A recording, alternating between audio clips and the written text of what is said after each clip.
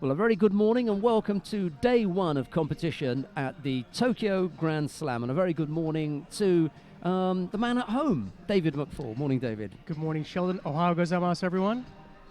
Your expectations today, let's just pick one person you think we should have a look at. We're going to take a look at the top four seeds, and then David's going to have a look at his particular favourites, where we've got 5 weight categories. Put David on the spot. Who should we look at? There's one person I think today who has to win, and that's Takato. Okay. There's no doubt. Takato has been on the bubble. He's been not been the pick recently for the world team. If he's going to go to Rio, he has to win today. Right, well, let's start by looking at the weight category that he's in. That's in the under 60 kilo category. Take a look at the top 4 seeds there. Kim Won-jin of Korea is the number 1 seed. The number 2 seed is Amiram Papinashvili of Georgia. The number 3 seed is Rustam Ibraev of Kazakhstan. And the number 4 seed is the aforementioned Takato Naohisa. You know, like I said, Takato has to win. 2 guys who also have to get a good result are Kitadai and Takabatake. Brazil is really hurting leading up to the Olympics here, and these guys have got to get some points here. The other one I would look at is Dashtava. I think he might upset some people in Pool B. Okay, let's take a look at the under 66 kilo category now. The number 1 seed, Georgi Zantarai of Ukraine. The number 2 seed is Davidosh Temirkeleg of Mongolia. Number 3 seed is An Baol of Korea. And the number 4 seed is Takajo Tomofumi. For me, you got to look at Pool C, and I like Golan Pollock, but the man I'm going to be watching out for is Ebinuma. Okay, let's take a look at the women's weight categories now. The under 48 kilo category. The number 1 seed is former world champion Munkbat Orantsetsig of Mongolia. The number 2 seed is Yulia Figueroa of Spain. The number 3 seed is former world champion Kondo Ami of Japan. And the number 4 seed, Marina Cherniak of Ukraine. Well, this is going to be a tough weight class. They're really fighting it out here. It's going to be a tough duel between Kondo and Asami, but we got to watch out for Tanaki Funa. Also, the Brazilians, again, they've got to get on the page. Look out for Brigida and Menezes, perhaps come up big.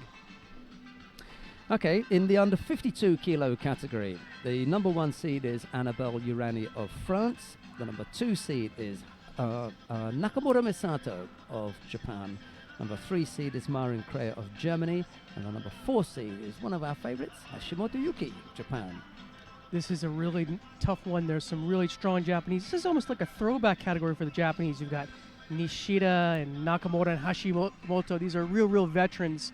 I would also look at maybe Pool A, someone like Gilly Cohen making a move. And I also like Barbara Motova in Pool D. Finally, don't forget Sundberg in Pool D. Pool D could be the death pool for this weight category. Okay, let's take a look at the last of the weight categories, then the under 57 kilo category. The number 1 seed is Dorj Surin Sumia of Mongolia. Number 2 seed is the Olympic silver medalist Corina Caprioriu from Romania. The number 3 seed is the Olympic champion Matsumoto Kaori of Japan. And the number 4 seed is Martin Malloy of the United States of America. 3 of those seeds were on the podium in London. That's right. Now, I wouldn't be surprised if we see those same flags up in London, in Rio again. My money's all on Matsumoto this time. But she's in Pool D, which is pretty tough. It's got Rafaela Silva, Chen Liang Lian from Taipei. This is a tough-looking pool. Also, don't forget Udaka, the former world champion. So we're looking at another fantastic pool. Finally, up at Pool A, Mariam Roper. I'm glad to see Ishikawa Megumi back in the under 57 kilo category. Been off for a couple of years. You know, it's not out of favour. It's just that they've got so much to choose from. That's right. Japanese in that weight category. Now we're going to start with the under 48 kilo category on mat 3.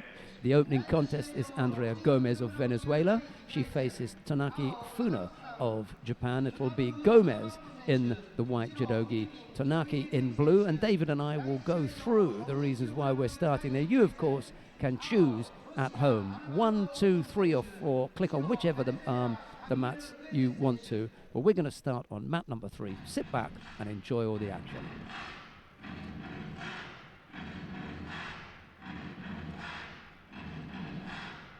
Yeah, you're perfectly at liberty to choose whichever mat you like. But the reason that we're going down to see Tanaki Funa she's the current junior world champion, and she has what David has referred to as the death draw. That is to say, if she gets past Gomez, her likely opponent, her likely next opponent is Munkbat Urantsetseg.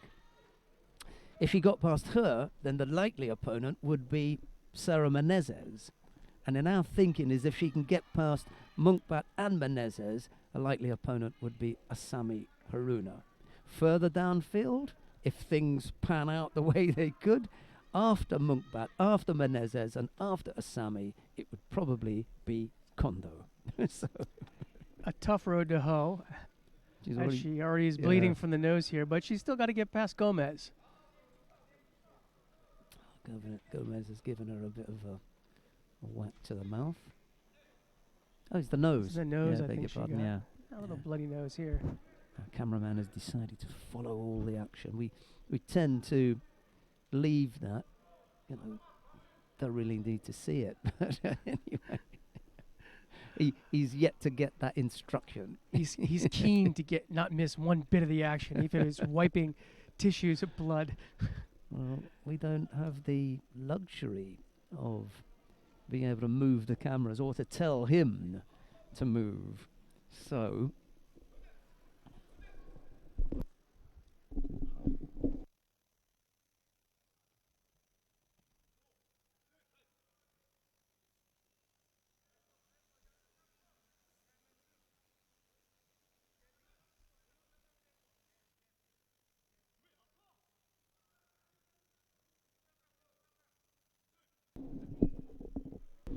it's an unattractive view at the moment. As I say, we don't have the option of moving from there. Unless we move mats, and in a couple of seconds we're going to be right back where we want to be. So in any case, I'm sure that everybody who's watching is, judoka. Yes. We've all had a little bit of a bump to the nose in your life, so it's not a big deal. Right, we're back underway now. Gomez in the white judogi, Tanaki in blue. A daunting task for Gomez to come into Tokyo and to have to face first up not only a junior world champion, but a junior world champion from Japan in Tokyo in your first fight. So it's a tough one. I like Gomez's attitude, though. You saw she right away jumped on top of Tanaki looking for some newaza, so you might as well go for it. Only one way to go. Yep.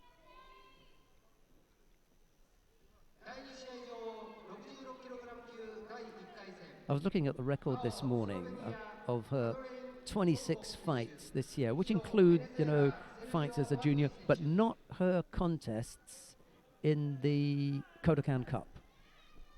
So there would have been a group of contests in the Kodokan Cup, probably 5. And she won that. That's right. She won that over Yamazaki Tamami. So you could, add those up and say, okay, 31 maybe, 32 contests, and lost 3. That's not bad, is it? Not a bad for a kid. Yeah. And then her losses have been to, absolutely top draw fighters. She's not losing. I mean, Paolo Pareto, world champion. So, you're not. And there's the Osai Waza. So.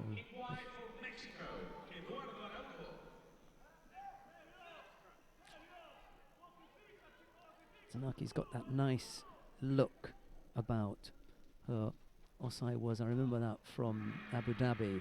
It's like a block. Just this block on you, and she didn't move. Gomez wasn't able to turn anyway. Yes. Just solid. For foot, she's only tiny. I mean, she'll come up here, I'm sure. Well, she's 48K. Tomorrow. But she's even for 48K, she's a bit diminutive. Yeah. What she does have is this unusually rounded shoulders and body type for a 48 kilo fighter, because 48 kilo fighters normally 0 on them. Right. Not the case with Tanaki. So she's got some traps there. That yeah, kinda she's got a connect little the neck bit, and the yeah. shoulders a Yeah. bit. Yeah, it's really interesting. Newaza basically the trick in Saikomi is to pin one shoulder, and she's got that down. That was so solid the way she finished that out. Now, what we're going to do is to go down quickly to mat number 1. There's another Venezuelan on the mat. It's Javier Guedes. He's up against Albert Oguzov in the under 60 kilo category. And it's Guedes in the white judogi. Oguzov in blue. Oguzov has picked up the single yuko and leads at the moment with half a minute left to go. And we'll stay here because of the upcoming contest. That's going to be Yamamoto Hirofumi. He'll face Ludwig Peischer. That's the contest coming up after this one. We're kind of sport for choice here, and I hope you at home don't mind if we jump around a little bit, but you know, we've got quite a lot of judo to bring you, so could be that we'll be moving around a good deal. I don't think folks want it all as long as we show some good matches here.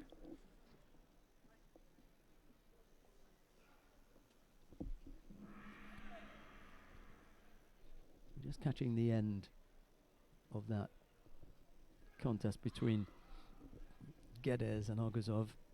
It was the single yuko scored by Oguzov that was enough to put him into round 2.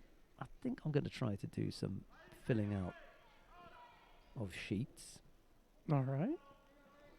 I'm not really that keen on them when you've got 4 tatami, because you end up not seeing as much as you'd like.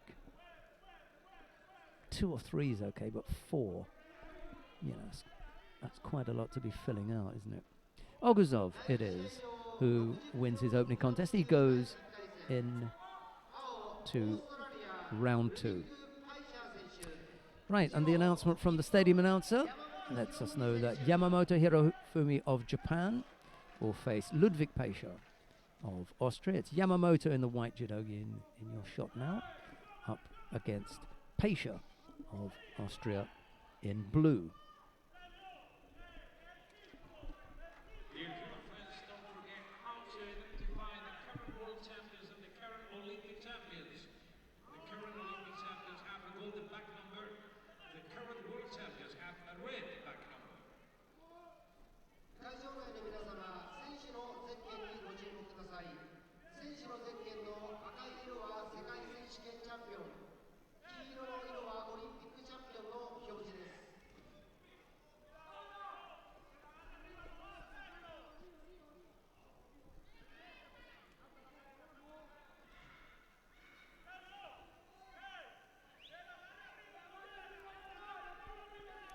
See, they're fighting for a grip here, and I think if they're going to call out a penalty right here to Bull Judica.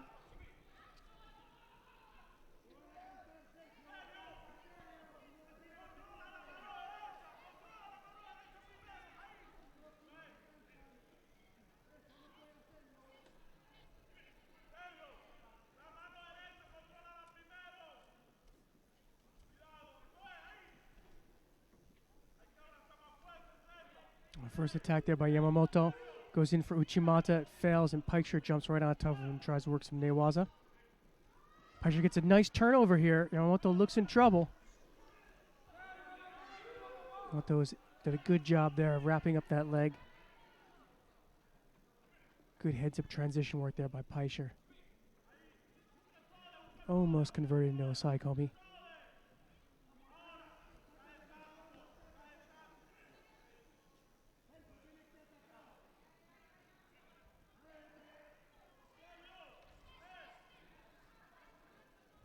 Peischer looking a little stemiwaza.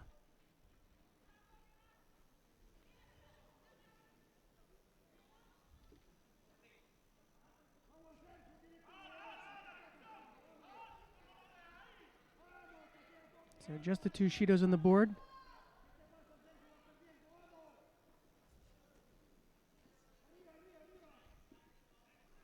One apiece. So take a look. I think they're going to check out that stemiwaza by Peischer and see if that might have scored. It's very, very low.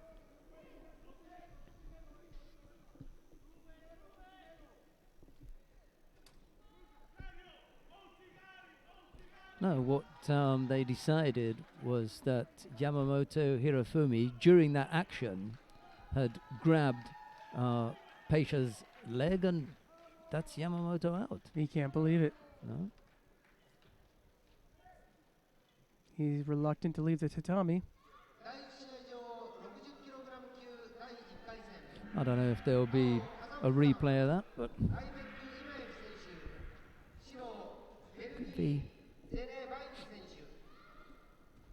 Might be a bit early in the day for replay operators.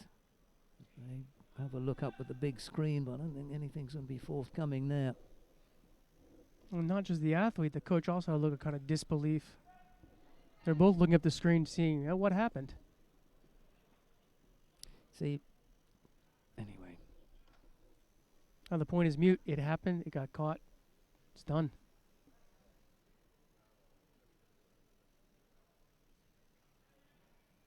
Sen Wins of Belgium is on the mat now against Aybek Imashev of Kazakhstan. It's Wins in the white judogi, Imashev in blue. The only thing I can say is that they don't, give them out like confetti at a wedding. You are given hand sokumake if you make direct contact, from hand to leg. So you must have done that. And we saw how long the consideration is by the referees. It took a bit of time for them to suss it out and just confirm, that it happened. As you said, they don't give them out like traffic tickets. That's a horrible way for Yamamoto to go out. It's the end of his day and it's the end of his Grand Slam experience.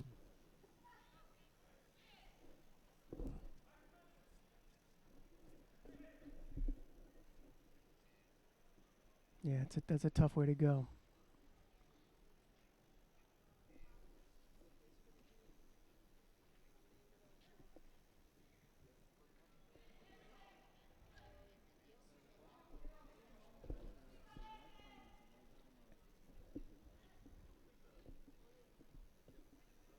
Tell you what, Kazakhstan always produces a slew of really good lightweight judoka. Yeah, you're quite right. 60, 66, maybe even up to 73. After that, a slightly odd situation. And you've got 100. You had a world champion in 2009 coming from Kazakhstan. There's a sort of gap there. I'm just thinking that final in Astana, the all Kazakhstan final there for under 60. Smetov came up on top. Yildiz Smetov.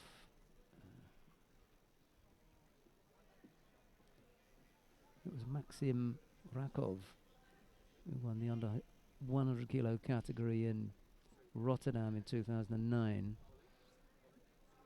Just that odd insertion of a heavier weight where you've got such quality down at 60, 66. I guess you could say the same for Mongolia too. You've got a lot of lightweights and then a couple big heavyweights in the middle. Yeah.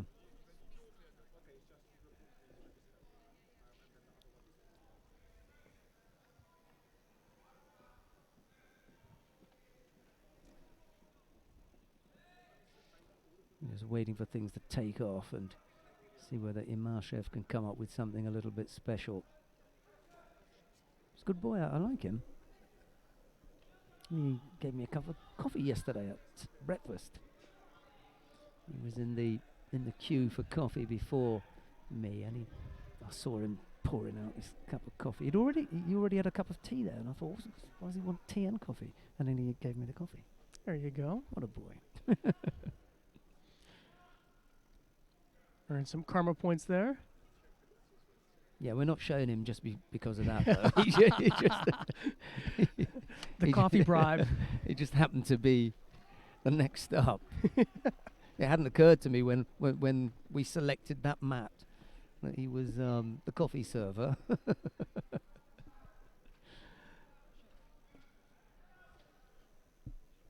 There he tries to go in there with Seoinage.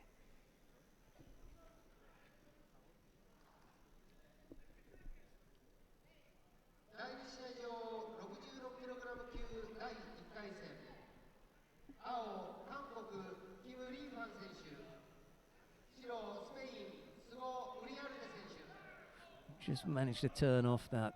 That was an unusual gripping situation by Yeah. Wins, right? Very Yeah. awkward looking. But almost pulled it off. Yeah, for me, it wasn't there. You know, he turned out of that.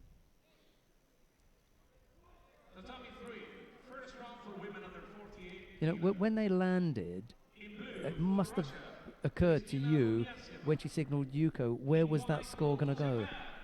Yeah, it was very, like I said, the position was so awkward. I was like, who is in control here? Better not to give anything then. Right. And if you get forced, let the two contest judges who've got the benefit of the fact of it, the instant replay, you know, as the contest is going on, let them come up with something until you. But I'd have held back from giving a score there. That was a really nice Stemiwaza attempt there by Wins right there. Imashev did a good job to shake that one off, twist out of it, but some nice little Ashiwaza.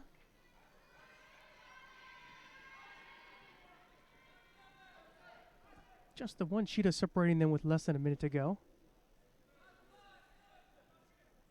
Imashev goes in for Uchimata. Didn't have control of his opponent's right Oh, yeah. right A hand. look there for Chimawaza, I thought at the moment. A little bit too high in the chin there. It was over his nose. And he almost ran on to that, didn't he? He's got half a minute left. And in a way, what he's going to look to do is, well, he's either going to have to score or Wins is going to have to pick up a penalty. But, oh, You like that for false attack? I like it for Yuko, for the counter. So did the referee. Yeah. And they're waiting to put it on the board. Oh, she scored it, and they haven't put it up there. In blue for Korea, Kim Min-ri. And in white for Noto, Ilse Heider.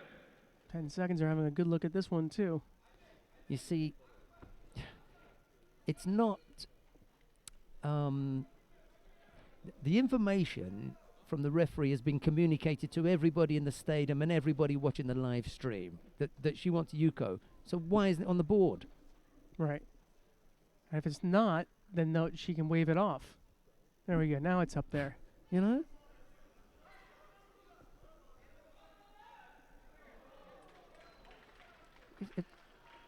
And if there's any talk about it, we can always take it off the board. But if it's scored, give it, put it up there, and let the contest judges decide afterwards if they want to wave it off.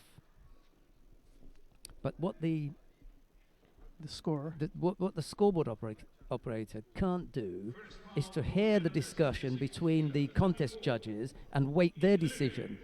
Not his job. That's not his job, you know. And they were probably looking at that. Oh, they know they're looking at it, so I Right, won't right. put it on the board. That's not your job. No, just You pay know? attention to the referee, and then it gets reversed. It gets reversed. Yeah, because it puts the referee in a difficult position because she's given the score. She looks up and it's not on the board. She's going to then stop the contest. We don't need that, you know. Anyhow, they've started me off on a bad foot. Let's hope it gets better. Well, they started off on a bad foot themselves. We're just observing it, if you will. We're going to go down. Let's see where we're going to go. We may have to stay there, you know. I'm going to have a look to see what's coming up next. Well, Ebenuma and Verde, what a nice matchup that is. That'll be on mat 2 in a few fights' time. Gilly Cohen was a fighter that you mentioned. Let's go to mat number 3 then. I like that, too. Let's have a look at Ilse Halen of Belgium. She's up against Kim Mi-ri of Korea. There's no score yet. There's 2:20 left to go in the contest.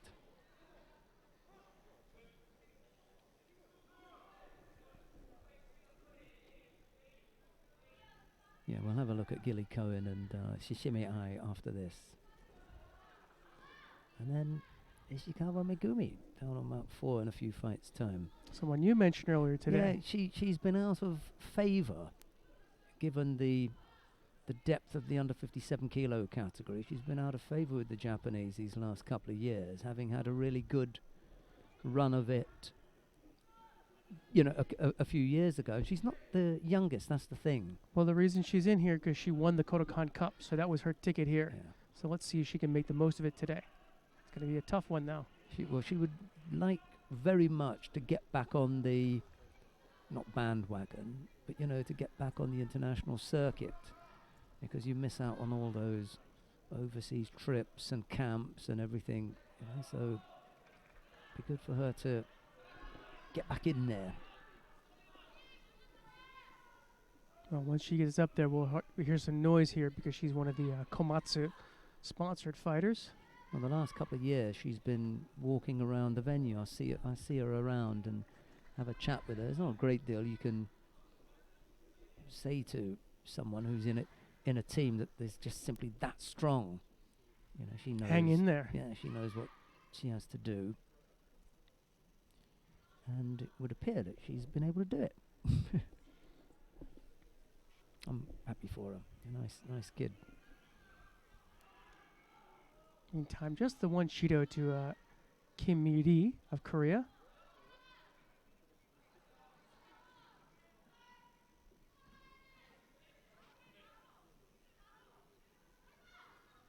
Nice entry there. Just a little rotation there. She was right up there,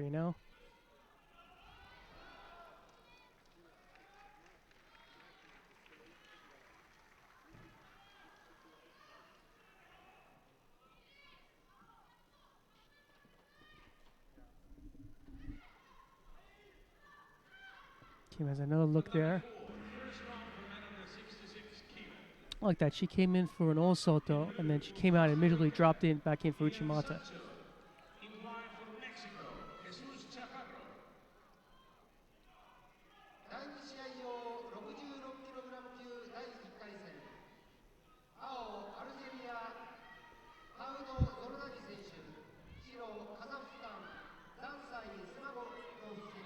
Both fighters have picked up penalties now.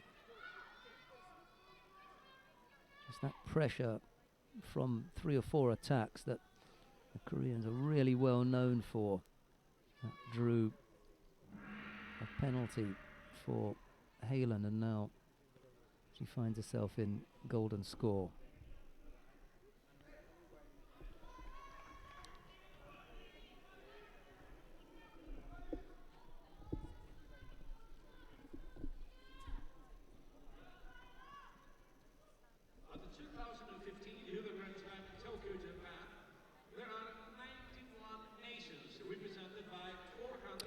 Right.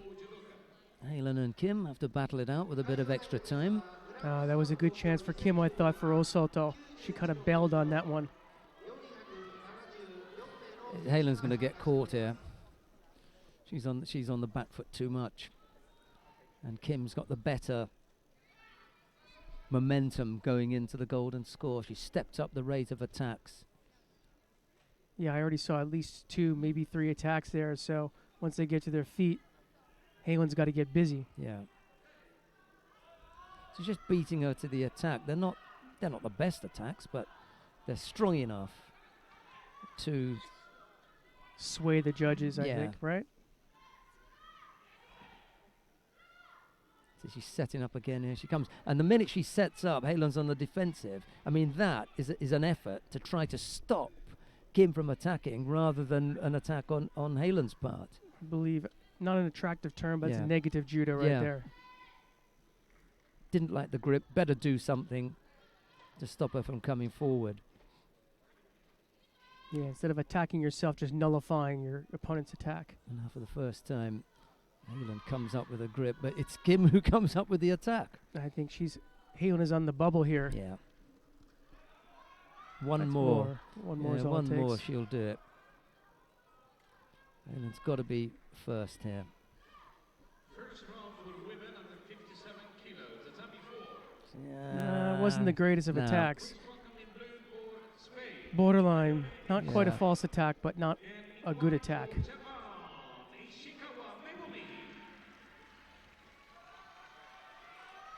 That's a better grip. Threatening on that left side again. Got to break it up and get your head up. Kim hasn't been able to put the attack in. Well, Halen has finally figured out that Kim's going to go for Osoto or that Yeah. Uchimata, right?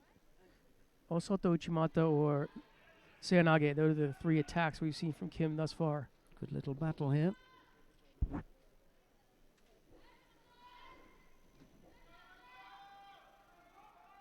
There's another strong grip. There's the Uchimata come in. Oh no, she dropped for Seanage. And where were the arms? Look at the arms. As soon as she got down there, the arms were nowhere near it. So the pendulum is kind of swung around here, and 2 minutes, way over 2 minutes. For the golden score. They've both been working hard though. Ooh, you can see the power draining now. yeah, Could hardly that keep didn't look up. good.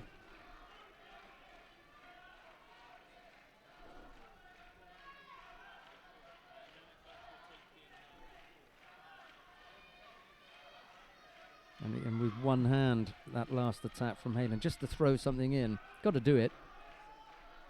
You can see Kim slowing down too. That Yeah. Makikomi was not as crisp as what she was doing earlier. I think this might do it though. Makikomi might be the decider. Wasn't a great one, but it might have been enough. Yeah.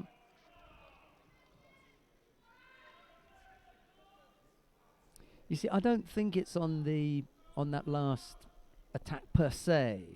I think they've gone 235. They've seen enough. Overall, it was a work. You don't get into that kind of contest unless it's close, and it was very close because they went 2.5 minutes in golden score, and on balance, Kim had more of the contest, and at some stage we're going to have to end it, and they decided we're going to end it here. Yeah, the Mhm. golden score had a different shape from the Yeah. regular match, and Yeah. Kim had dominated it, not by a large margin, but she had dominated it. And that brings up Gilly Cohen versus Shishime Ai.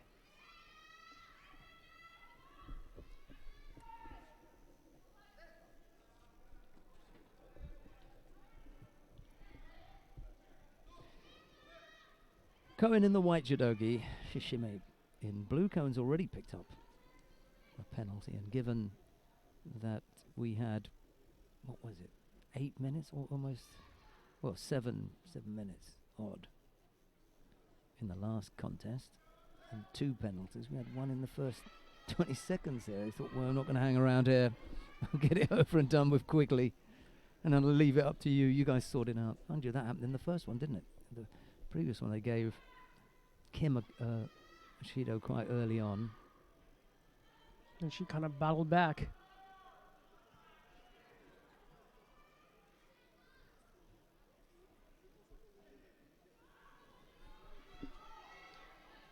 Well, you were speaking earlier of Tanaki and how she had kind of that connected, rounded shoulders in that. And Shishime has more of that shape. Well, she's 52, but more slight in build, at least in terms of the upper body.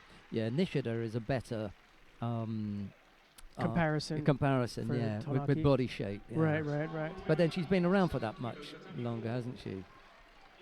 You're She's right had- about the applause for Ishikawa, and the cheering hasn't really got going yet, but that's pleased the Komatsu supporters, all resplendent in their yellow sleeveless slipovers Yes. in the middle of that tier. They kind of gave it like the golf clap. Nice putt. Yeah. Very well Yeah. done. Polite ripple of applause. It will get louder as the day goes on, I'm sure. More people will begin to file in. Looking for Yuko there, and it looks like Yeah. she got that.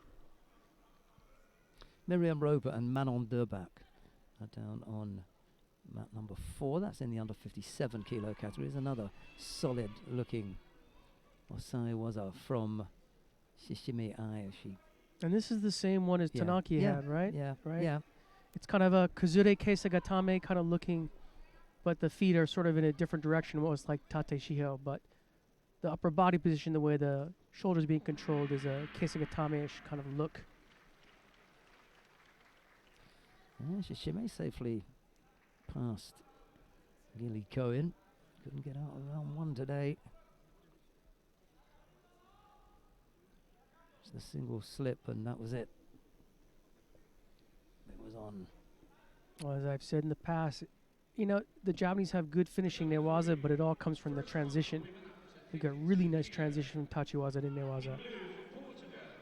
Shishime has taken over the beauty look from Yamagishi Emi in my book. She's got that little beauty spot there, and exactly the same spot as Yamagishi. So she's carrying that mantle now.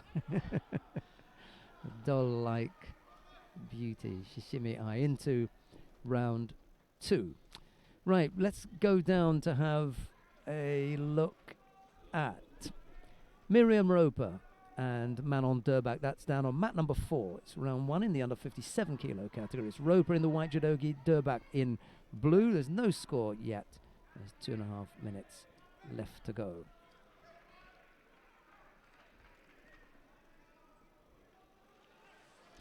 I take my hat off to fighters like Manon Durbach, who come from, you know, small countries, small states, and have to battle like hell to get the funding, go to places, go round after round after round, you know, through the really difficult qualification efforts. And then you come all the way to Tokyo and your first round contest is against someone as strong as Miriam Roper. From right next door, right? It Practically. Can't be, you know, emotionally, it's got, you look at the trophy, oh no, come on, I mean, look at some of the fighters in there. Let me get a good draw for once. We often talk about the luck of the draw, and that usually is a positive sense. We need a good word for the negative aspect of getting a bad draw. You're going to give up the penalty here. I just can't believe it. You know, we were talking about the luck of the draw. Well, you get lucky there. It's a minute and a half left to go. They give Roper a penalty, and then you just put your arm over there and give it straight back. And then Roper comes in there with Yuko. Strong Ojigari. It was really nice, wasn't it?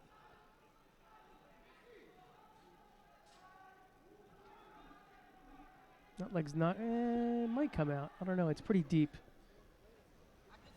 Once it's that deep in the thigh, it's probably not going to come out, especially against someone like Marion Roper.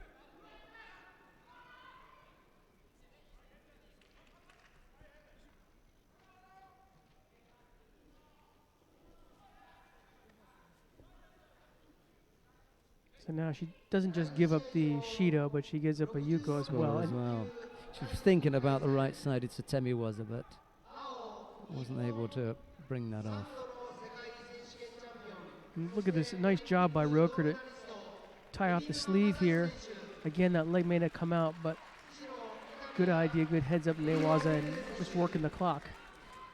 Right, we're going to have to leave Miriam Roper and Manon Durbach, because on mat number 2, it's Elio Verde of Italy. He's up against Ebinuma Masashi. It's Verde in the white judogi, Ebinuma in blue. Let's go over to mat number 2. Really haven't seen Ebinuma since his early loss in Astana. Let's see how he looks coming back. He's only interested in the World Championships. Yeah. Well, he's got a few of those. Exactly. You know, send him to the Worlds and just let him take the medal. World or Olympic Championships. He's going to come back with the hardware, isn't he?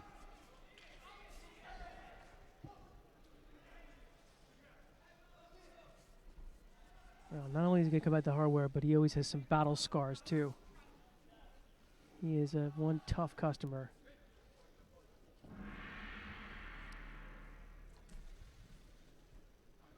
As Ebinuma was flying in there for Seyanage and almost gets himself caught with this Shimewaza. That was dangerous right there. Good heads up there by Verde. He had a little look, didn't he? He did. Ebinuma, he was the bottom at Seoinage, just sort of complacent, I think, and almost opened himself up for dangerous Shimewaza attack. First round will win under 57 kilos, 94. In blue for Romania, and in white for Nice little Seoinage there. And I liked how there's a call mate. That's why they stopped. The referee was kind of out of the picture there, but I thought that as he came out of Seoinage and stood up, he went for the Uchimata.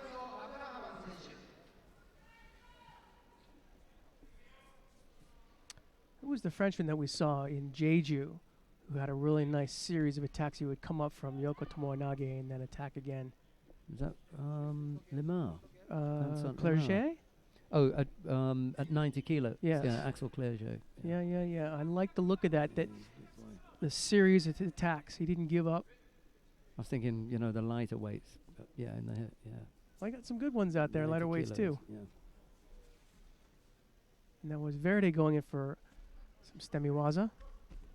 Had a look at Yoko Tomoenage. Didn't really fool Ebinuma.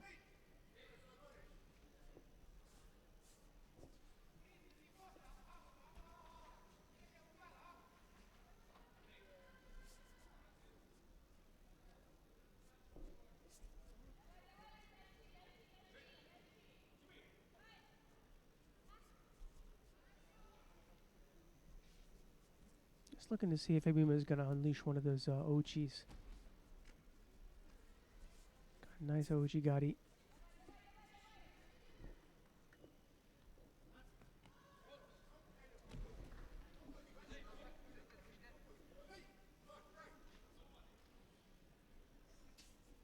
I saw you look up after you heard that thump. That was Ahmed Abdelrahman of Egypt down on mat number 1. As he threw Razak Abougiri of Ghana, a Ghanaian, going over for Ippon down on mat number 1 there in the under 60 kilo category, that is. That's quite a nice thump for an under 60 kilo athlete there.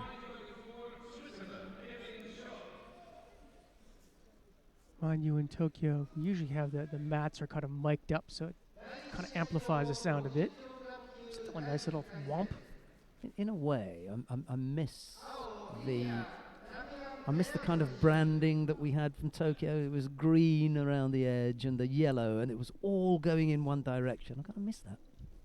Oh, well. Yeah. No, mats look the same, don't they? They do. Wherever you go, they're all red and yellow. Oh, well. There's David. All right, so Verde is behind now by the 1 Shido. Yet to see Ebinuma really pop something here.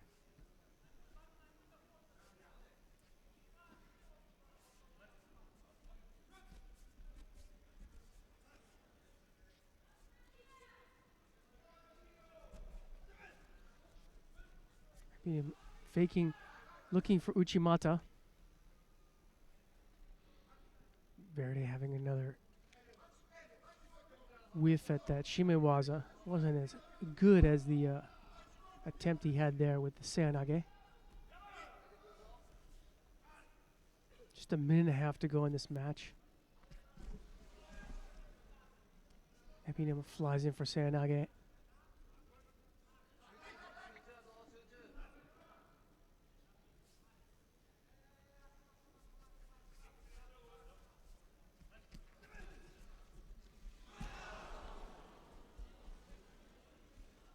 Fans like that.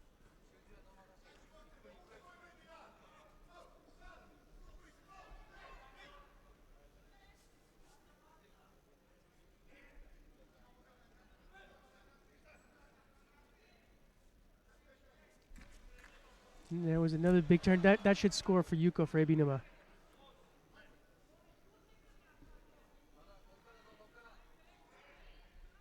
Right now on the 4 mats, Ebinuma was the only Japanese, so if you hear a big noise in the crowd, inevitably it's because of something he did.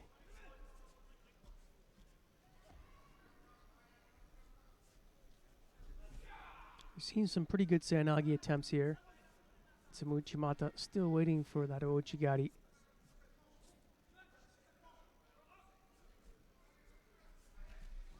There's another Seanage. Ebinuma ties up Verdi. 25 seconds left on the clock.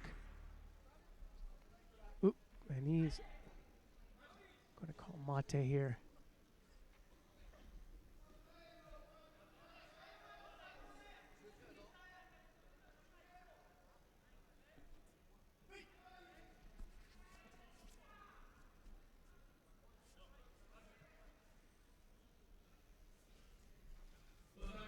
There's an Ouchigari attempt there by Verde.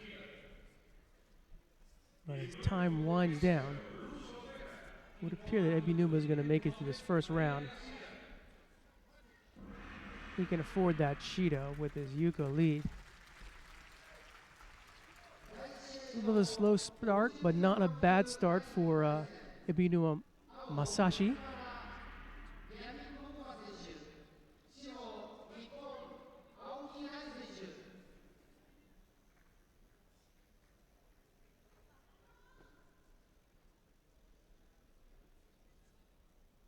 We'll go down to mat number 4. As the judging goes here. Mat number 4.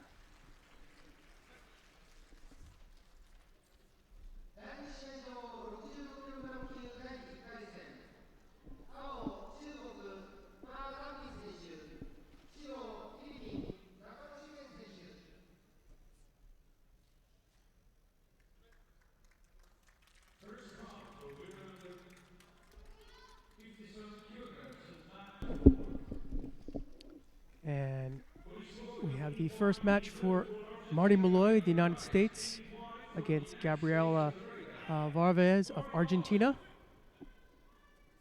You can see the disparity in rankings, number 7 versus number 54.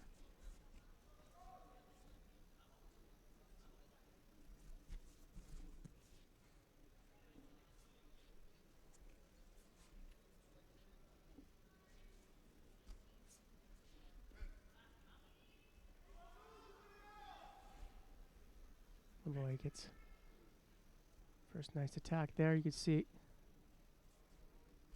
and Varvez immediately jumps on her and works a newaza. Good defense by Malloy.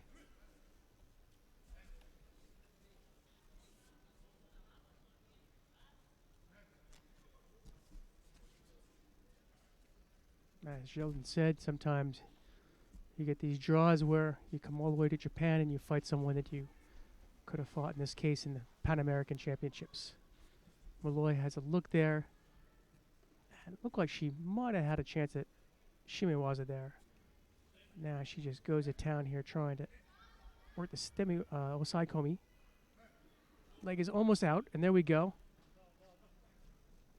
And just like the Japanese that we've seen in the prior matches, Malloy is working kind of a Kuzure Keisagatame here.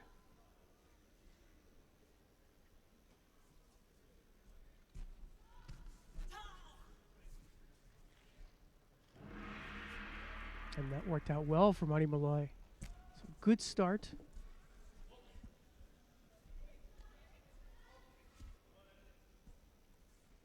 Good start for the American. Fortunate for Varvez, but maybe she'll be around for the training camp.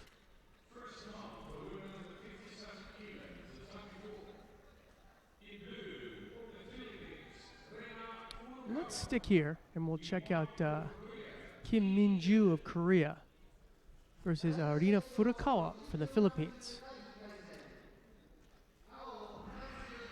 Furukawa with a very Japanese sounding surname.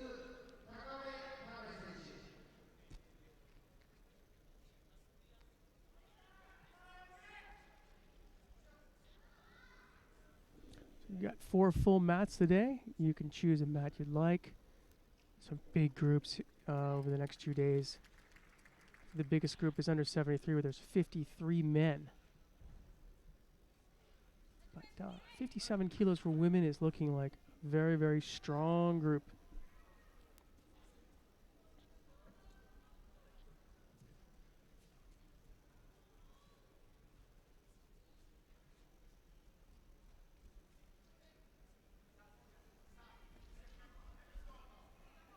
First big attack by Kim.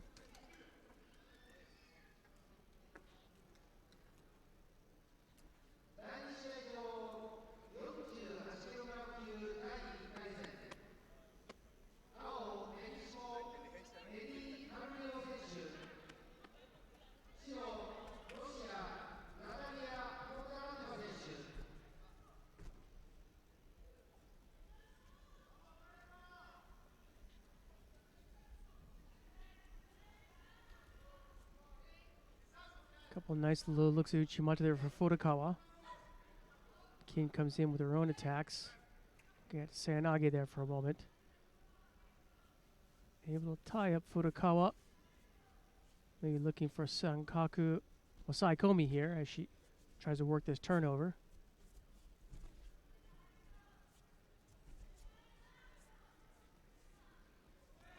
So she can flip her over there, and you can see how she's setting up her hands. She was able to flip her over, then she could grab the back of the leg and prevent the bridge.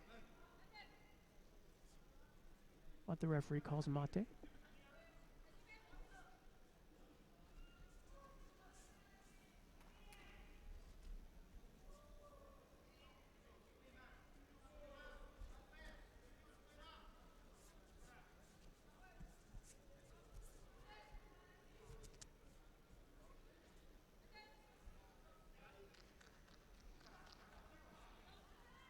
And the first penalty goes out to Furukawa.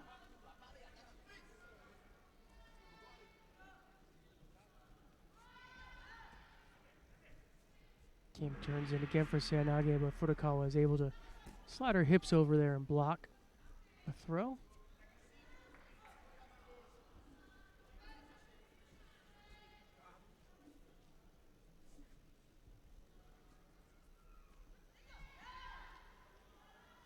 Better look there by Kim. Kind of the throw went over the wrong shoulder.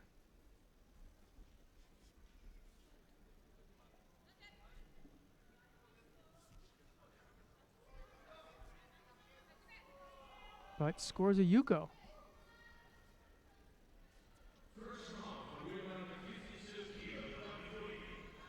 Kim now leading by Yuko. As Furukawa already has the Shido.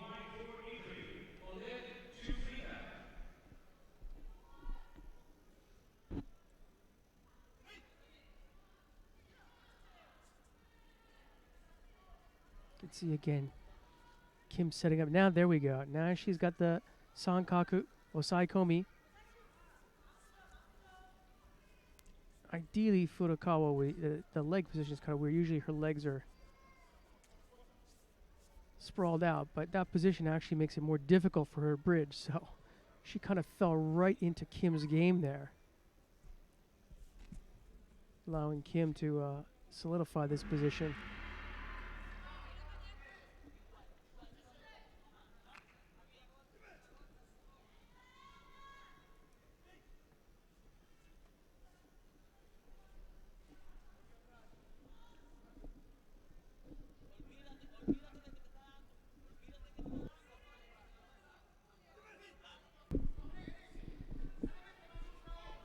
Minju of Korea winning out over Rina Furukawa of the Philippines.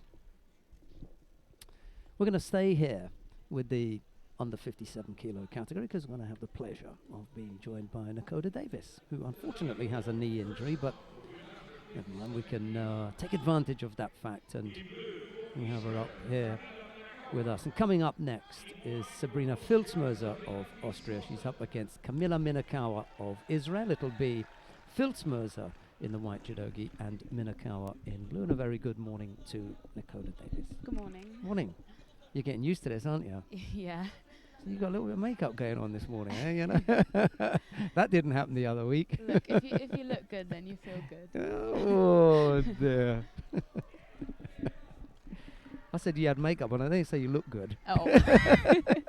Oh dear. You're trying to trap me in there, aren't you? Yeah, I got caught as well. Right, because she does. So for those of you at home who don't have the benefit of being able to see Nakoda Davis, yes, she does look good. Right, so we'll leave that one now. Back to business. Right. Filzmoser in the white judogi, Minakawa in blue, no doubt. Dakota can tell us a little bit about this pair, because she'll have been on with them. So. Yeah, two quite strong right-handers, so it's going to be a tough match. They're both, I mean, Camilla's quite strong. Phil's Moser, very experienced, so she'll know exactly what she's doing. David McFall was talking about people who've got good transitions, and if one thing you can be absolutely certain of is once you're on the ground, you know you're going to have your hands full with Sabrina Filzmoser. Yeah, she looks like she's building something here. I think she could possibly get the hold from here. Yeah. Leg comes out. Minakawa's going to be Yeah. in some trouble. Saikomi's been called, but he may have to call Tokida now, which he does. Just managed to trap the leg again. Has a look over at the clock. It's not going to tell her anything.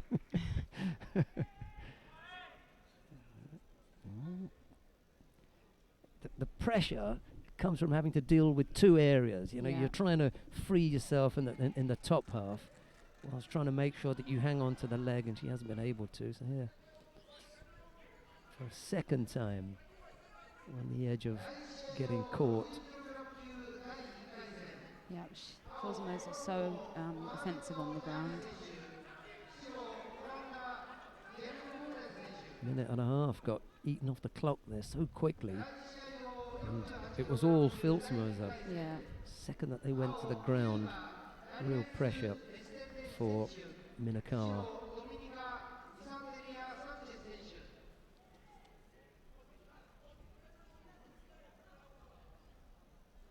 So I was talking about the change in the gi quality and the size, making it, you know, easier to grip the sleeves. I don't know, you found that?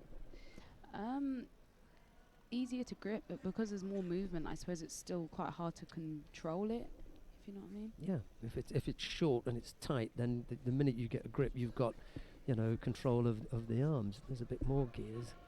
It's harder to get the control. And obviously it's harder to break it off because you can only use one hand. Yeah. Filzmoser working away again. I think she'll keep it this time. Pull the Osai Komi, and the difficulty is having control of that right leg. Yeah. It's so horrible when it gets trapped, which is the position that Minakawa finds herself in.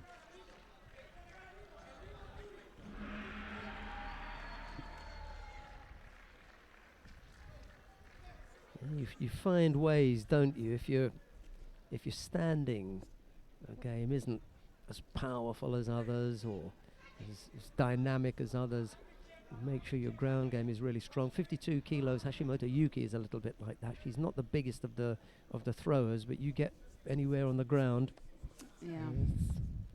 it's all over. And you know, to a degree, Filzmoser is like that. You know, she knows what she can do. She does it well. And you get down on the ground with her, you could be end of your day. Unfortunately for Minakawa, that's what's happened.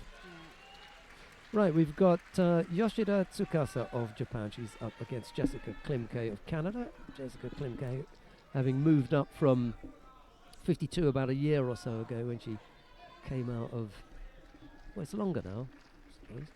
Longer. I fought her in the Commonwealth Games, in the semi-finals. Yeah, so it's a couple of years now. She'd won the Cadet World Championships at under 52 kilos, and I suppose after that stepped up. Let's a look at Yoshida.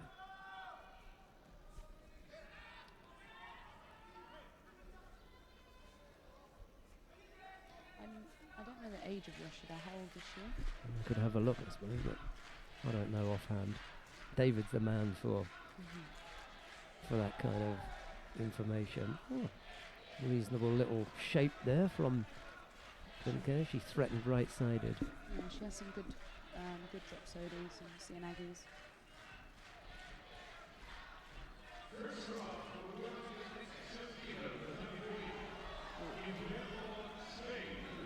A bad look from Yoshida with that left-sided Uchimata that threatened for a moment. Looked as though Klimke was airborne for a while and then managed to land on her front anyway, so no score. I think Yoshida could be quite a strong competitor today. She took the gold in the Russian Grand Slam earlier on this year.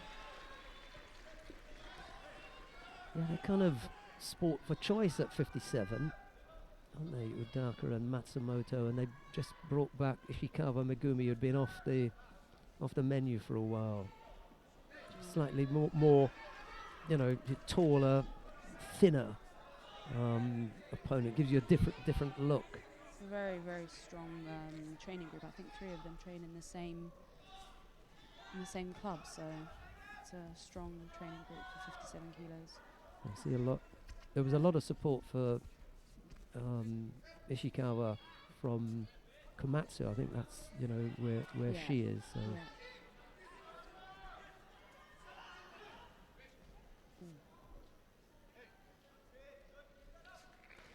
Yeah, it won't be long. I mean, if Klimke can keep knocking away at that and pick up a little bit of speed, a little bit more control, you know, she's going to knock people over with that. So good footwork to turn in, got herself into a good position, couldn't quite finish off to come up with a score.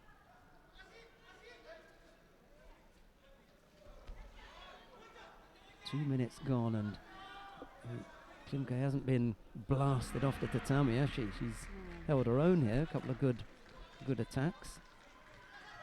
It's a great position for you though, to be able to look at them and soak up, see exactly what they do, how they do it, you know, where they attack from, when they attack.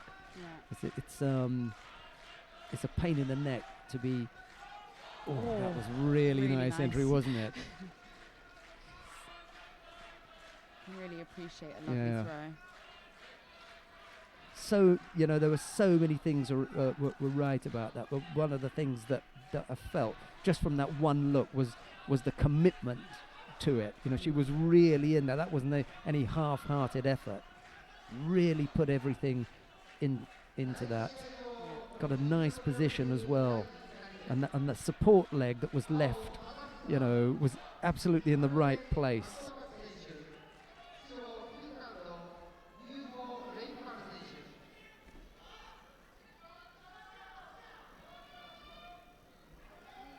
She's quite extreme, isn't she?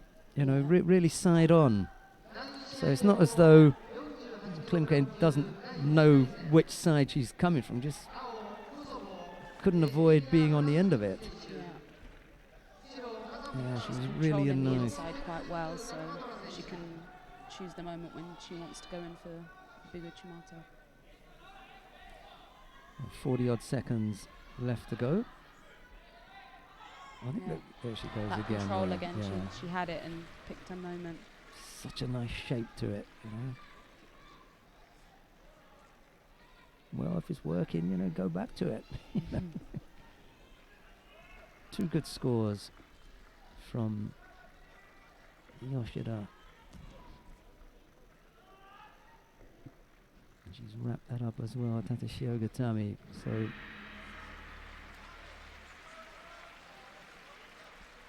It was very nice. not embarrassing for Klimke. She got caught twice, you know, beautifully. Really, two nice efforts from Yoshida. So no shame in that. But there's still. Yeah, Still it that was gap whenever there, she isn't lost there? it on the grip that she was going to be in danger of being thrown. It's going to be a hard day in 57, I tell you. You know, as each round moves on and another Yeah. Japanese moves further forward, and we haven't seen Matsumoto yet. Yeah, I'm We haven't really seen looking forward to Udaka. that. That's quite a lineup there. Udaka is going to be up against Fyodor Vechler in a couple of fights' time. Well, it's the one after the upcoming contest between Karakash Hedvig of Hungary and Liang Po Sum of Hong Kong. Yoshida can go off and get ready for the next contest now.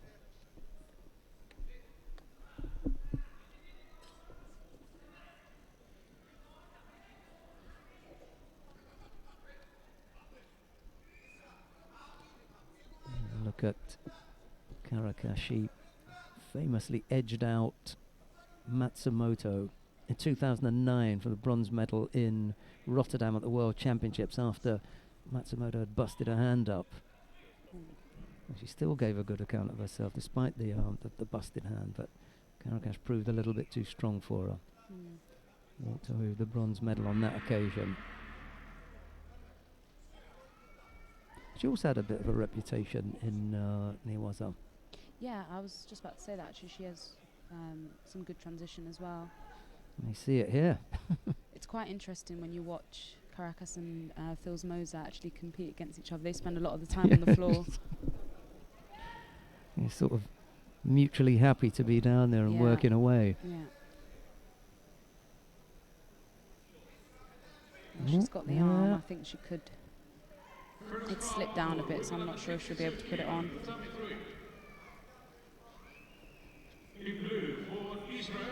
Yeah, just the leg not exactly where she wants it, so I've decided to bail from that. We've got some really good matches coming up. We spoke off camera about the pool of death in that 48 kilo category, and just looking at the names lined up there: Kondo, Galbadrak, Krasniki, Ungaranu, Payet and Bridget are all in that pool D in the under 48 kilo category. It's a really good entry with high quality fighters, and no place for Deguchi Krista in the under 57 kilo category. A little, Japanese girl. Yeah, a few of them missing.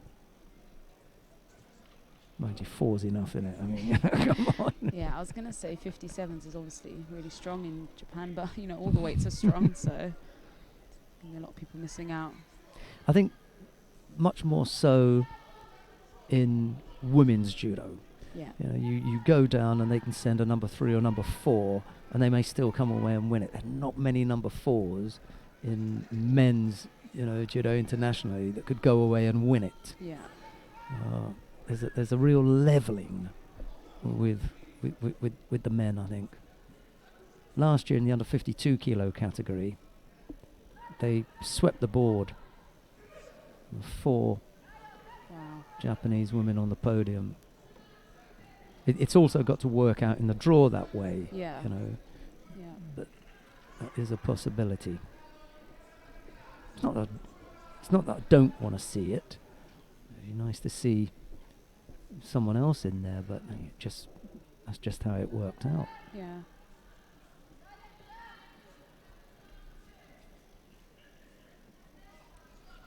.48 kilos today looks tough. A good group in there. The real problem is for Tanaki in her second round match. She faces Munkbat Urantsetsik of Mongolia. So that could be a stumbling block. Asami had a bye in the first round, so she looks good for a quarter-final place.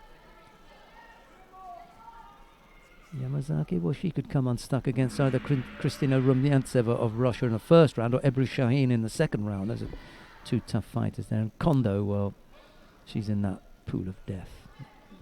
Don't know what happened there. Karakash is on the board with Yuko and working on the arm again. She seems very in control of this contest.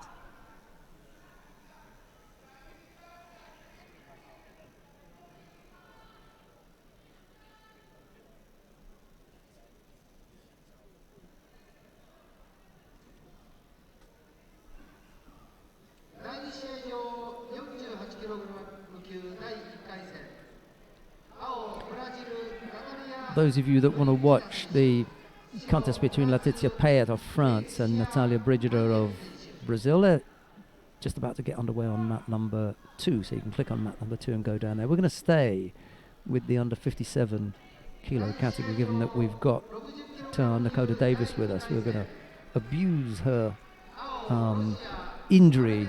She's got an injury, so she's off, so we're going to take advantage of that and have her with us. So we'll stay watching the under 57 kilo category.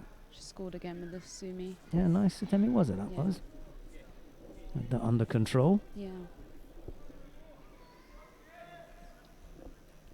Slightly soft, wasn't it? It was a sort of rolling finish, but Sławomir Konieczny, the Polish referee, had no hesitation in giving Ippon and why not. It was well controlled. She was on her back. I suppose the only thing was, the force. And now they're going to give Wazari. I thought there was something lacking. You've got these elements, just something lacking in it, and I think it was that rolling, soft nature that had them take it back. So a little under half a minute. Yeah, she'll have to refocus now because. Yeah, you can switch off, can't you? Yeah. Not thinking about where your slippers are and getting back down to the warm-up area.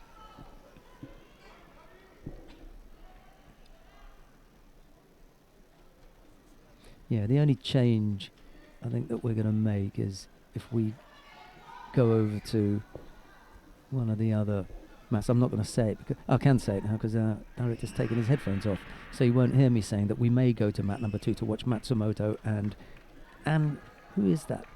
Kadik Annie Pandini of India. That's a new one on me. I haven't seen her before. She fought last weekend. I had a bye, and I was supposed to have the winner of the Indian and the German girl, and then it was the German girl who won by Shido. So we'll get to see Annie, but we'll have to move over there fairly quick, won't we?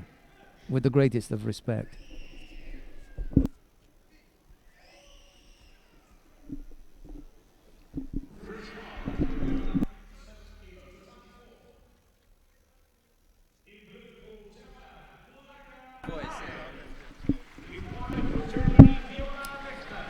Viola Wächter of Germany takes to the mat against Udaka Nae of Japan. It's Wächter in the white judogi, Udaka in blue, and we should have better sound from Koda. I just wanted to hear your voice, that's all.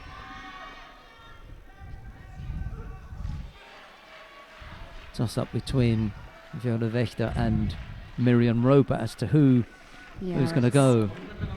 Beginning to converge on that one spot, aren't they?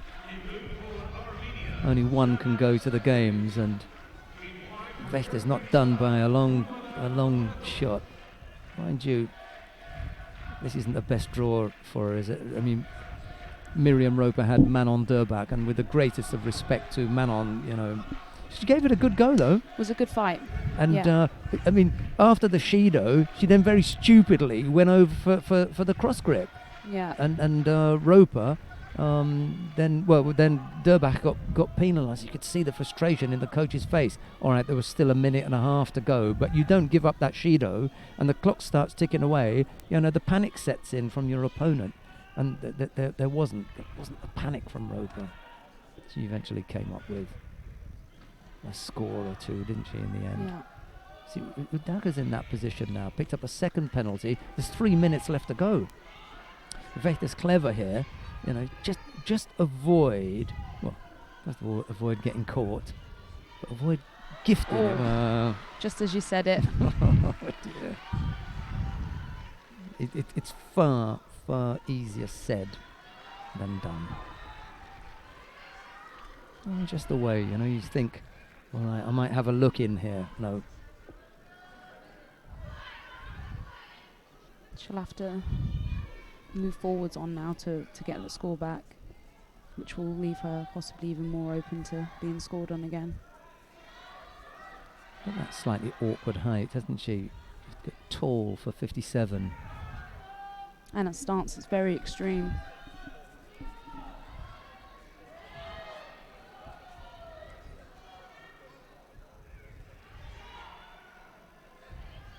Yeah, you can tell Udaka's not comfortable with it because her body shape is bent over and defensive, despite the fact that she leads here. She feels that, awkwardness from Wächter as the German presses forward. And with 2 minutes, she could pressure her into a situation where she has, 3 Shidos.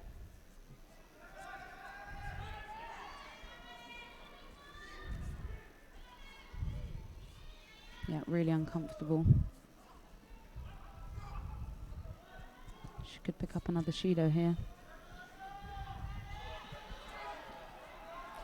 See, having put Udaka in, put her under some pressure, the other thing that she's got to do is to put in some attacks. That combination of two things, Udaka overly defensive, Wächter throwing in a few attacks and not getting caught, that's the important thing. Yeah. Will draw or another penalty for Udaka.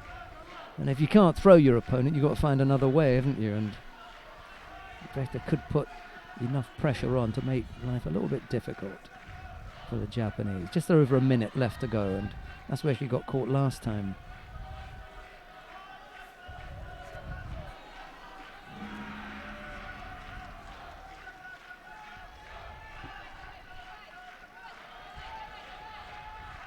See, it's putting in the attacks. There's no doubt that she had Udaka on the defensive. He got away with it.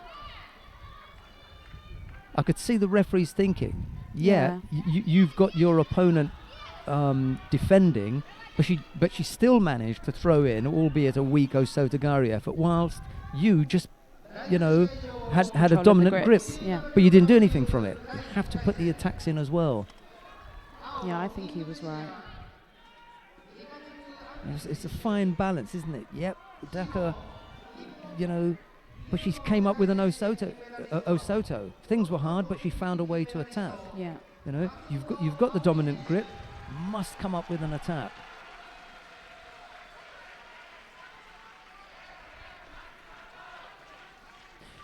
"20-odd seconds left to go. We're going to miss seeing the end of this because we're going to go over to mat number 2. She does pick up the third penalty, but only with 14 seconds left to go. Matsumoto Kaori of Japan faces Kadek Annie Pandini of India. I'm just going to call her Annie. It's easier.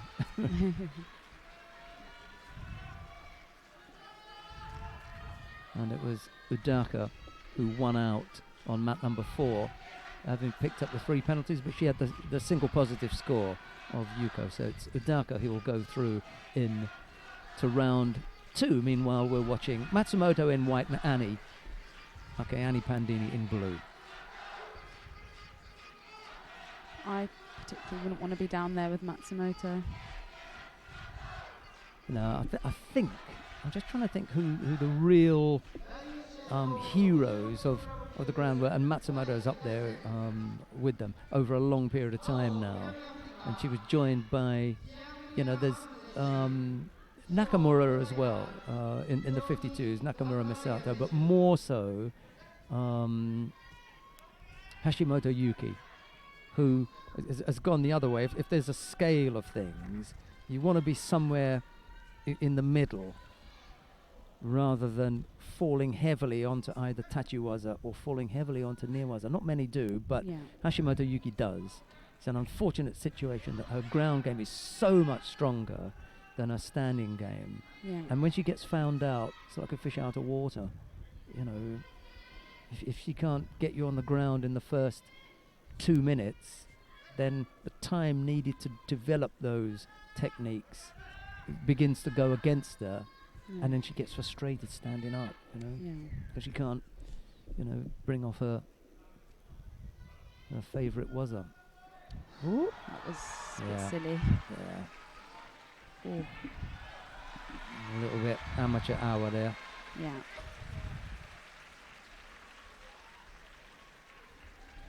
Need to keep that a little bit closer. Yeah. Matsumoto's just great at that though, just putting the pressure on enough standing up that you feel forced to make a false attack. I'll see if you can understand this one. If her arm had been like a handbag, she just got mugged. Basically, yeah. Because it was out there, you don't go out and throw your handbag around. You keep that, your Close. money and your wallet and everything close to you, don't you? Yeah. That wasn't quite close enough.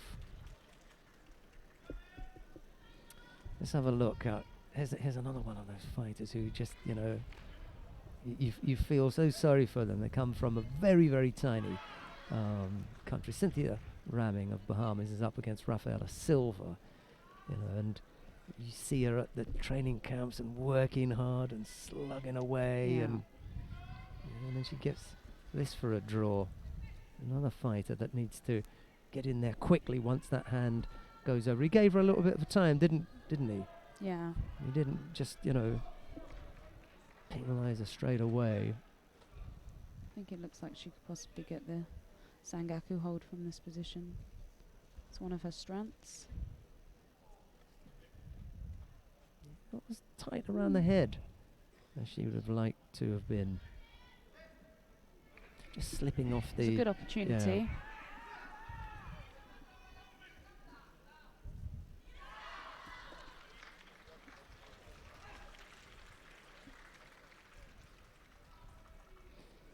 Nishida Yuko has just thrown Jana Sundberg for Ippon.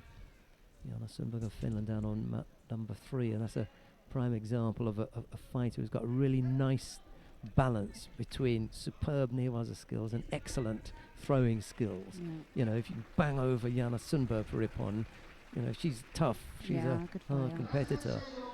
But Nishida just spanked her with Sode Tsurikomigoshi for Ippon. She's another crowd favourite. Yeah, she won the World Championships here in 2010. Her dad was in the audience. It was like one of those fountains being turned on with all these tears and everything. All Japan final as well. That beat her nemesis then, Nakamura. See what happens today. Anyway, 2 penalties picked up by Cynthia Ramming. The Bahamians have produced the most amazing booklet. A really nice judo booklet about all their activities, both at home and internationally. It's a terrific production for such a small place, and in the back it's got all the techniques and things for kids to fill in. It's a really nice thing. I just think for a country that's so small, they've got a really good focus on their judo program. Just missed out there with the attempted Ko-Sodagari. She might pick up a Shida though. Yeah, slightly untidy. Being over there again on the same side. But hey, she hasn't been blasted off the tatami. All that hard work is paying off for all the training camps she's been to. I was looking at the record for Tanaki Funa. Oh no, what a shame. It was over and done with, sort of harsh, wasn't it? Yeah. You know?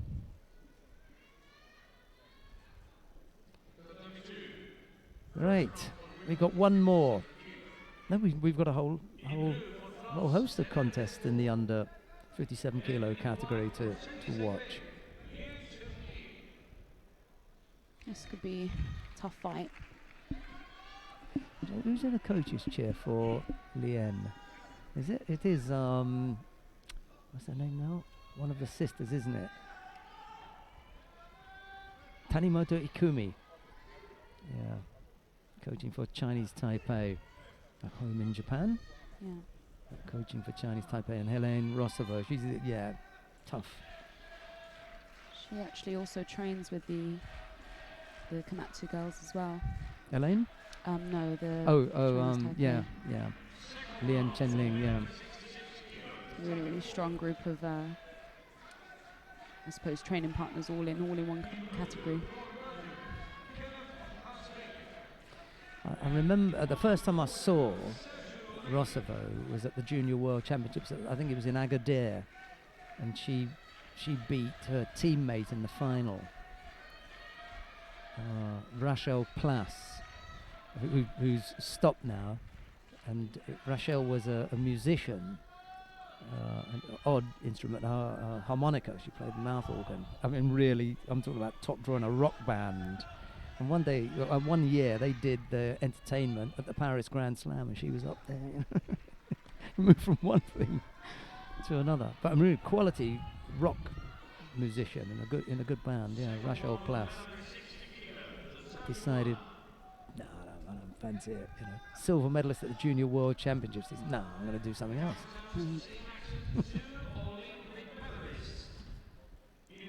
I think the French fighter's been, I think, doing quite well recently. Picking up some good results and silver at the Masters. The difficulty for Rossavo is that the French go-to fighter in that weight category is Auton Pavia, isn't it? So Yeah. you're difficult to get past. Ooh, that was close. That was a close. That was close. I mean, it blocked the throw. They haven't stopped the action, have they? Normally you see one of the operators feverishly rewinding, but I don't see that happening here, so they've just continued. But for a moment it looked pretty suspicious, didn't it? The French is pinning her left sleeve, which is, I think she's struggling to get control. Lien has picked up a single Shido at the moment.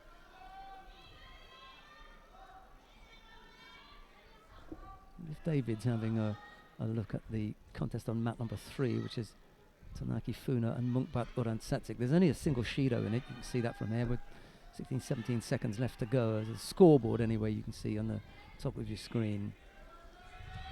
And Munkbat may have fallen the last time they met, but she's made sure. Ooh.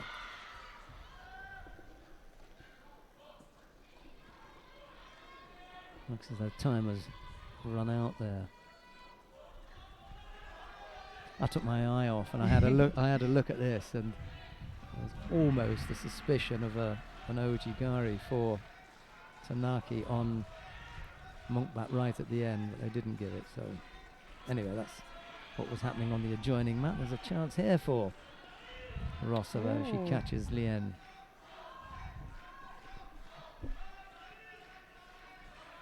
Yeah, it was very even. Couldn't get the hand down to stop her from going over. And now Rossova with a good lead here with a minute left to go. So the death draw has taken its toll on tiny Tanaki Funa. She couldn't get past the former world champion Munkbat Uransatsik. She falls at the second hurdle. I think Munkbat's a great fighter. I've actually trained with her, even though it's a bit strange because she's 48. She's got that height though, hasn't she? But the strength on her, I mean, there wasn't much between me and her. I was a little embarrassed. Yeah, she battles it out with all of them. Dorj Sirin, I think she trains with. A couple of weights. Adia Sambu Solman as well trains that weight up. I suppose you just get all thrown in there. Yeah. Mind you battle it out with weights higher than yourself. Yeah. That's why you're sitting up here. Yeah. Time ticking away for Lien Chenling. Rossavo has dodged a tough one here. Yeah, this is a really good win. She won the bronze medal last weekend. Yeah, you said she's a tricky fighter, and so it's proved.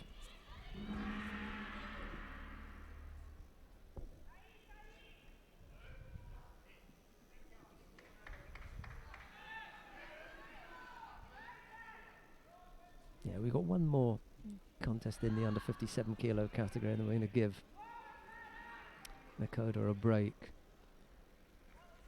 It's 5 to 11 here, so it's far too early for lunch. And anyway, we're going to have round 2. It's never too early for lunch. Coming back up. Never too early for something to eat. There's always time for food. Right, coming up next. Yadenis Amaris of Colombia. She faces Nora Zhakova of Kosovo. It's a nice little match up here. Amaris and Zhakova, round one contest. The winner of this will face Helene Rosovo in round two.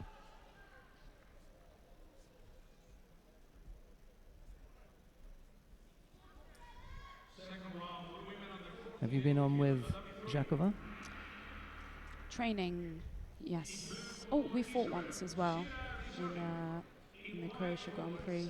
Not this year, last year. And I think it was the first round match and I won.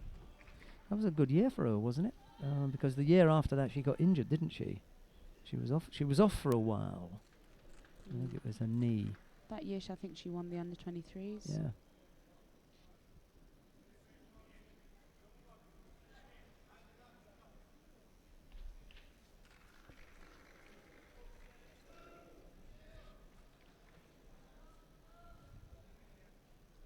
No kill Mendy here at 52. Oh, that was nice, wasn't it? Yeah, that was good. Came up with Yuko. It was neat, Yeah. sharp. It was a good reaction. You know, here was the position. She reacted to it, and Amaris came down. Looked very well drilled. Yuko, yeah.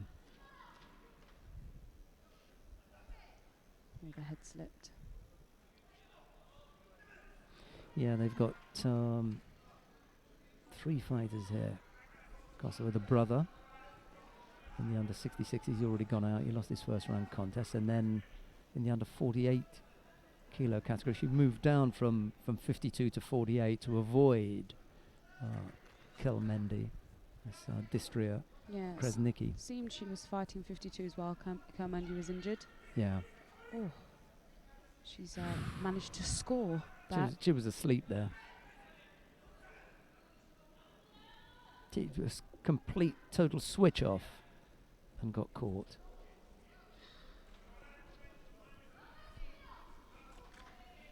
Sometimes you can say, you know, what were you thinking? Well, she wasn't.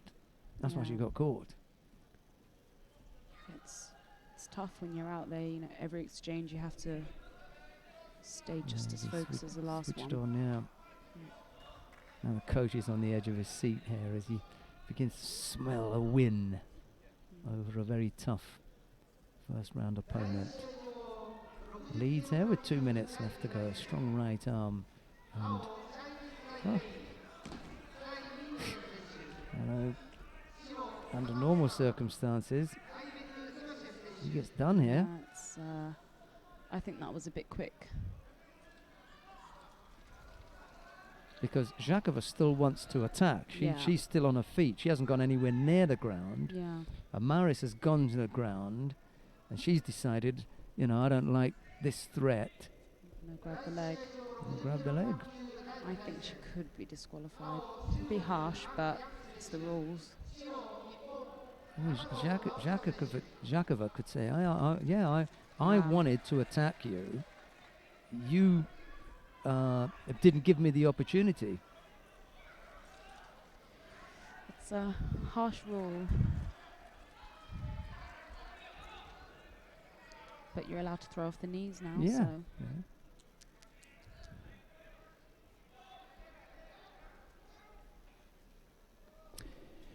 Right, so we're going to have David to come back in because we're going to take a bit of a break from the under 57 kilo category.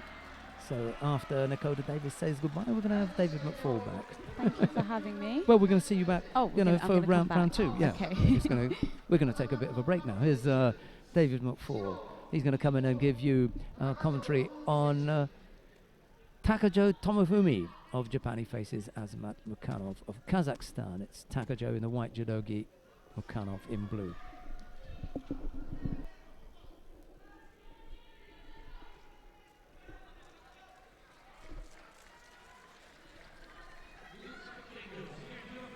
Right, and welcome back to David McFall. We've just had the introduction for Takajo Tomofumi of Japan in the white judogi, Azamat Mukhanov of Kazakhstan in blue. And here's David McFall. Well, I was sort of checking out the under 48s and some of the other weight classes.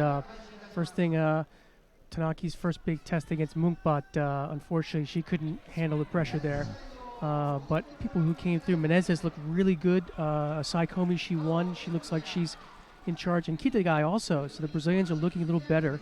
And then Takato just manhandled the Chinese right in front of us here. Really nice Kamishiho there to win his first big contest. Okay, David, you take it away. All right.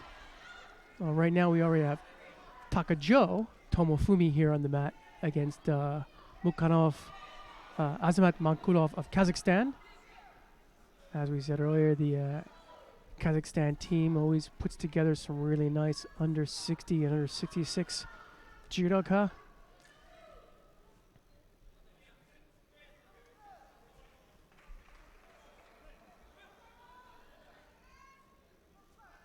Takato always seems to be kind of in the shadow of Ibinuma. I mean, it's pretty hard when you've got Ibinuma with a couple world championships underneath his belt. But he's got some nice judo.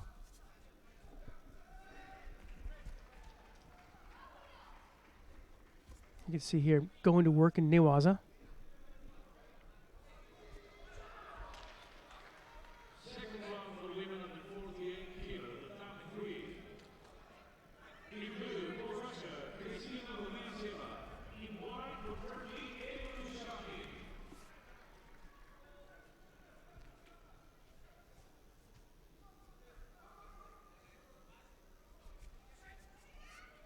It's a good turn in there by Takajo, and he goes to the well again, looking for Sanagi this time.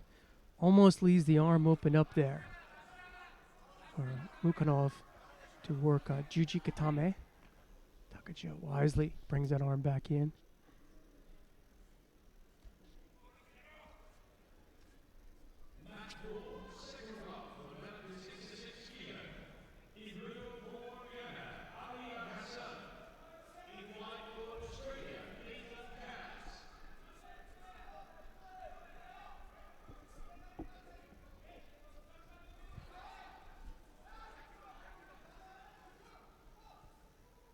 Mukhanov kind of drops in there, trying to sell Stemiwaza. Perhaps a little lucky he didn't get called for a false attack there. Takajo comes flying in looking for some Ashiwaza there, and then slides into a slightly sloppy Stemiwaza of his own.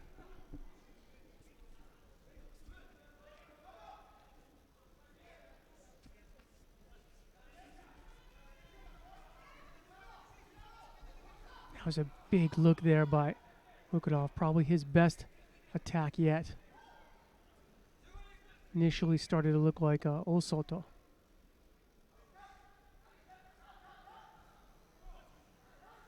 Trying to work Takajo on the ground here.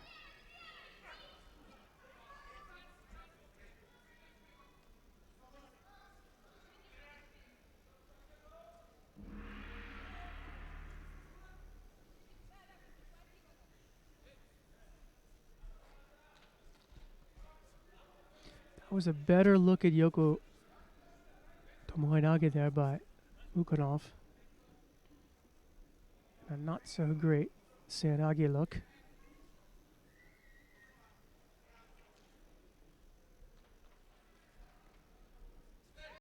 Takajo goes to work on the ground here, but there's a call mate.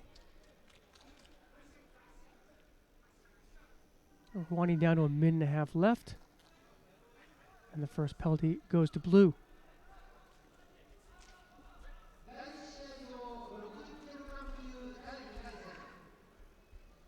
Takajo tries again, working with the Yoko Tomoinage.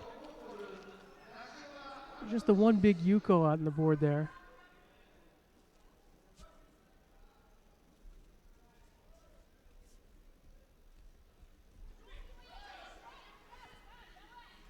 See Mukhanov faking the Stemiwaza, looking to try to get a position there for Juji Katame.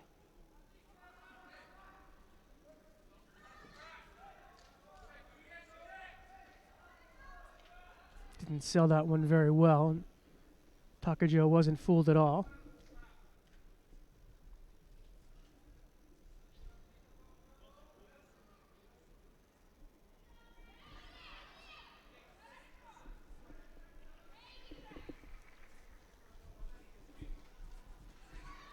Takajo comes flying in there looking for Seoinage.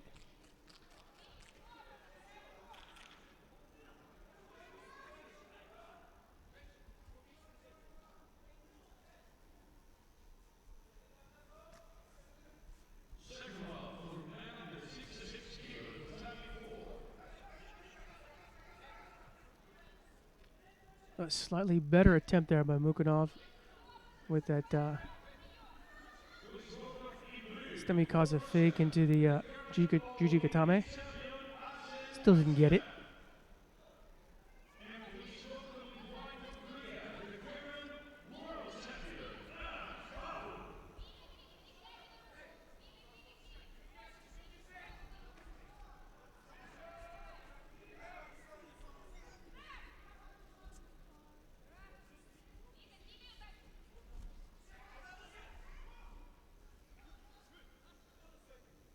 And things are winding down. Just a few seconds left here.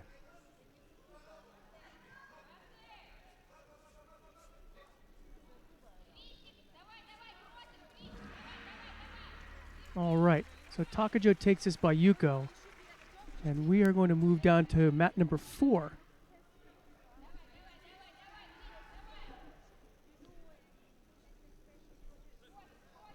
Mat number 4.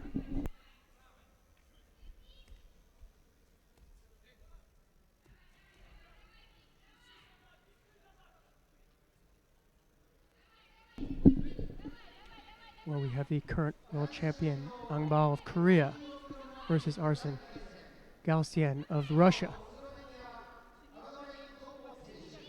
Galsyan wearing the Olympic patch and An wearing the world champion match. So what a matchup here. This could be a final.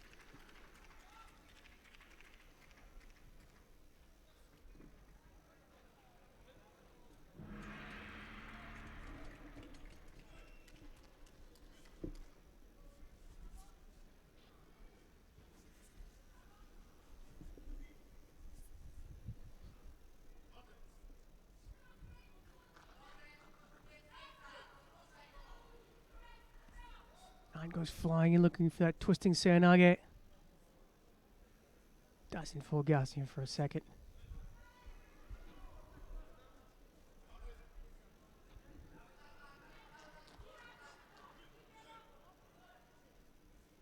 However, Galsyan picks up the first penalty due to An's assault of attacks.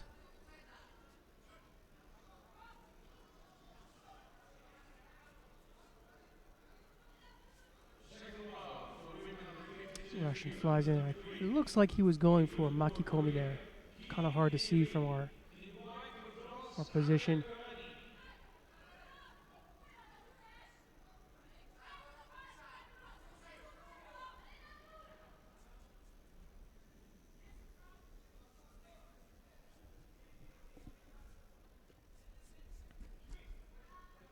I'm trying to pin down the shoulder there before he works to get his leg out. Looks like he's got the upper body in a pretty good position.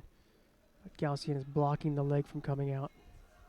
Got a good grip on An's the back of his knee there.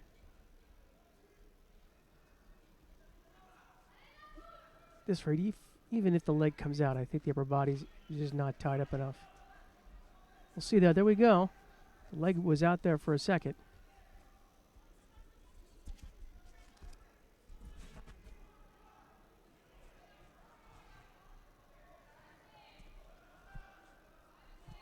Oh, and there we go. We have a Saikomi there and a quick turnaround there.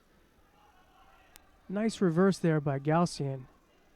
So An did all that work to get that leg out. Finally gets a leg out, and then Galsyan immediately reverses him. Perhaps An's hips were just a little bit too high there once he got the leg out.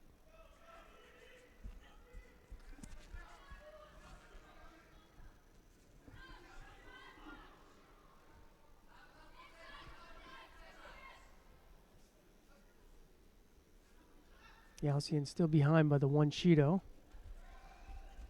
An goes to work again. Looks to Seoinage here.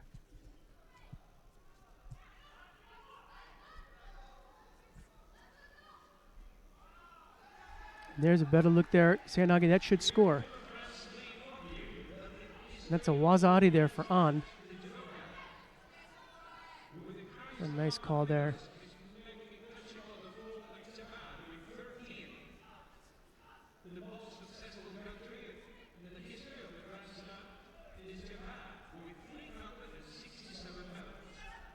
An's not complacent with that. Again, working to try to get that Newa's position. Tie up the top there. Work on. You can see. There we go. I think he's got it now. Looks like a nice tate shiho. I like the way he's even got the arm trapped against the torso with the legs.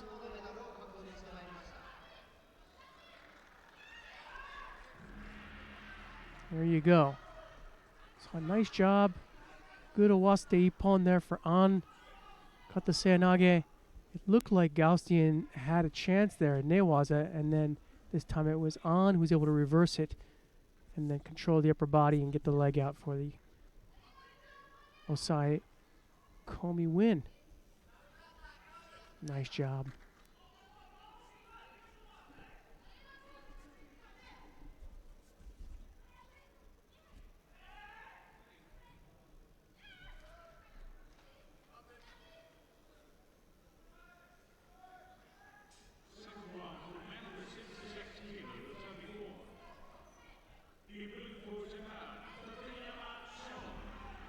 Let's take a look at mat number 3.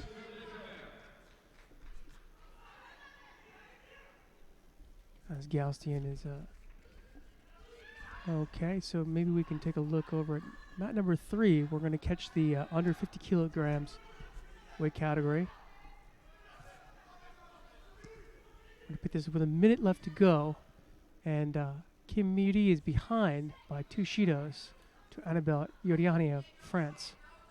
So Kim Miri, Korea in blue, Oriane in white.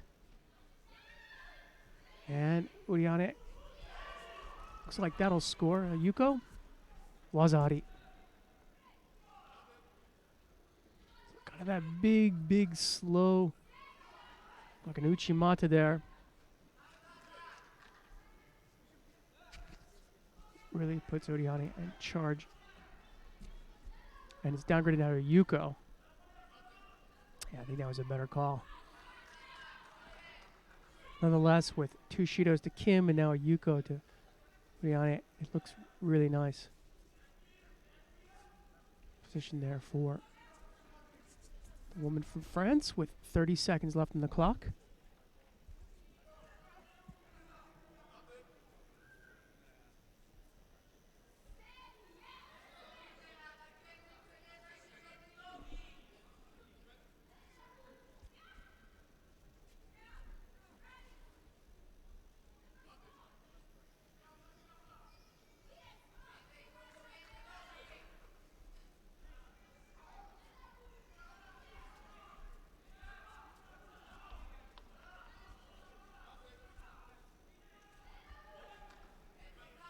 Kim desperately trying to get something going there, but now with a few seconds left, she just gets tied up in Newaza.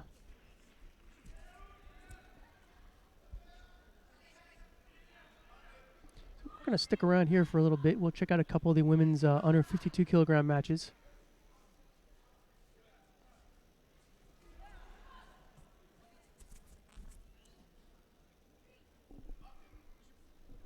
Couple of the Japanese women coming up, the younger Shichime Ai, and then after that will be the veteran Hashimoto Yuki.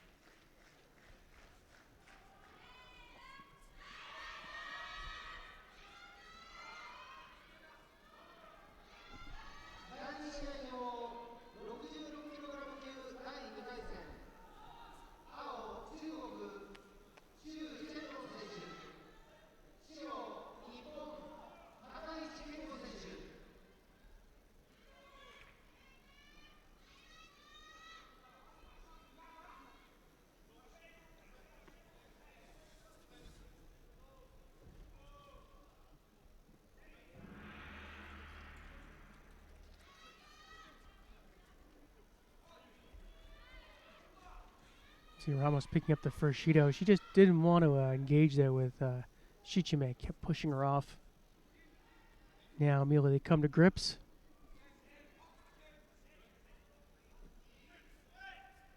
Ai comes over the top there, looking for Uchigari. And flies around the other side, looking for Makikomi.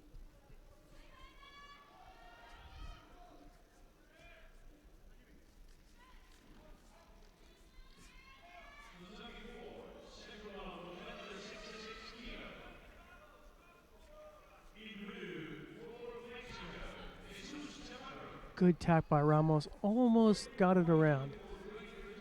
A good Makikomi. Shichime just got her leg over the cross, otherwise that would have been a Yuko for sure.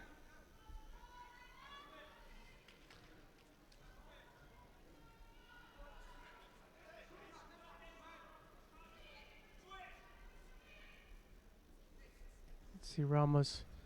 She's just throwing her hand over the top, grabbing that deep, deep part of the collar.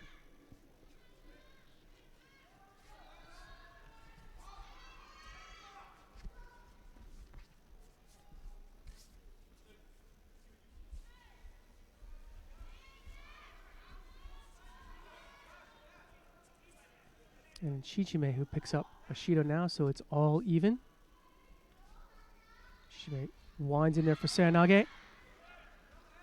Almost gets the turn in the second effort there. Ramos just sprawling her legs out the last second.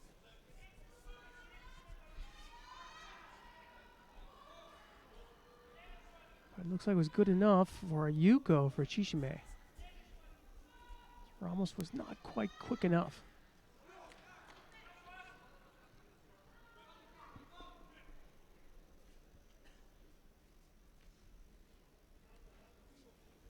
Ramos again, she had that deep grip she likes. Flies in there for Makikomi. I kind of liked it earlier when Ramos, she went for the Uchigari on the one side and then went for Makikomi on the other side. Meantime, Shichime is looking for Shimewaza here. I don't think she has it. Yep, there's the tap. She did indeed. So a little Koshiwaza there as Ramos grabs her neck. And Shichime Ai. It's a nice Koshijime there for Ippon.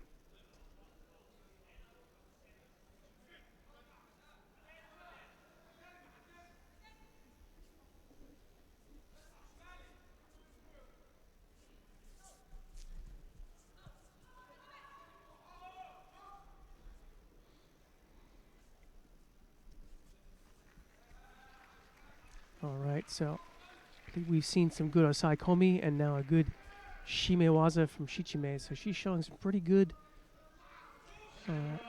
groundwork here this morning in Tokyo.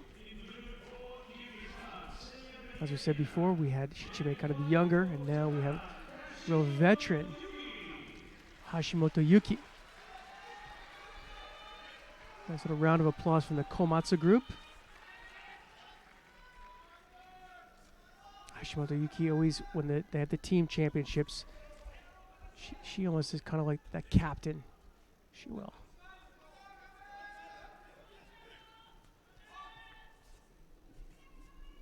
And she's going to face off against Sheila Beljigina of Kyrgyzstan, looks like.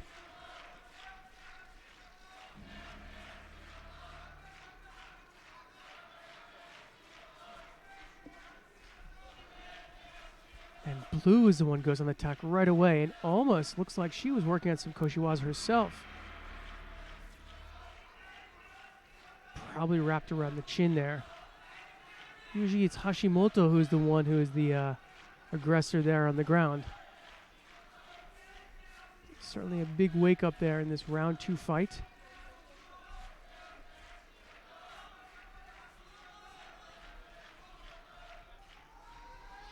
Hashimoto has a good look there at Uchigari.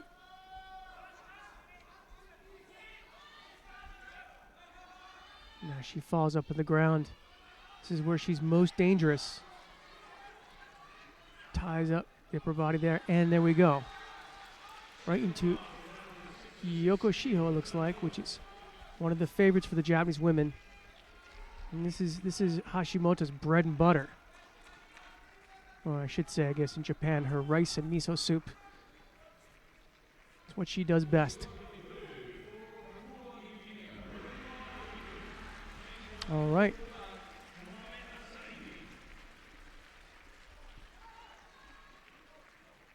So 2 Japanese and 2 wins by Newaza. Hashimoto with Yoko Shiho. Before that, Shishime with Shimewaza, Koshi Jime.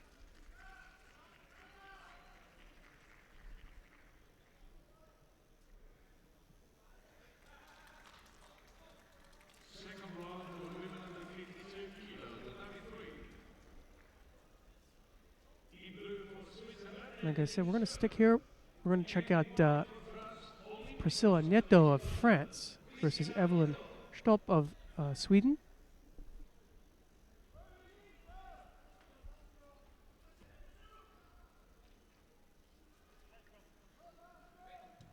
I'm sorry, of Switzerland. So Stopp of Switzerland in blue and Neto of France in white.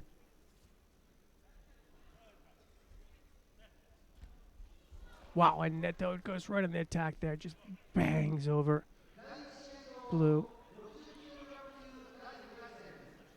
It looked bigger than a Yuko, but it all comes down to the landing. Right now, Neto looks, she's got that arm all tied up there. Get that one shoulder in there, and right away, blue is in big trouble here. That looks pretty solid. As we get to Waza Ari and Ippon. Just 45 seconds for Neto to tie that one up, quite literally.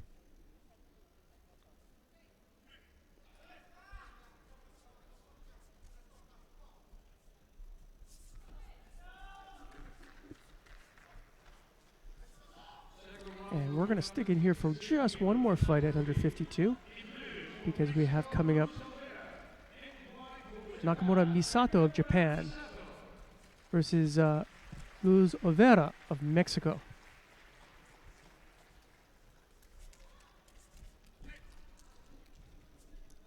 So far we've seen a kind of a Newaza clinic over the last 3 fights.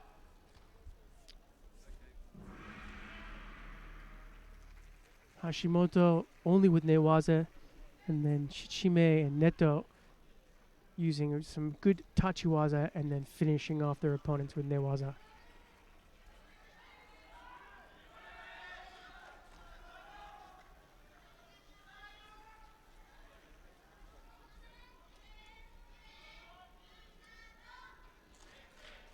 So Nakamura, the current world champion.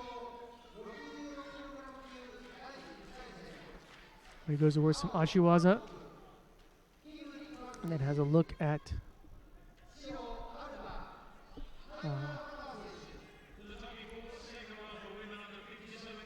Haraigoshi.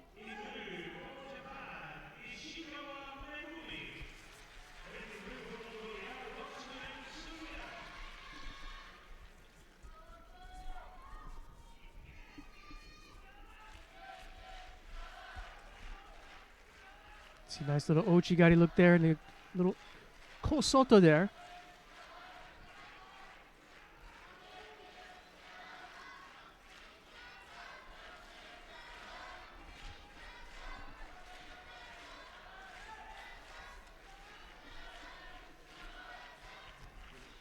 You can see already Nakamura started out with the Yoko Shiho, and now it looks like a Kuzure Kami Shiho there. So 4 matches in 52 and 4 matches where they finished off with Newaza. A couple Japanese, and then Priscilla Neto did some really Newaza as well. We welcome back Nakota Davis. Hello. How are you doing? Yeah, I'm good. Excellent. Well, we saw some great matches with under 52. We'll take a look at under 57, which is your group. Yeah. So let's move over to mat number 4.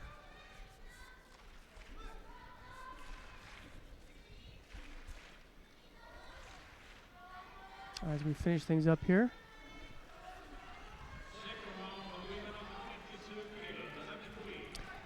Now, Dakota, you were watching with Sheldon earlier. Who did you like? Who looks hot this morning? Yoshida, the Japanese girl, she did some lovely uchimatas, so yeah, it was nice to watch. Well, like I said just before you came on, we saw a bit of a Newaza clinic at under 52. Is this an issue with under 57? Is this something you have to watch out for from the Japanese? Yeah, definitely. Their transition is so sharp, so you're always wary when you go down on the floor. We don't see this recently, but I remember in the past 2 years sometimes you'd even see competitors sort of crawling out of the tatami area. It's not a very attractive thing, but it's just a smart thing if you're dealing with someone with really strong newaza. Yeah, exactly. And if you're close to the edge, you're not going to take the risk, are you? Just sort of move out of the area and then you know mate will be called. Play it smart. See, Ishikawa went down there and kind of looked like Stemiwaza.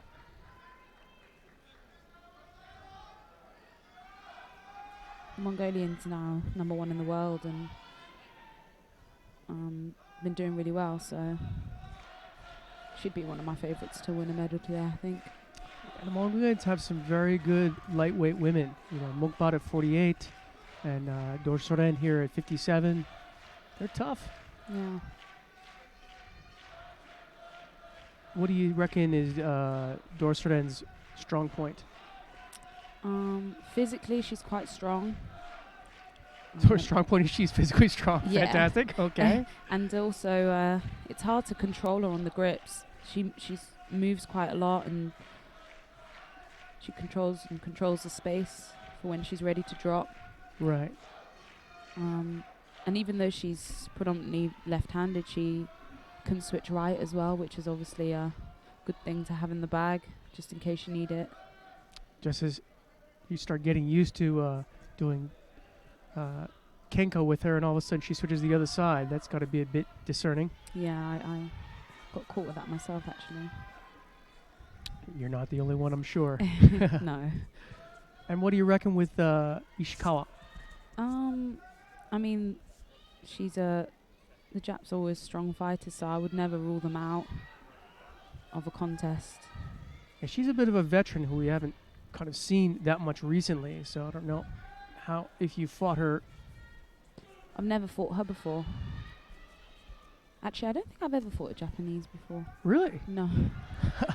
I was kind of hoping that I would be able to fight one here, actually. That's an interesting thing. I think most competitors would think the opposite. No, I mean, in the position that I'm in now, Oh, right. I was really right. looking forward to actually fighting maybe even two. Okay. Just to sort of get it out the way before next year and, you know, just to have that box ticked. Right. Well, if you're going to make it to the podium, you're probably going to have to fight two. Exactly. And what was the nature of your injury? I didn't get a report on that. It was just a little stretch on my MCL. It's nothing to like worry about, but obviously there's always a small risk of making it worse if you compete, and because it only just happened, it's still quite sore. So we talked about it, and it was just better just to not fight. And this happened in Jeju? This happened this week, just training. Ah, I see. Yeah. Well, that's unfortunate. Yeah, I put it down to the fact that I'm number 13 on the world ranking list. So I put it down to that. Just a bit of bad luck. I see. Well, if you're in Japan, actually, the unlucky number is number 4. Really? Yes, number Okay. 4 is an unlucky number in Japan because it's a homonym. The pronunciation is similar to the word for death. Wow. So there you go, folks. Little trivia there. Meanwhile, it's Dorsoren who is leading here by Yuko, but she does have 2 Shidos up on the board with just 7 seconds, and it looks like it's curtains for Ishikawa. She comes up with something really big. Yeah, it's pretty much done. Looks like she's a bit gassed at the end, They both looked a bit tired. as one would tend to be. So maybe, perhaps, as you were saying, maybe Dorsoren wore her down with that physical strength Yeah. and the kumigata. She has a really good engine as well. She can just sort of keep going. even into golden score. I've seen her I've seen still produce some throws.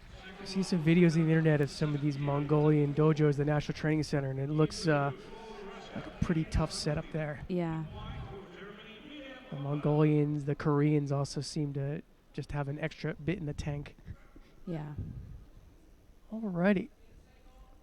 Well, coming up next on mat number 4, we have an all EJU matchup here with Miriam Roper from Germany versus Irina Zabludina of Russia. Did I get that right? Zabludino. There we go. So you're like Sheldon. You guys have this down. I'm a little bit better with the Japanese and the Korean names. Yeah. I don't know who to call here. It's really close. You can see in the world ranking list it's 12 versus 18. Yeah. I would maybe give a nod to Roper on her feet and maybe on the ground, maybe to Zabludina. Yeah. It seems like the Russian women have really, in the last few years, developed a good ground game. Yeah. How about yourself? Do you cross-train in anything to develop your ground game, or? No, I've done a bit of jiu-jitsu, but Okay. probably like 2 or 3 classes. Nothing that's like every week. And I suppose I spend a bit more time working on stuff on the ground, but it's not necessarily my strong point, so I don't focus on it more than my standing. Right. Well, I mean, if you look at it in terms of things like world and Olympic titles, very few people get there on their strength being newaza. It's a good finishing move, but Yeah. you've got to get them to the ground first, right? Yeah. Nice look there by Roper. Yeah, she's good at that. She always seems to be in the hunt. Yeah. Always seems to be sticking around there. A podium, a 5th place. She's an all-round good player, isn't she? Yes, she is. Experienced and strong. Yeah, she definitely has a physical presence, I think. She another one looks physically strong. So if you were Zabludina, how would you approach Miriam Roper? What would you do to nullify her attacks, and what would you think are her weaknesses? You have to control the grips before you try to attack. If you try to attack with a weak attack, you'll get countered. And that was a really nice setup right there. Zabludina, I thought she was going to get a Yuko for that, and immediately tried to walk in and get that Juji Katame. Just Yeah. missed that. She's got her juju very well drilled. Yeah.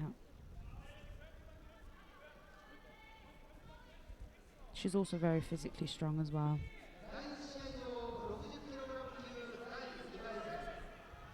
Yeah, I don't know what they're feeding them over in Russia, but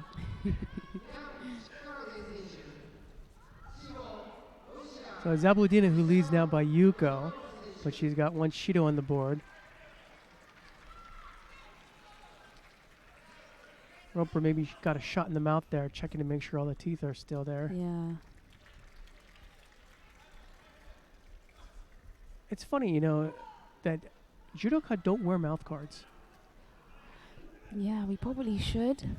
There's always that risk of getting your teeth knocked out. Especially in newaza. That's where I see it happen. Yeah. I remember we had a guy in my dojo. He was about number 3 in the U.S. 81 a couple years ago, and he was a real newaza guy, and he never wore a mouth guard, so no one else in the dojo did. And as soon as he got his tooth knocked out, everyone had a mouth guard the next week. Yeah. I just think you sort of think, oh, it's not going to happen to me, so you don't really worry about it. But I suppose if you really do like your teeth, then you probably should. At least during training, right? Yeah. I mean, I guess it can be a bit of annoyance when you're fighting, as far as breathing and that. Yeah. But you get used to it. I mean, boxers and other Yeah. martial arts type athletes have them. We're just waiting for a call here. Looks like no call, so it's still a Yuko. That is the difference. I think Roper's got enough time to get it back. Oh, yeah. Just halfway through the match now.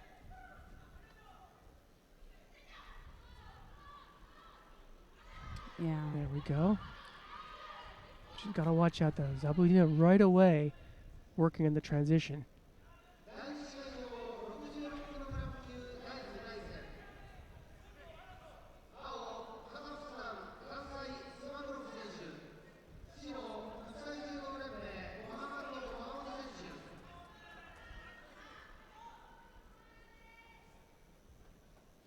Despite the score, this is a nice little matchup so far. We've seen a lot of action. Yeah. Just the one Shido on the board. Make that 2.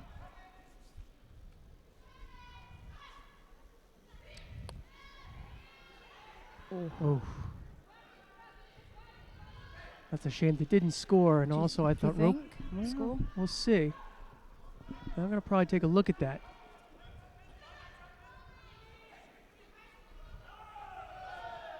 What I was saying, from that position, it looked like she was in a golden position to get a tate shiho and then finish Yeah. the Russian off, but didn't get much for the effort.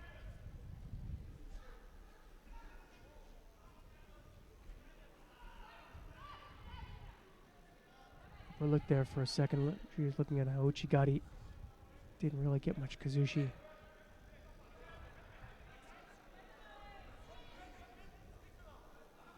Just a minute left. If Roper can just get a Yuko, Yeah. she'll be in a good position here.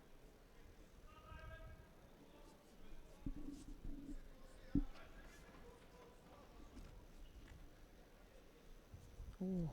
Oh, she Giving picks it. Yeah. There we go. I don't get these that often, but occasionally I can call. As Sheldon said, I haven't had my referee's badge in yet, right? Sometimes it's easier when you're watching and not refereeing, actually, to make the calls and to see it probably. Because obviously when you're down there, everything's happening so fast, isn't it? Absolutely. Must be quite difficult to always get it 100% right. It's a tough job, these referees. These guys are good. They do a good job. Yeah. We say in the States, the Monday morning quarterback. All the games are on Sunday, so everybody on Monday can sit there and say, well, I would have done this. I should Yeah. have done this. Yeah. Yeah, But it's different. It must be different when you're down there. absolutely. Now Roper picks up a Shido. Ooh. This So is getting close. it's tightening up. Yeah. Last 30 seconds. And Russian's coming on really strong now. Oh, she's got to. You can see she's had nothing to do with Newaza. She's got 16 seconds. She's got to get a Yuko. Got to completely change your tactic. You see that grimace on Roper's face. Oh. That might just do it. I don't think that'll score, but That was a strong attack. some good Ashiwaza there by Marion Roper.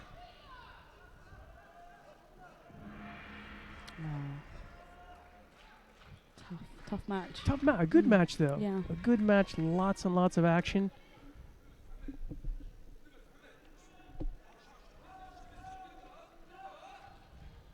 I mean, I'm sure these two have fought a lot in training camps and things like that, so it's not And also in competition as well. right, right.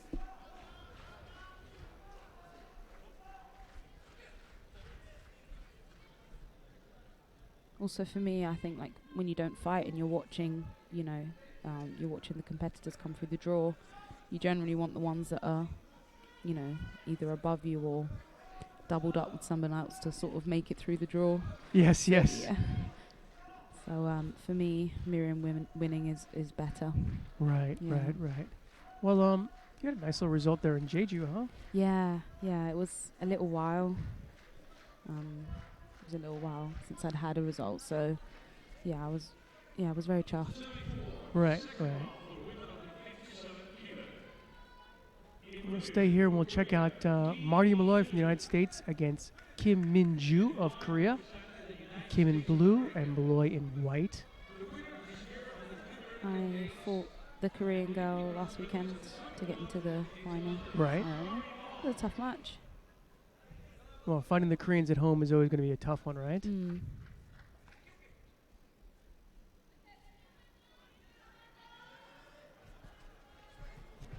I think this year for Marty, it's been a bit of a struggle. She didn't have as strong a year as she had, like, for example, during that Olympic year or the year Yeah. afterwards. Oh. I don't think there's going to be much doubt that she'll be the United States representative in Rio. It's just a matter of where she's going to end up with the seating. Yeah. This is actually her forte here, working on the ground. Yeah.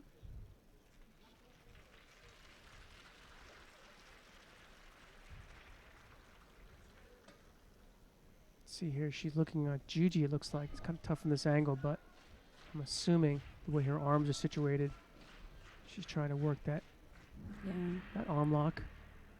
Korean looks like she's got it in quite tight. Yeah, I don't think it's going to come out. So over the last 2 or 3 years, it looks like the referees have really been letting the Newaza progress, right? Yeah, it's good because it is a massive. I mean, it's a massive part of judo. There should be time down there to work on things. Absolutely. You see Jim Pedro Sr. in the background there. Very good look at Malloy.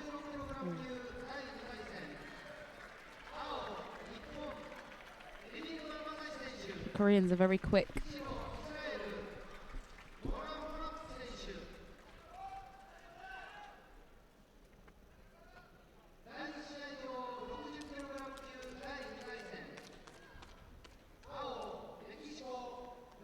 Malloy comes diving in there looking for Oso Togari.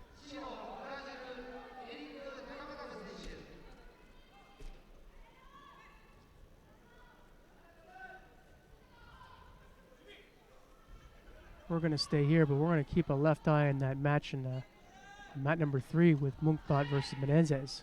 Yeah. Of course, you folks can tune in to any match you want. You can see how things are shaping up really nicely with Munkbat versus Menezes on 3. And we've got Pollock versus Ebinuma on 2. We've got another Brazilian, Takabatake versus Castillo from Mexico on 1. And on this mat here, we have Marty Malloy versus Kim Min-ju of Korea. So things are starting to sort out here in Tokyo. This is my first time in Tokyo Really? fighting. Yeah, so it's quite nice. The venue's lovely. Yeah. Yeah, it's big compared to Jeju, right? Yeah, a good atmosphere as well, and the numbers seem to be filling up in the crowd.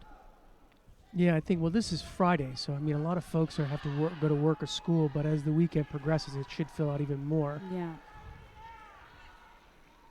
And you can see, sometimes we get a wider shot, you can see the cheering sections from the different corporate sponsors here. Yeah. Komatsu in yellow, and Sumitomo is in sort of that aquamarine.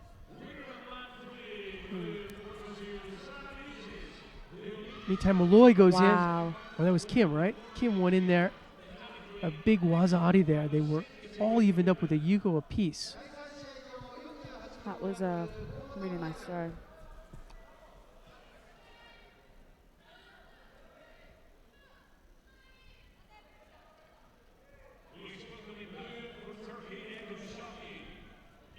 So with just 50 seconds left, Malloy's got a bit of work to do here. And they've waved off that, they waved it off? The yuko. The yuko, I see. Yeah.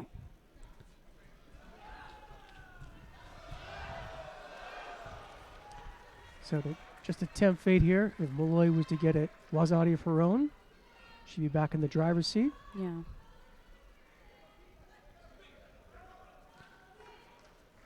Have you fought Marty much in training camps or in competition?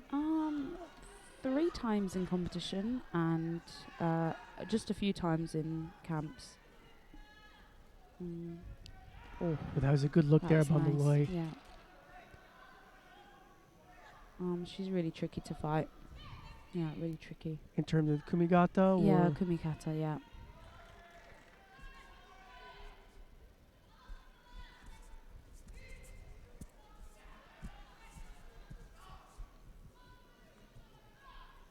it looks like time is not on her side.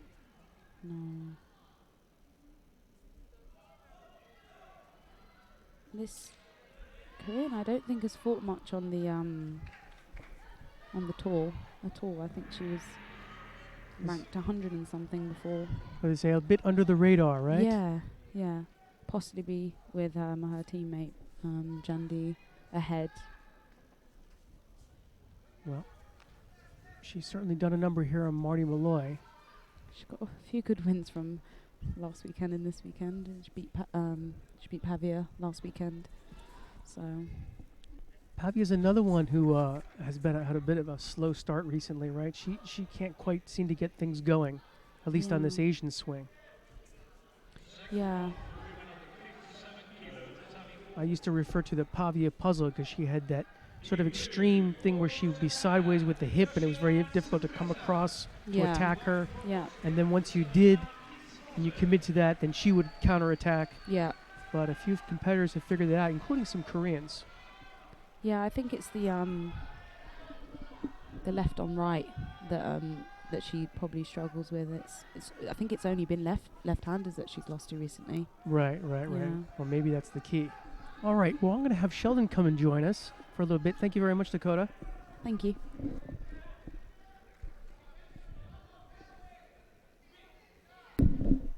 David's gone to avail himself of some of that free coffee. We had to buy ours. Sabrina Filzmerzer of Austria is up on map number 4 now against Yoshida Tsukasa. No hanging about from this pair, is there? Look, No, straight in. 3 or 4 attacks already. Bang, bang, bang, and as is Filzmerzer's one, she's down on the ground. See, there's the difference. We saw the hand go to the leg. There's no problem because they're both in nevazo. Yeah, And that's what we were talking to the Colombian about. You know, the fact that there was one still standing up, one standing up looking to attack. That's not nevazo. So harsh, but technically, as far as the rules are concerned, correct. yeah. I mean, it was harsh. Oh well. Some massive papers that we've dumped on our desk here, none of which we really need, to be honest. And yeah, a nice brisk start to this head-to-head between Filzmerzer and Yoshida. Who do you think's going to come up the Oh, winner?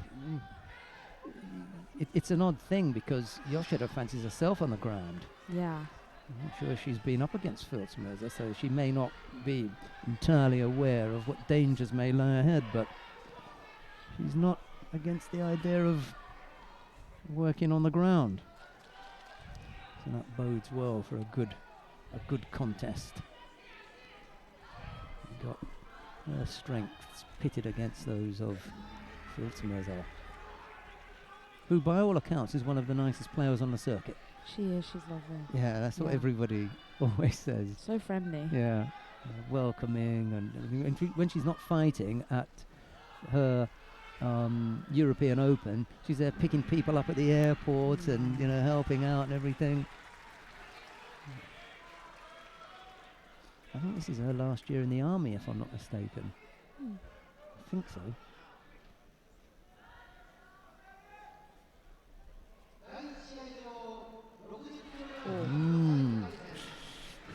Ooh. She was a little bit lucky to get that Do you because think Yuko worthy? I'm not sure. just on the way down, I thought she was turned onto a front, Yeah, well, they've waved it and off. they've waved it off. Yeah.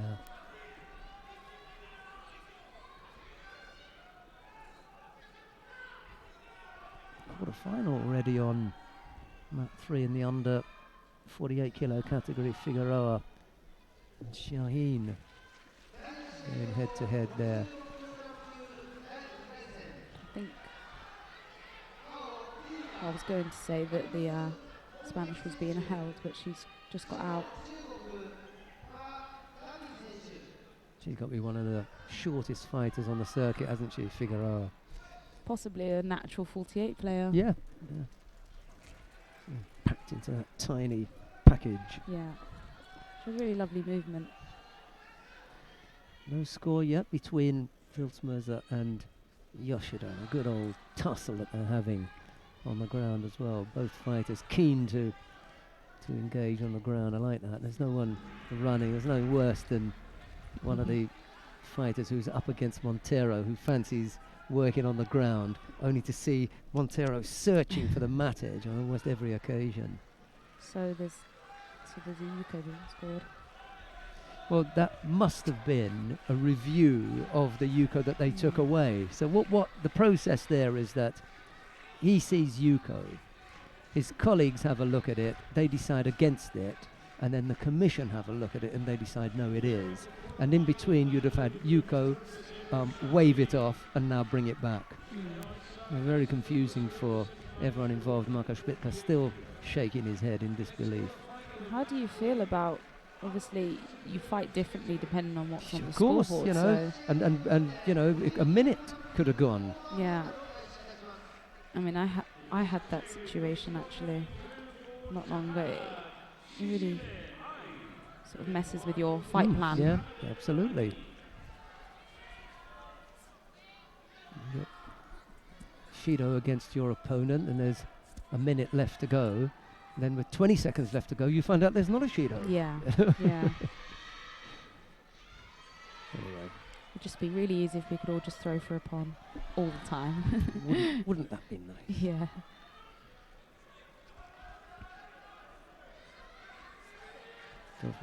Filsmers is about to go out here. Yoshida just dancing away now. If you take any number of penalties.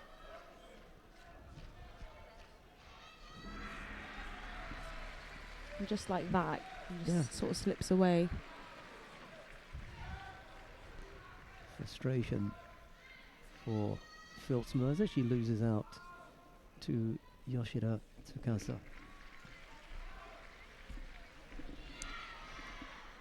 Right, well, we are sticking with the under 57 kilo category. What a lineup we've got on mat number 2. Annabelle Urani and Ai Shishime. Hashimoto Yuki, Priscilla Neto, and then Nakamura Misato and Odette Giuffrida. So all in the under 52 kilo category. That's on mat number 2. We're going to stick here because we've got the Olympic silver medalist from London, Corina Capriorio, coming up against Aliuska Ojeda of Cuba. It's Capriorio in white, Ojeda in blue. This is interesting for me to be watching it like this because I don't think I've watched the Cuban fight before. They don't fight very often. That's so right, and Ojeda in particular, she hasn't been out there a great deal. A ringside seat now. Nice grip immediately from Ojeda, showing her, well, showing some intention. See if she was able to follow it up.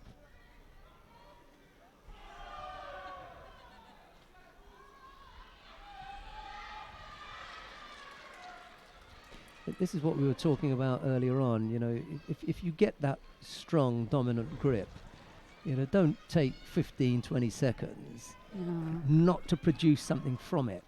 Yeah, there's that hesitation, isn't there? Even if you can't come up with a score, you come up with 1, 2, maybe even 3 attacks, and that draws the penalty against your opponent. Yeah. That's the thinking anyway. And whether Ojeda can put that into practice is another matter, but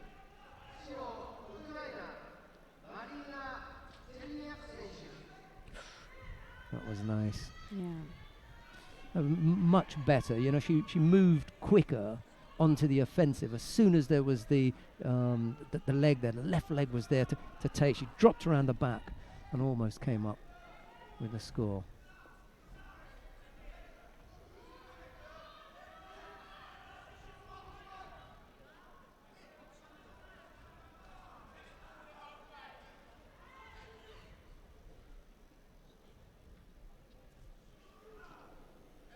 Very fast, her hands off the grip.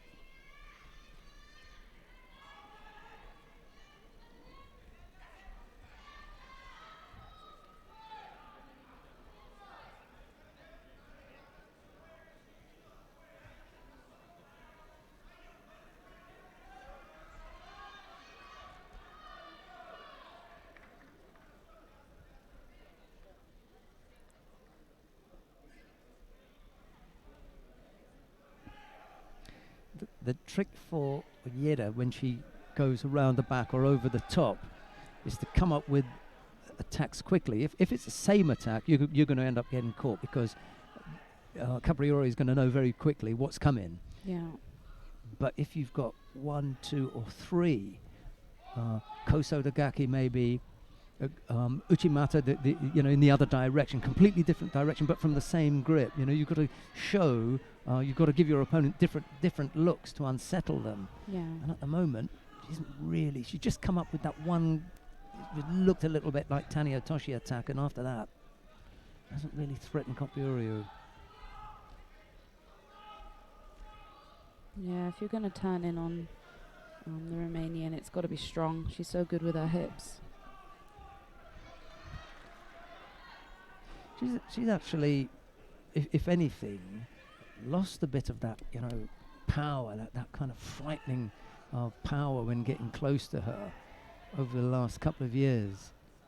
And she just really relied on that in the beginning. Yeah. The lead up to London, it was the fear factor was getting anywhere near her. That's it, again, that kind of stretch there. That time she looked more like the Koso Dagaki, didn't she? Hooking the right leg in and trying to take Caprioryu over that leg.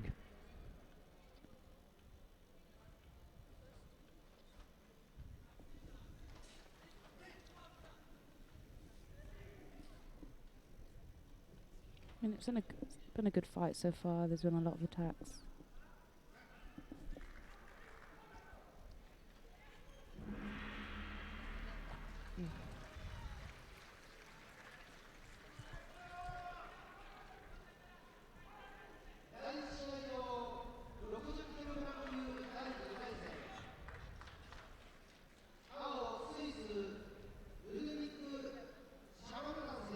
Scoring no penalties.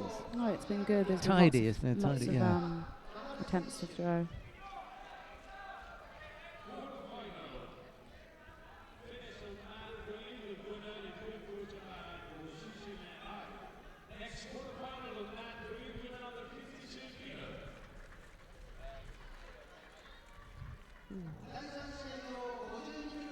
Yeah, found that route blocked and almost got taken back. Yeah.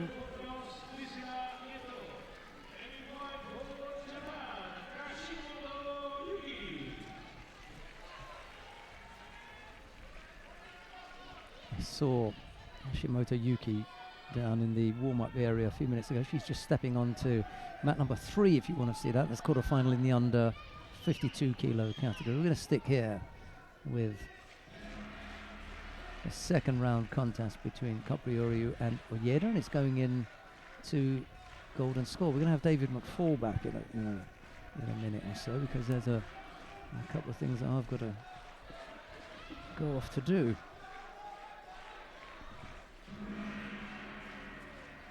We've got the golden score period coming up now.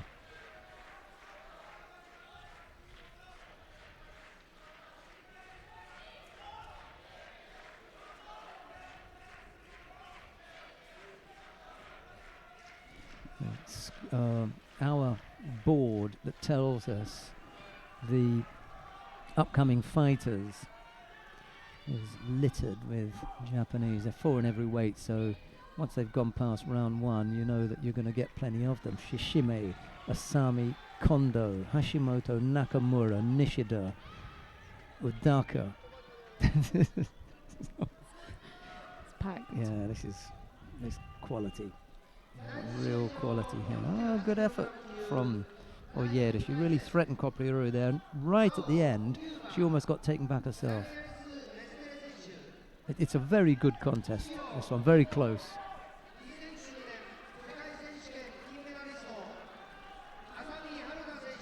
I think a lot of the time, once it gets to golden score, it is battle of the mental toughness as well. It's not just necessarily all about the judo. Couldn't get the feet going there. You saw the thinking. She wanted to work the soda. Oh, missed out. Yeah. Simona Richter saying, missed the turn with the hands there, but the... Got to dig in deep. By this point, you're tired. And you know that one penalty or a small score could finish it. Can't make a mistake. She's beginning to threaten, isn't she? Oyeda again. She has really good reactions off Karina's attacks.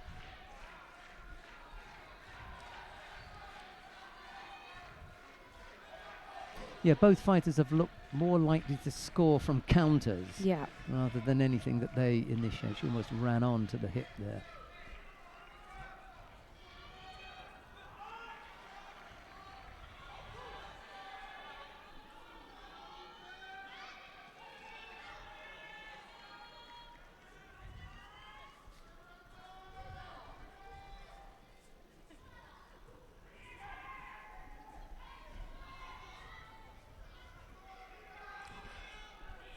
Again, it's the second time that she's thrown herself in there for an ill-prepared Uchimata.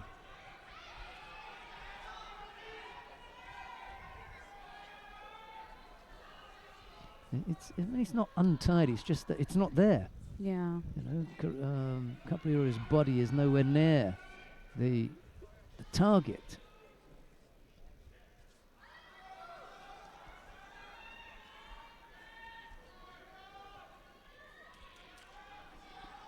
I think there could be a Yeah, it's done now. Shido here for the Which way is it Romanian. going? Oh, Romanian, yeah. it's harsh. Yeah. But, you know, what I like about Richter here is she knows that it's that close. So she just Yeah. puts her hands the same, you know. It's okay, next time. Leave it up to 2 minutes into golden score. You know, it can go either way. Unfortunately for Capriola, it went the way of I think the Oyeda. last time she fought, it was a similar situation in Golden Score when she Ah. got the Shido, yeah. So that's her second tournament in a row now. She's missed out this way. Right, well, we're going to leave you at home to watch Karakas Hedvig up against Udaka Nae of Japan. It's the Hungarian in white, the Japanese in blue, and Dakota Davis is going to be joined by David McFall.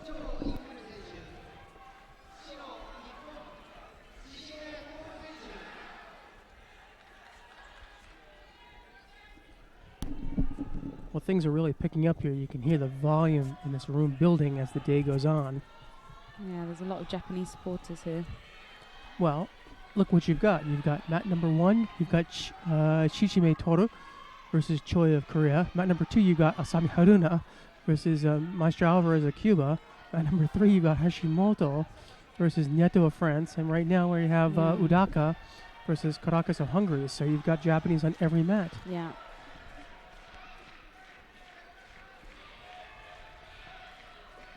And I think the most noise you're hearing right now is actually for the match we're watching. Yeah. And that's from the Komatsu supporters. Yeah.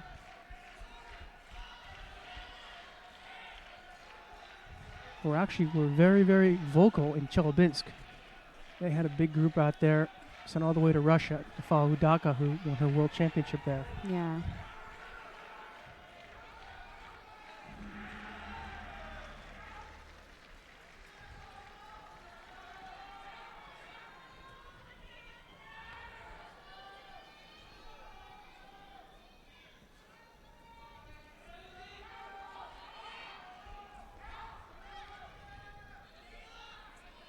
For me, that year, Udaka was a bit of a surprise. You know, we always, Matsumoto is kind of the marquee player. Yeah. And Udaka's one of those, domestically she would do really well, but didn't quite step up internationally. And then all of a sudden, boom, she's a world championship in Chelyabinsk. Yeah. And that was the year that Matsumoto was hurt, so. Was it the arm lock? And the Yeah, elbow? what happened was after London, since she was the only Japanese to get gold medal, Yeah. she pretty much did the promotional tour. Yeah. And that was for about 6 months. Well, that's 6 months she's not training. So then she's Yeah. out of shape and she comes back. And I think, quite frankly, that she wanted to do the things she could do, 8 months before. Yeah. And she came back too hard, too early. And she ended up injuring, I believe at that point was her elbow. Yeah. And then she re-injured the elbow. And that just kept setting her back. and she's only been in the last year been able to sort of crawl back. Yeah. I mean, she won the World Championships this year. That must have felt good for her. What was interesting is, and I was a bit critical of it, was that the coaches were not putting her into Grand Slams. Right.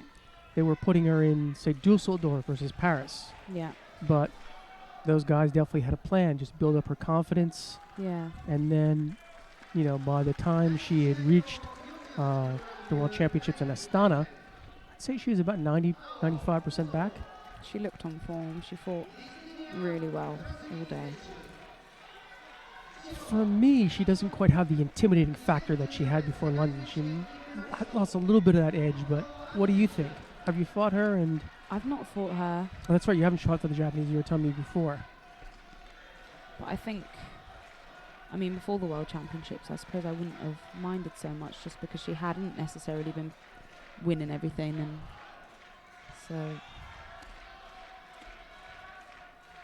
I suppose in my head there would have been that opportunity to try and beat her. Well, sure, at least in the training camp, everybody wants to have a shot at the world champion, right? Yeah. I went to train in Japan for 2 weeks this year. I think it was February. And Matsumoto was there. We were training at the NTC. And I think I asked her for a practice every day. And she said no to me every day. I think she was preparing for a Japanese competition. Right. So she was just training with the Japanese. Yeah, it can be hard. You can go to practices and they'll just, no, Yeah. thank you. But I did an A-waza with her. It was quite fun. Okay. Yeah. Well, she's not like, say, Hashimoto, where Hashimoto's known for her newaza is in 52s, but Matsumoto's, as you said earlier, she's got the transition game, She has. and she's solid enough. Yeah. If there's an opportunity there, she usually takes it, makes something of it. Yeah, she's just, I mean, she's a world champion and an Olympic champion, but she's just a good all-round judoka. Yeah. So maybe, what do you think, 60-40 tachiwaza, newaza? 70-30? I would say her newaza is better Okay. than her standing, just a little bit. Okay. So 60-40 the other way? Or I mean, we'd have to look statistically at how many fights has she won on the ground versus how many fights she's won standing up, but I would say it was more on the ground. fair enough. Meantime, it's just the one shida separating Udaka and Caracas, and it looks like Udaka is going to take this one. Maybe not.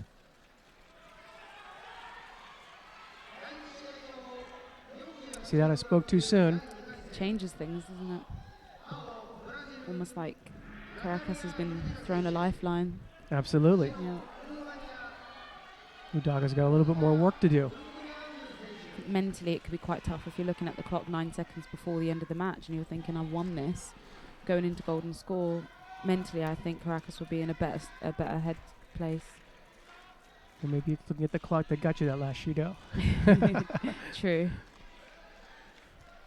I don't mind that so much. What sometimes me and Sheldon have talked about this before is you'll have an athlete throw and then they'll look at the referee for the call and they'll miss the opportunity for the newaza to finish off their opponent. Yeah. Yeah, I think a lot of us could be guilty of that. I mean, it's a natural reaction in a way, but you just got to bite down and continue to work until they say, it's okay, you're done.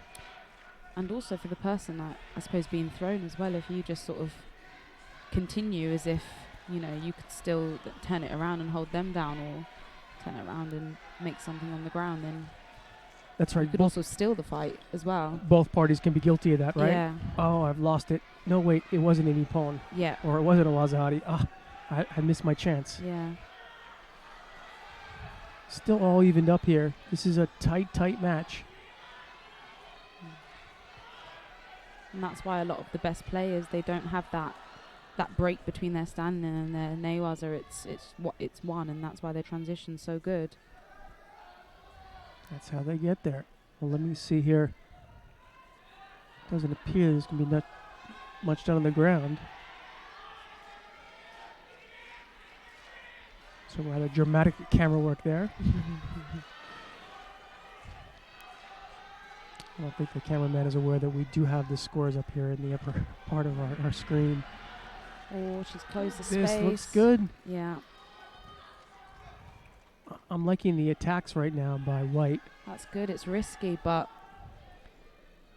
can always pay off in the best way. So This could, yeah. I think it might have in I terms think of so. of a Judo Yeah, for the Japanese. I think she did just enough to make Udaka look passive there. And that's what I was talking about, the edge of seeing 9 seconds on the board and thinking that you won it, and then having to then mentally change it again for the golden score. Yeah, it's kind of the tide is turned, right? Yeah. And Udaka kind of lets this one slip away. I was saying to Sheldon that golden score is not only a battle of the judo, it's a battle of the mental toughness as well. It's can you keep that focus going into the extra time?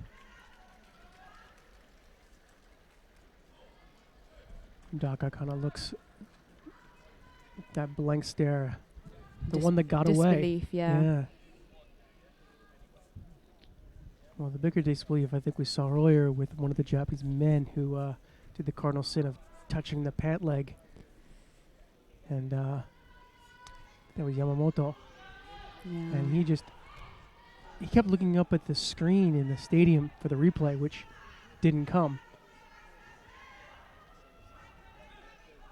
So we actually haven't had a look here at Georges Antarais, so maybe we'll take a look at him. Yeah. Against Sergio Olenek of Portugal. This is actually a nice matchup here.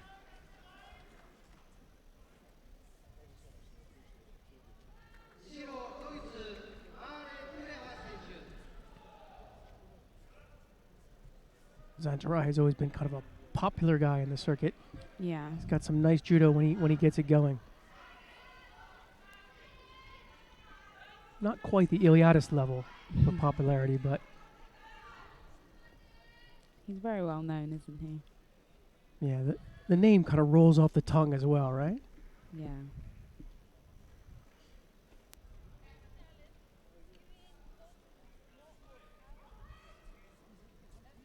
See what he can do. He sometimes, I don't know, I want to say runs hot and cold, but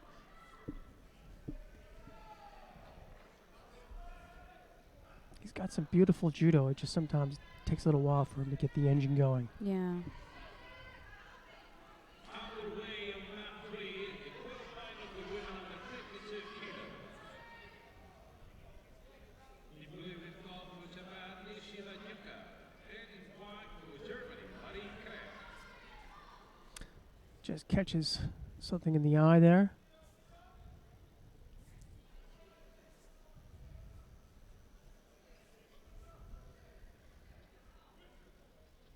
All right. Kick things into gear.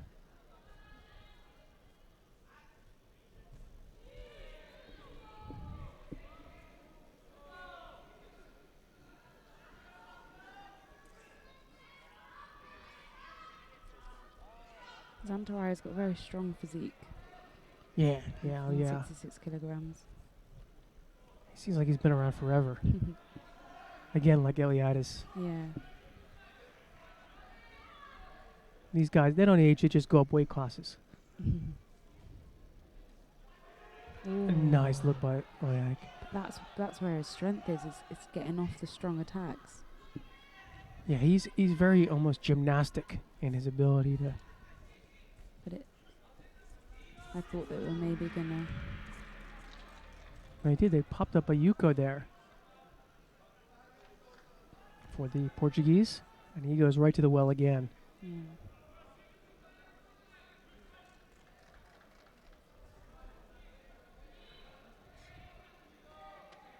With 3 minutes, there's plenty of time to even it up.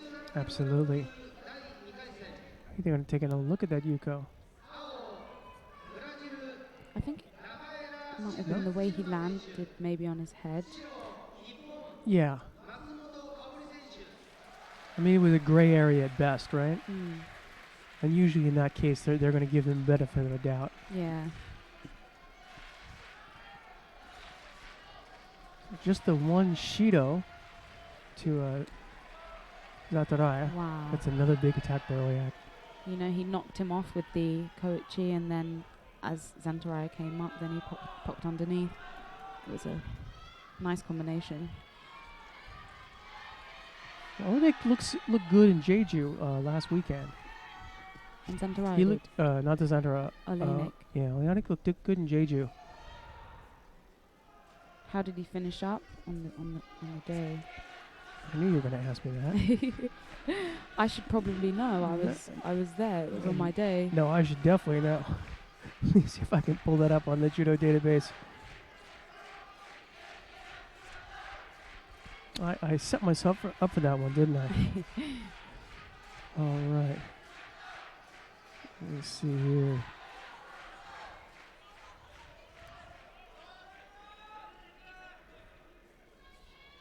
Yes, he came in 7th. Not bad. Hmm. To my recollection, it was better. Yeah. But a seventh usually means two good wins, so Yeah. it's enough to be memorable. There was something in there that stuck in my mind. This is looking good, but you know what? Let's move over to mat number 2. And the reason is we are going to have, we're about a minute into the matchup. And mat number 2 between Matsumoto Kaori and Rafaela Silva.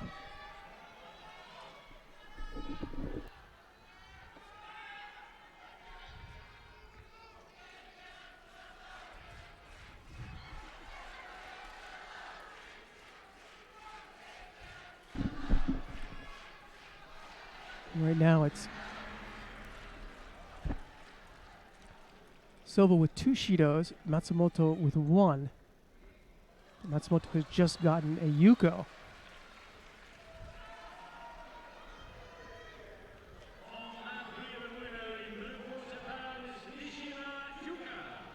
You see Matsumoto sporting the Olympic champion back patch. It's pretty.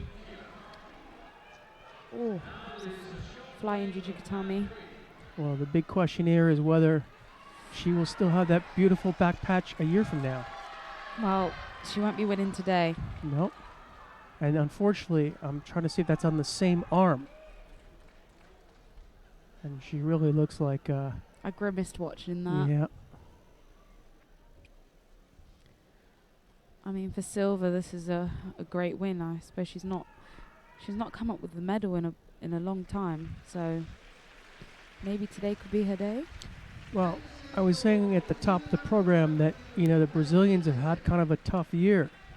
We're heading into Rio, and they really haven't had a lot of great results recently. No. So maybe this is the shot in the arm they need. Pardon the pun. Didn't mean that one. And for Matsumoto, if that's the same arm, this is a bit of a concern here. It looked painful, and I mean, it looked like she was holding it off for a little while, so that would have put a lot of pressure on it. That said, we know the Japanese have some depth at 57. That's a one-way category where they have actually too many good people. 3 of them are out now. It's just Yoshida that's left in the competition. That's right. In the quarterfinals now, so that's interesting. I wouldn't have put her as the one to still be in. Neither would I. But, even waiting in the wings, we've got Yamamoto Anzu. Yeah. And, well, even if you were looking, say, a 5th runner, we'd also have Deguchi Krista. Exactly. So they've just got so much depth there. That said, you obviously want your Olympic champion and world champion to be the person to represent yourself in Rio. Yeah. I mean, things have opened up massively today now. I said at the start of the day I wouldn't be able to call it. My teammate Sarah asked me, who do you think is going to win 57? And I said, I really don't know. It's always one of the toughest weight categories, isn't it? Aren't you Yeah. lucky to be in probably the toughest, for me, it's the toughest women's weight category. Yeah, but actually my partner made a good point. When I was talking to him last night, he sort of said, whoever qualifies, it's pretty much anyone's game on the day because it is so 50-50, you know. You have a shot, right? Yeah, I could be the one standing on the first spot podium at the Olympics. There you go.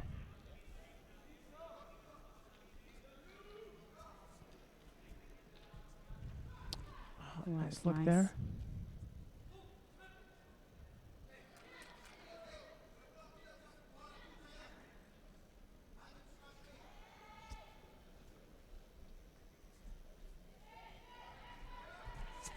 Yeah, it's. I mean, one of the great things about judo is, of course, we have some very strong countries like Japan or Yeah. France or Russia, but there's a lot of parity as well. Yeah. You can have someone like Kelmendi coming out of Kosovo and winning, and Yeah. it's And with some lovely judo as well. exactly.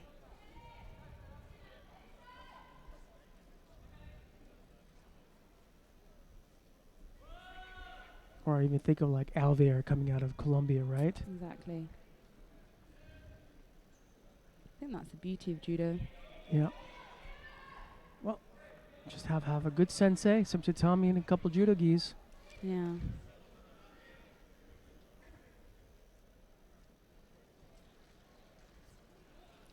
And also a fighting spirit. Well, yeah. Yeah.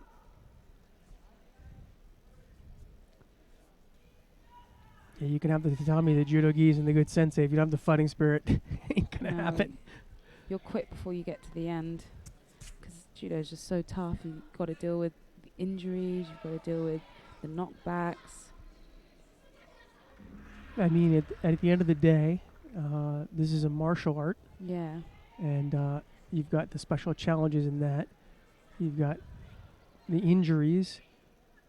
You've got a certain degree of toughness dealing with things like we just saw with the Kansetsu waza Yeah. or Shimewaza. Nice attacks here by White. Just the Shido on the board here. Ooh. That was lovely. I think possibly a Yuko for that.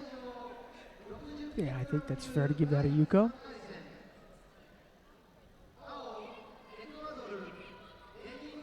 Nothing's registered on the board yet, but sometimes the scorekeepers are a little bit late. Really? Yeah, I'm a bit surprised myself. Yeah.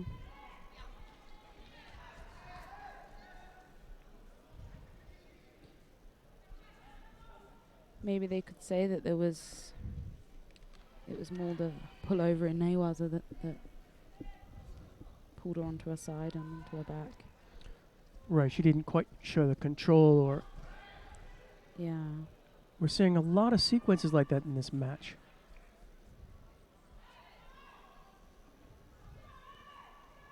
I think the French will be looking to kill some time down here Yeah, in Newaza now. 23 seconds left.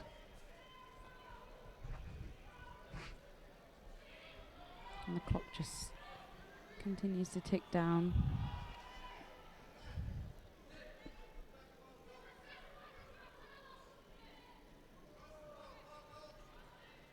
One of my other, we say in English, in American English, you'd say pet peeves. You said that in Britain? No, I don't know that.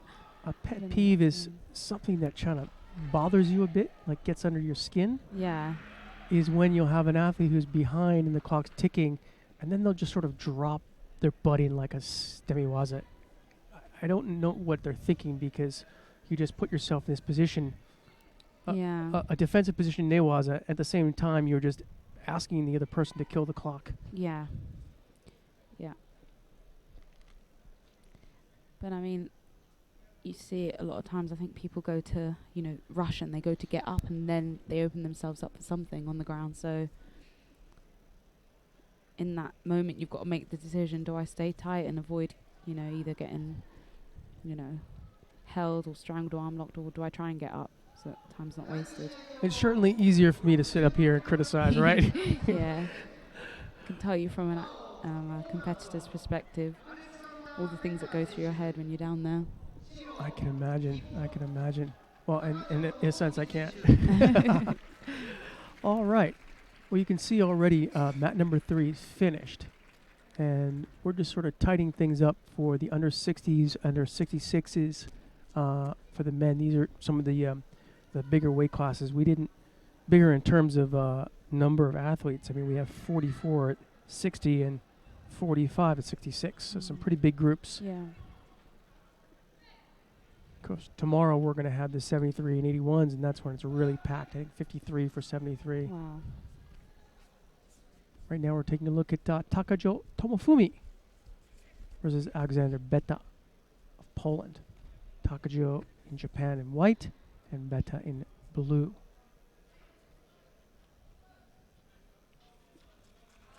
As I was saying earlier, you know, Takajo is one of those guys. He just has been in the shadow of Ebinuma for so long. Yeah.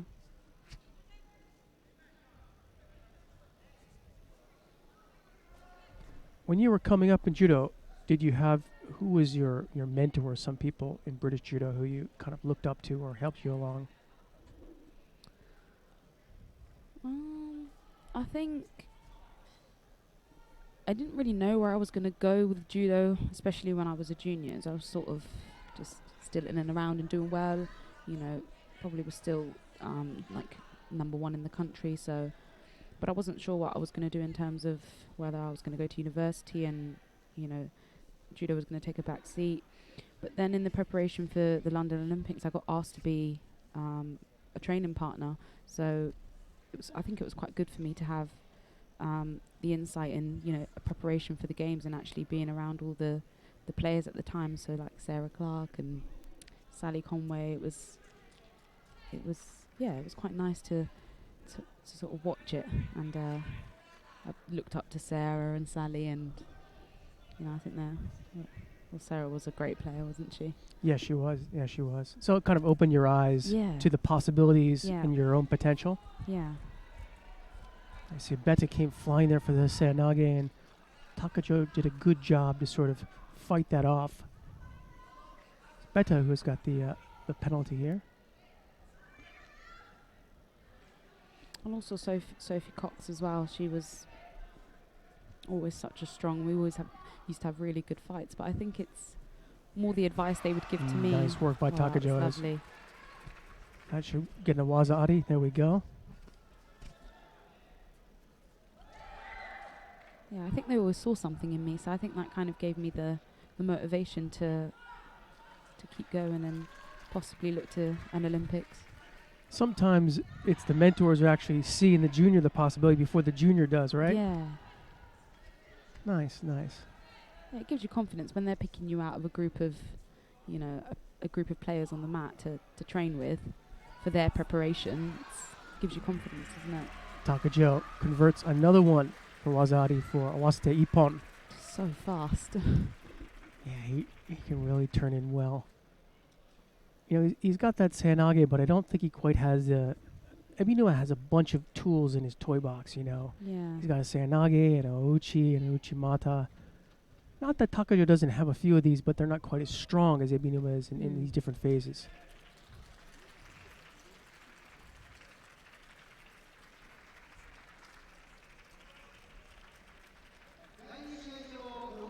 All right, so another Japanese through.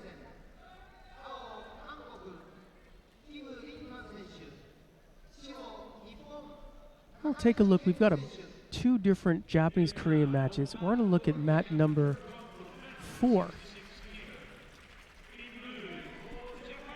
Mat number 4.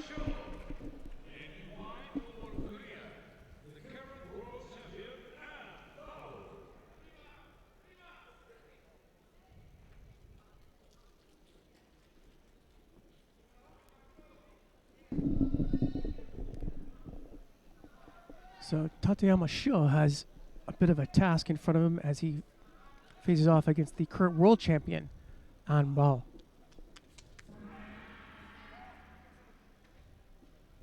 We've actually got 3 Koreans up there. We've got Kim Won-jin and against Piscialdo of Ecuador. Then we had Takeichi of Japan versus Kim Lee Hwan of Korea, and right now we have Ambo in white against Tateyama Sho of Japan. Tateyama in blue, An in white.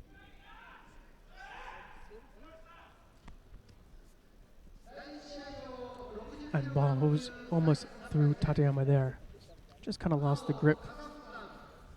Tateyama right away goes to work on Newaza. Do you train a lot with the men? Not really. I think 57s is a bit of an awkward weight because we're lighter than the lightest men's weight, so it's right. But some of the younger junior or cadet boys I train with sometimes. Well, that would make sense. Yeah. They haven't quite got their man strength yet. Yeah, I guess the biggest difference from my position would be the men sort of rely on their upper body strength versus the women have more strength in the hips. Yeah, yeah, definitely. So I often train with just the 63 girls. So you have sort of had that extra strength, and it's quite challenging. Like But you it's not so much that you can't actually do your judo. right. You got to sort of ratchet things up, right? Yeah.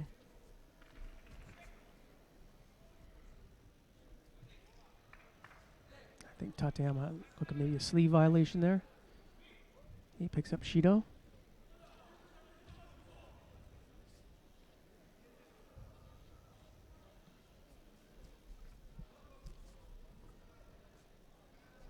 You were talking about explosive Seanage we saw before. An has really nice explosive Seanage. The Koreans in general, and they just sort Yeah. of blow out all of a sudden. Yeah.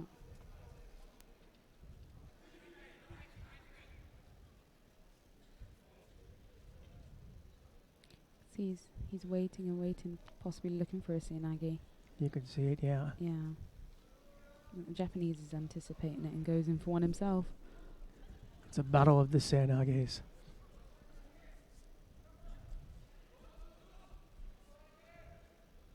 Well, what's interesting is when I see the Japanese lightweight Seanages, a lot of times you see that Seanage where they kind of erupt back through the opponent's legs. Yeah. Like they pull all the way through. Yeah. Versus the Koreans, it's a low, compact, sort of in front of the opponent. Yeah. And then They explode pull off. the arm through instead of pushing their hips through the back the way Yeah. the Japanese do. Both styles are very, very effective. Mm.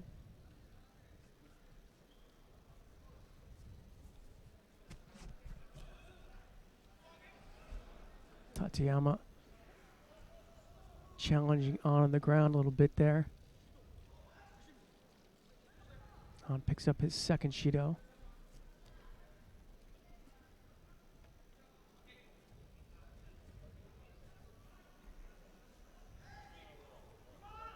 Not quite as crisp as An's Seanage attempts there. Both quite good at defending it.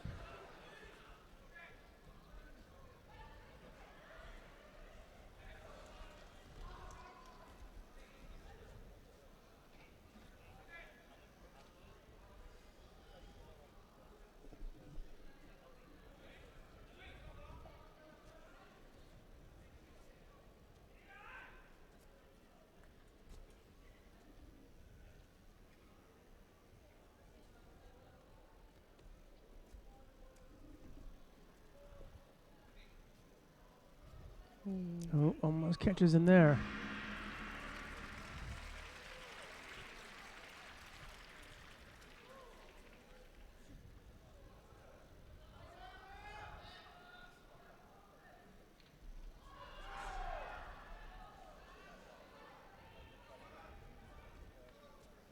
So in terms of tempo, I would say that Tateyama's kind of picked it up a little bit here. Yeah, he's doing enough just to stay ahead and to not pick up a Shido and even up the match.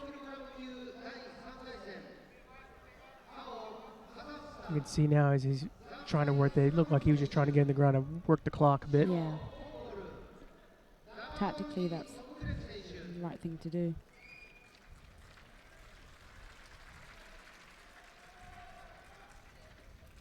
I keep waiting for An to take it up a notch. I think he might be a little bit out of answers. Tateyama's got to be careful not to be too defensive here. It's only the one Shido that separates him. Yeah.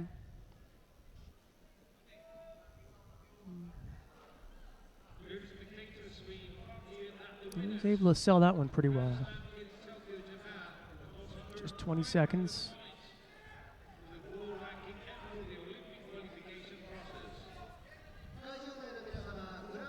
This would be quite a feather in Tateyama's cap if he can take On out here. Can't back off too much. Oh. That should do it. Yeah. He just took it up a little bit more than Ann did. On looked like, I mean, he had some good attacks at the beginning and then he just got a bit complacent. Yeah. I think he was kind of out of answers. Yeah. And then if I was going to go down to the roster of Japanese at this weight class, I'd probably put Tateyama around fourth or fifth. He's not. I mean, if you look, Ebinuma is going to be the star. Maybe the Junior World Championship, Abe, Takajo, and then Tateyama will be somewhere around, like I said, fourth or maybe fifth. So good job to take out the world champion. Yeah. Got my teammate on now. I thought you noticed that.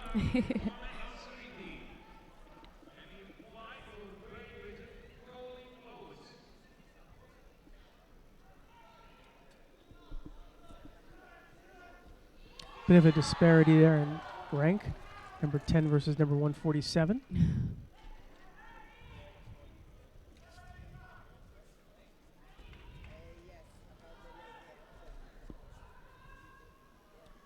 So it's going to be Muhammad Al-Saidi in blue versus your teammate Colin Oates in white. Now, how do you feel? You get the teammate, RC.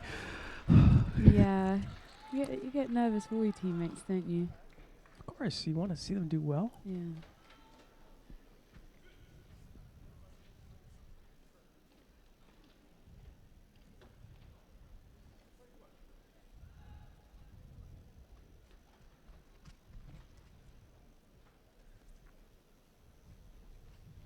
Oates goes right away for Stemiwaza there. Yeah. He's not fooling around. He wants to finish this off in Newaza right away. Yeah, this is where he likes to be.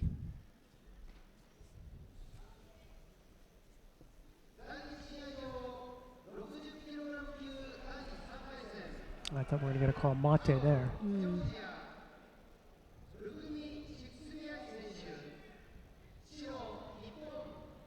Strong. We were talking about letting the Newaza flow. They definitely let that one go for a bit. Yeah.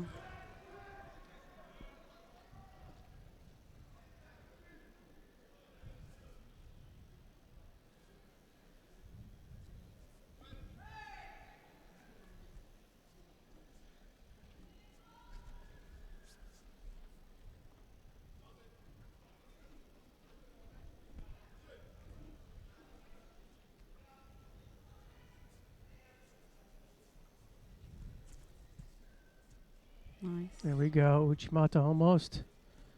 That Ken hopping Uchimata. Had a good look. Now blue picks up the first Shido.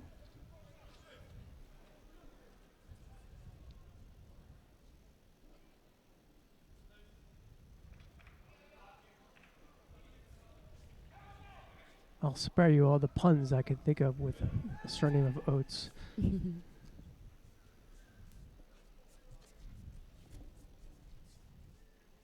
Sheldon is usually not so lucky. See Oates again. He's on the arm here. Yeah, well, see him working the belt here. Yeah, for someone who favors Newaza, it's no surprise that he would use Stemiwaza to set that up.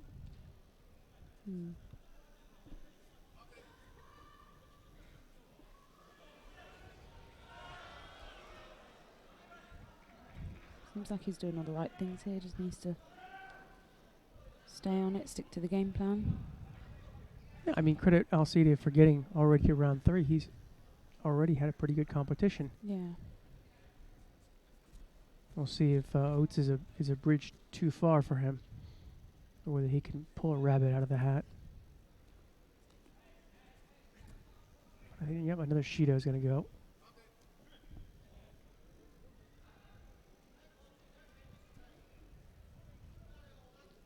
So Oates definitely in charge of this one. I think he's just looking how he can pull the trigger.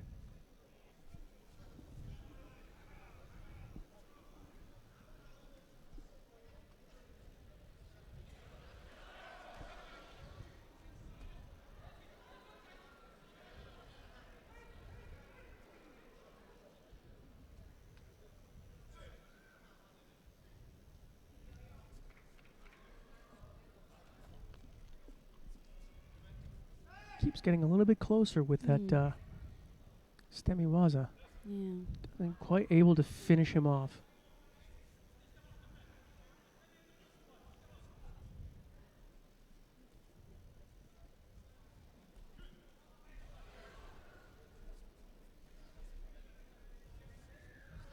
Blue hasn't come up with an attack yet. No, well, that's why he's got 2 little yellow cards next to his scorecard there.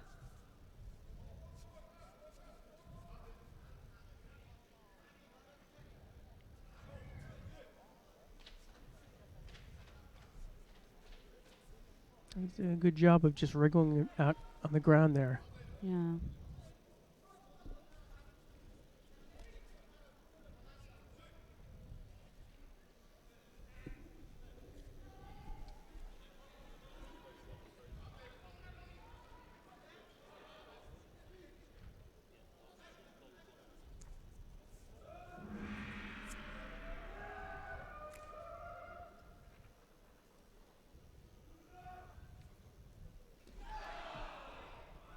It's just a slow burner here. Yeah. I think, yep, Blue's going to pick up the third one. We'll see if this actually goes the distance. I think he's doing all right considering I don't think he's attacked in 4 minutes. But maybe he'll come up with something now. It's getting close to the end. That was his best look. Oh.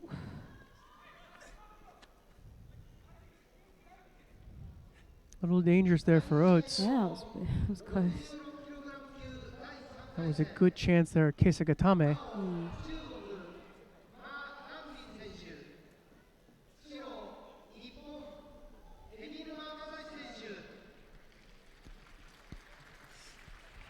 Tie the arm off here.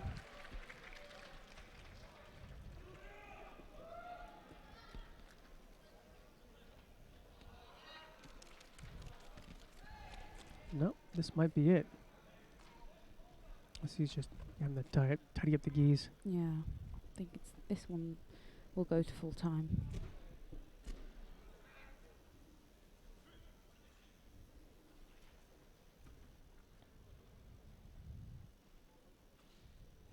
Just about controlling this distance now and not doing anything risky.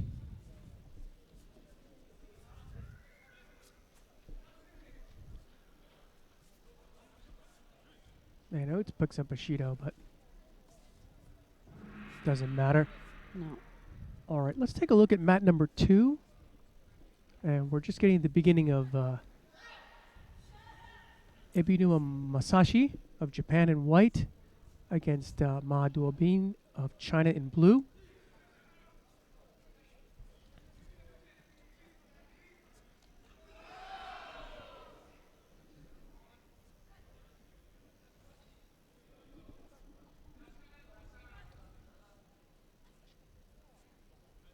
They fought just once with Ebinuma taking that contest.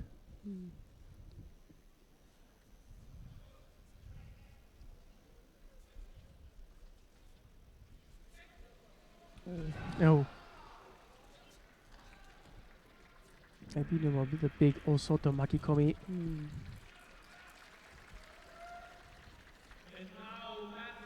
I think it's taken a while for you to adjust that you can throw off the floor.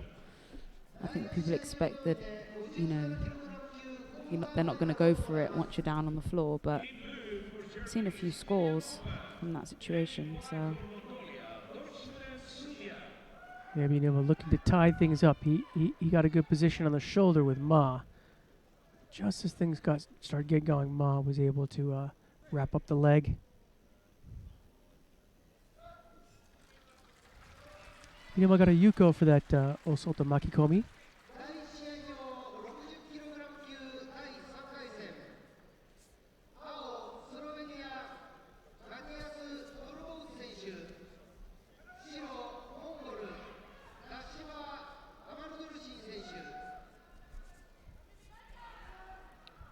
What sort of Ebinuba's speciality? Is it an Uchimata that he's got?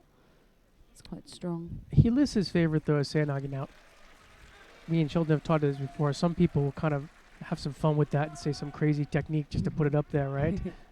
I think the one that really got me is someone put up Yame Arashi, which I don't think I've ever seen in an IGF competition, at least recently.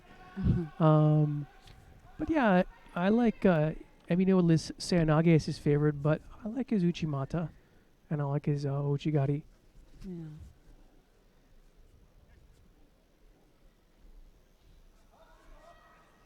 as you were saying before, killer instinct is important, and I think he's got a fantastic killer instinct. He Yeah. really, really, really has that deep, deep desire to win.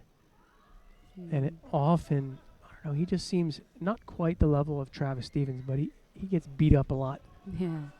He always just seems to have a black eye, or somebody's tweaked his elbow, or Mm.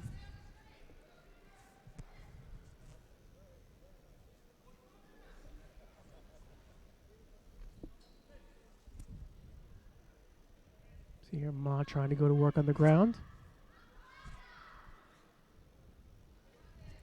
Don't really think he's going to get that Shimewaza. No, his defense is pretty tight.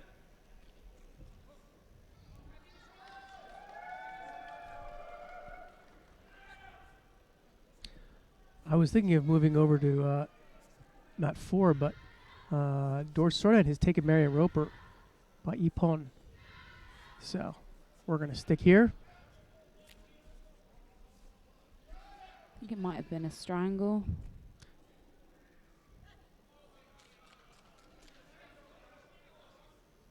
Just the Yuko separating Ebinuma and Ma.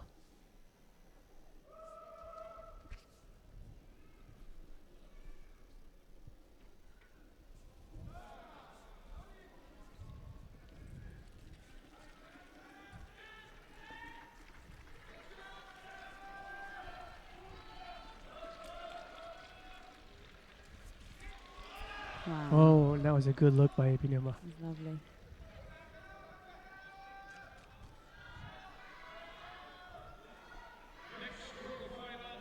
He really does seem to have a good understanding of the angles, That only comes through feeling. You have to have a good feeling.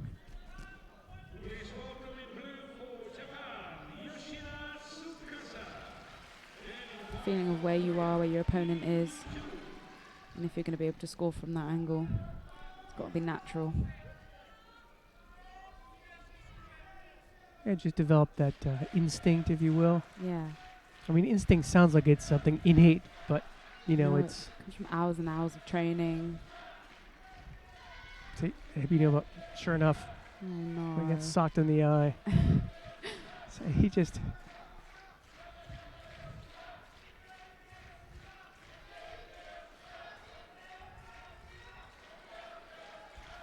Because they always get beat up. He doesn't quite wear as much tape as Travis Stevens, who always seems to be slightly mummified.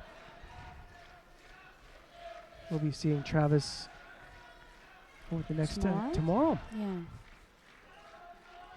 Another packed 81 kilogram Yeah. field. I quite enjoy watching the obviously the heavyweight men, because usually I'm fighting on this day, so I don't get to watch the lightweight men. Whereas I know more of the heavyweight men, because I'm always in the stadium watching. Do you have a particular favorite? Krapelek in the hundreds. Yeah, I like his style. Okay, so you are a bit of a Newaza fan.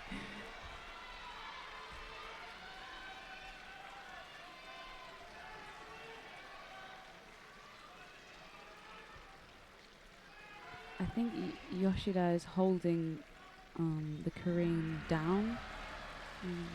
Yeah, she had her for Urake Sagatame.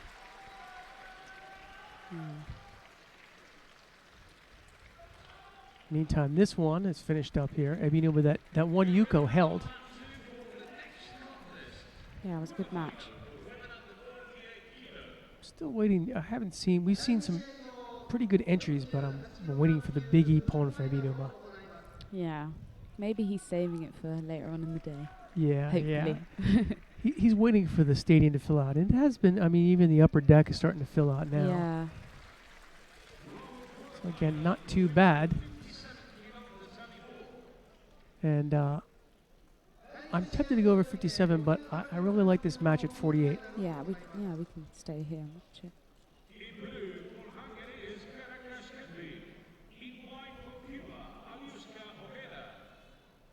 So Kondrasteva from Russia versus Asami Haruna of Japan. So 1/48 is one of those weight classes that I think that Olympic berth is kind of still up for grabs. Yeah. Sami and Kondo. Yeah. But as you were saying, you're usually fighting these days, so Yeah, I don't get to. get to watch them that much. Yeah. I'd like to say because I'm always, fighting all the way through and then all the way through the final. That's block as right. well. You're still in the mix, so you have no time to watch anybody Yeah. else. Absolutely. Absolutely. Let me see here.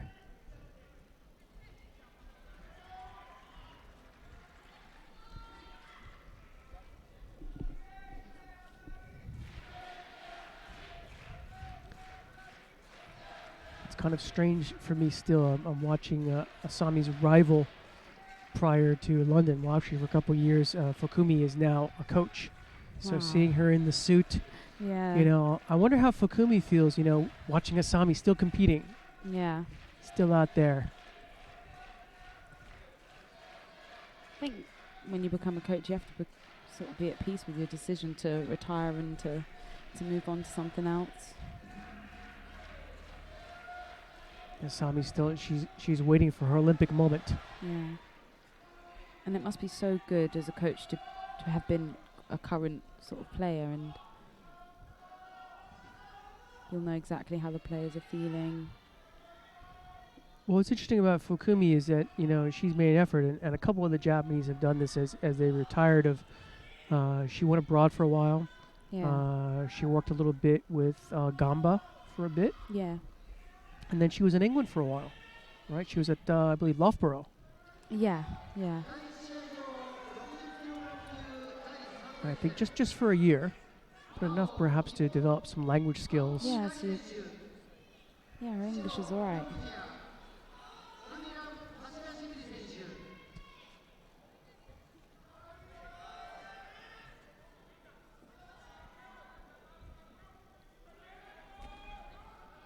Yeah, Sami's kind of like in a position a bit similar to Matsumoto.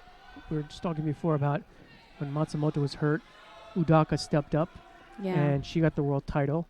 And when Asami was injured, it was Kondo, the junior world champion. Actually, she was a senior world champion, then became junior world champion. Yeah. Quite a feat. I haven't actually seen this Russian before. I was looking for Dolgova in the draw, but she's not fighting.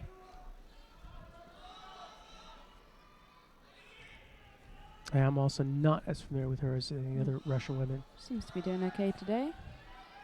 Asami working here on this Kosoto. Yeah.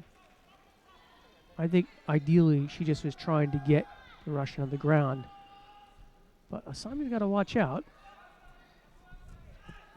I remember a certain final at the Rio World Championships where Asami seemed to be in control, got mukbang on the ground, and found herself on the wrong end of a Juji Katame. Yeah. So,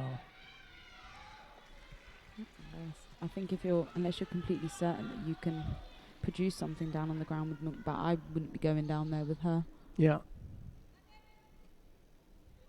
Well, Newaza's a strong part of your game. Sometimes someone just has it better, Newaza. Yeah. But you still got to believe in yourself and what you can do. Yeah.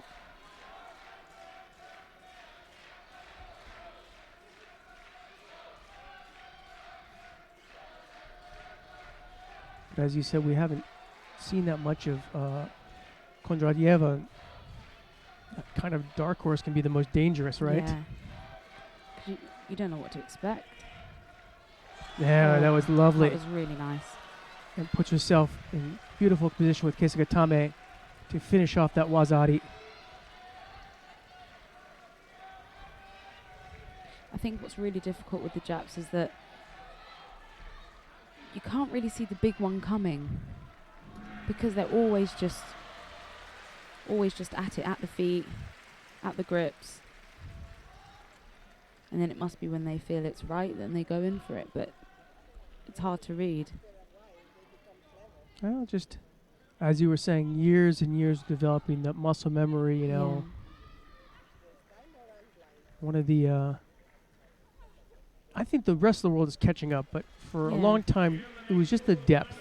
Yeah. You just had so many good people that you could practice with. So again, you're developing those skills at a higher and higher level. But yeah. I think the hours that they put in from a young age as well definitely gives them the advantage. Now, when did you start judo?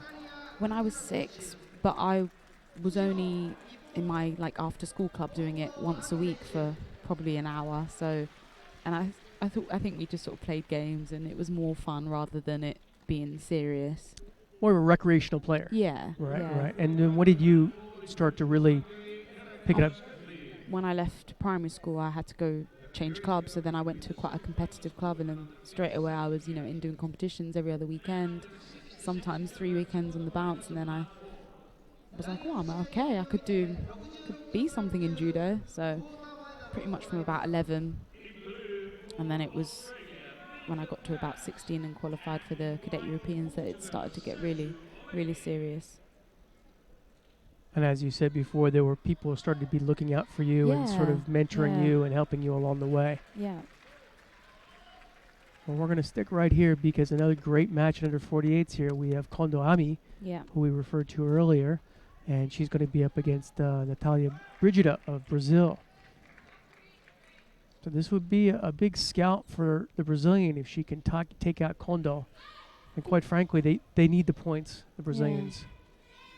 I think she's a good enough player to be able to do it. I think so too. Let's see if she's at the top of her game. She's going to need it. Yeah.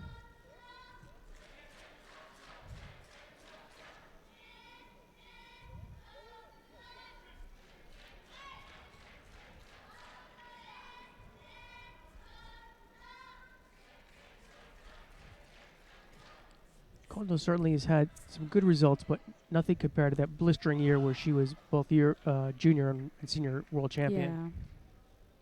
You can see right there, though, she's looking at Koshijime.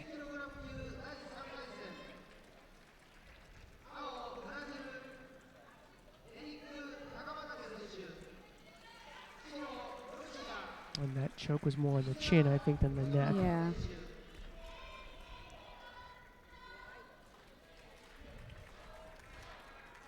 Sometimes that discomfort is worse than the choke itself. Yeah.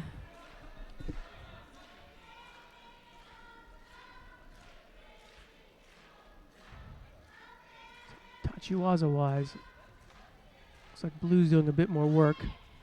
Yeah.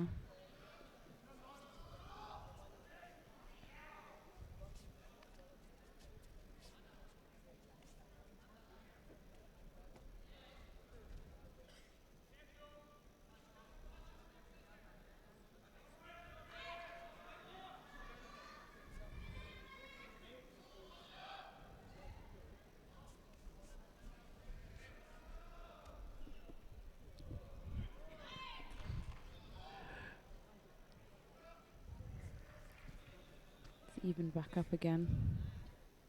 Yep. Shido apiece.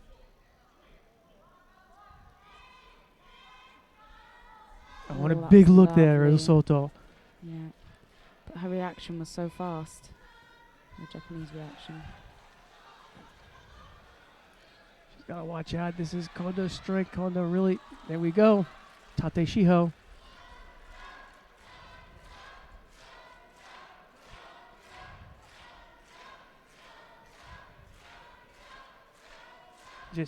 The transition was so fast. I mean, we looked at how well Brigida came in for that Osoto. Yeah. And then as soon as they were, close to tatami, Kondo just pounced on her. It's difficult because she could look back on that and sort of regret going in for that attack, but you can't. It was a good attack. You have to take the opportunities. Exactly. There was nothing wrong with her, pushing the button and going for the attack. It was just a matter of after the attack, what did she do or what she didn't do. I wouldn't be disappointed with that performance. Well, she can look back at that and hopefully learn something. Yeah. Once you hit the deck, tighten up quick. And quite conveniently, we have the 157 match, but perhaps for the sake of our guests, we'll take a look at mat number 4, Yeah. where we have Colin Oates again, this time against Tateyama Sho. So Tateyama, who took out the world champion. Yeah.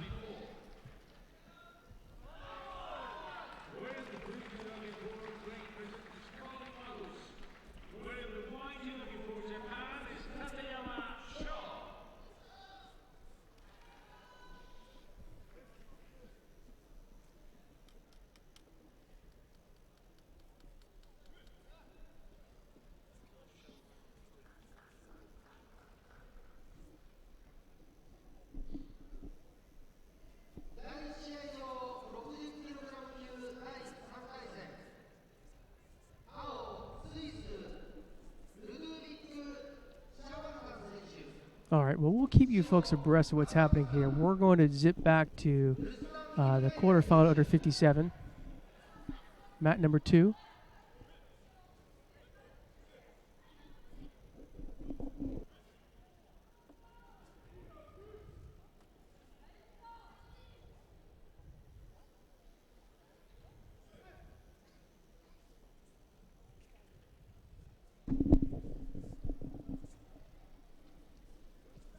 And so blue leads by the penalty.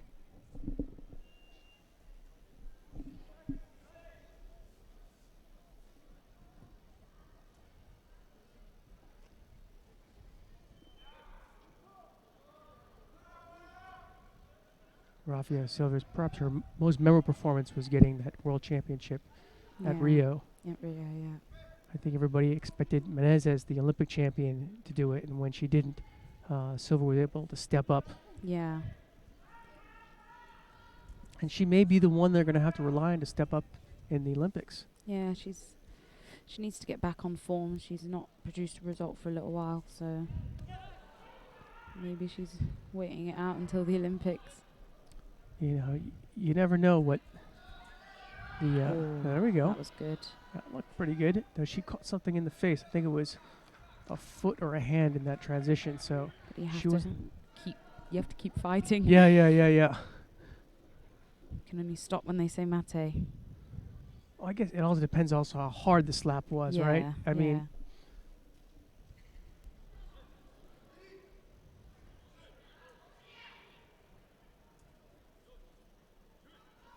I doubt if anybody would accuse Silva of not being tough.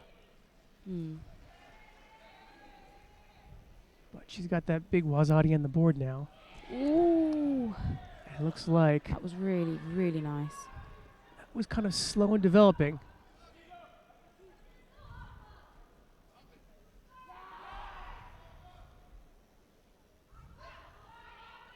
And Alina Savo gets a Wazadi of her own.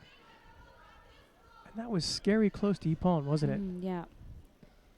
Can never write her off. She's a really good player.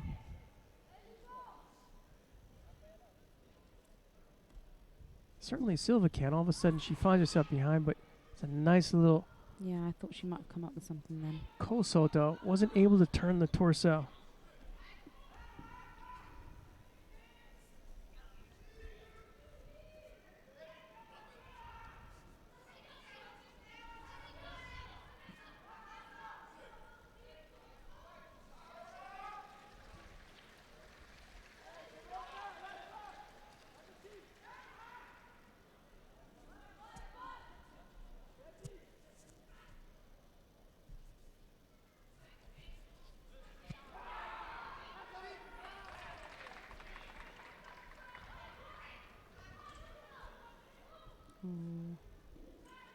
Yep. Hung in there a little bit long, but got away with it, right? Yeah.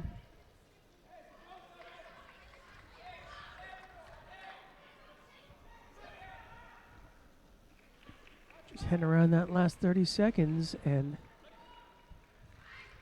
Silva's still down by the Shido. Yeah, I think the She's French not could doing a take lot. this here. Yeah, she's not doing a lot here.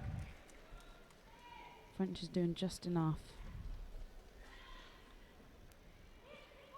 as you said, we don't know how hard that smack was, but she should have followed through with that wazari there. Yeah.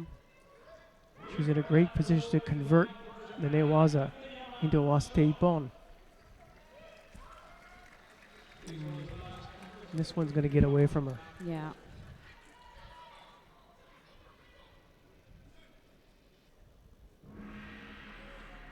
Yeah, that was a harsh loss. Yep.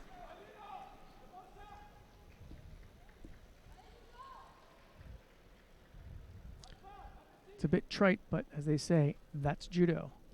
I might call now an all final maybe between the French and the Mongolian. We've seen them in the final a few times.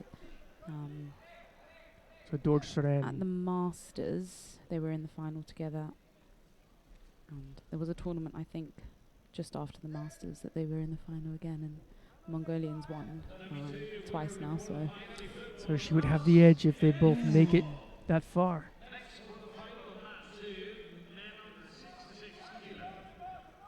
So we're going to stick here because we have another quarterfinal coming up.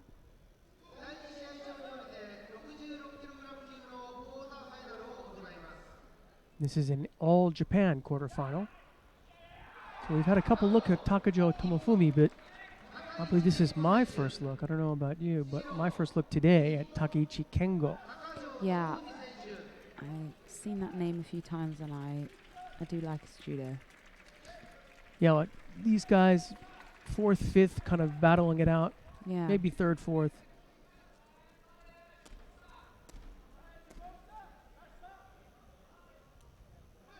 You can see 6 versus 8 world ranking list. Wow, both very high. Very high, very tough. Ibinuma is down farther, but again, unless he gets hurt, well, it's going to depend on the result of this competition, Yeah. the Paris Grand Slam, and Japan Selects. So the only way that Ibinuma could get knocked off is if one of these guys was to take all 3. Yeah. Is it that they know who they're going to select beforehand and they kind of go with that? Well, if you were going to backtrack, the All Japan Selects really is, they pretty much have got the team 95% decided. But let's say that Kondo and Asami are Yeah. dead even, then that would decide it, right? Yeah. But usually this competition is sort of the way, this one sort of sets up who gets the bid to go to Paris, Yeah. besides the favorite, let's say. Yeah.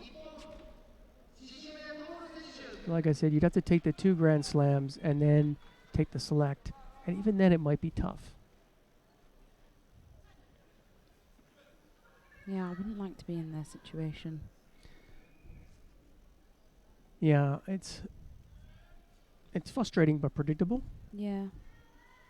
I mean, I suppose it's almost like the price you pay for being in a country where the judo is so good. That's right.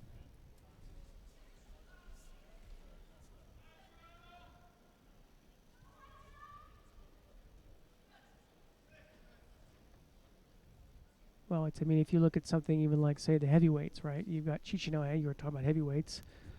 He's pretty much got a lock unless one of these guys, Ojitani or Harasawa, or probably my favorite of 3, Kamikawa, Yeah. was to, again, get this competition, win Paris, and in the case of the heavyweights, you got to win the All Japan Open class. Yeah. And even then, I don't know if Inoue Kosei would take the risk versus the guy who he knows will deliver His banker. good results. His banker, I like that.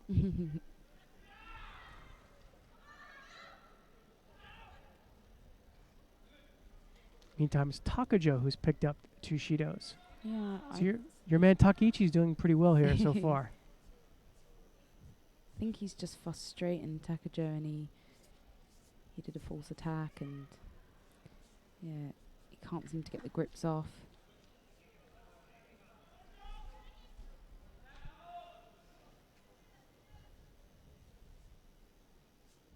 They probably know each other quite well.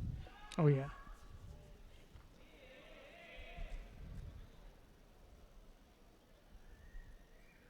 I think Takajo will have to throw Takeichi to to get ahead. Well, we've I don't seen think that. he's going to be edging this fight on penalties. We've seen Takajo Sanage, and it looks pretty good. Yeah. But I'm sure Takichi's seen it too. Mm.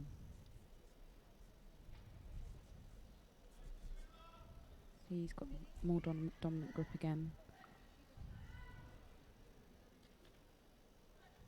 Yeah, when you get these tight matches between teammates, things like Kumigata really come into play. I suppose they respect each other's throwing ability as well. So he won't go for the big attack if he knows that his opponent's got the stronger grip. That was a look there by Takajo. Yeah. He was trying to hunt down Ochigari there. And Takichi picks up his first Shido.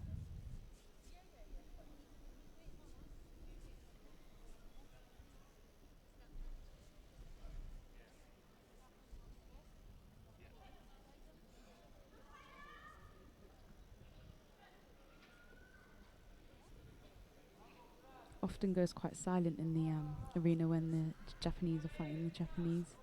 Well, it's kind of like the situation where you don't have the coaches out there either, right? No. There's no coaches.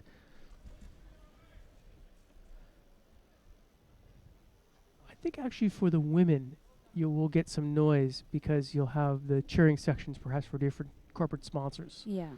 It happens more often in the Japanese domestic competitions. Yeah. It can get really, really, really loud.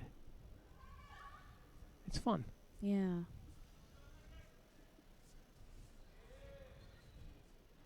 I think for any judo player fighting on this stage at this competition is quite exciting.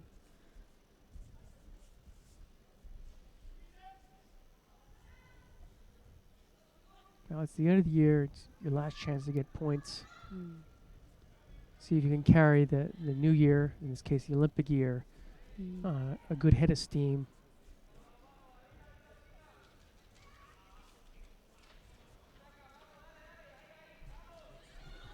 Oh, and there we go. There was Takajo.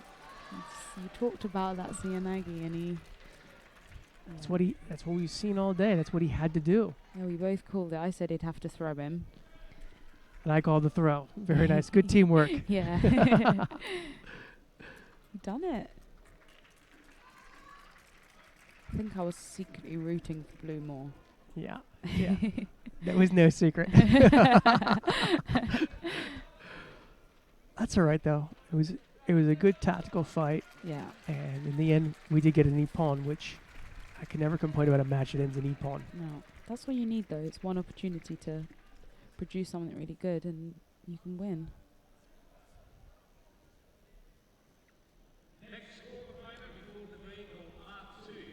And that brings up Dajdavor of Mongolian white versus Ebinuma in blue.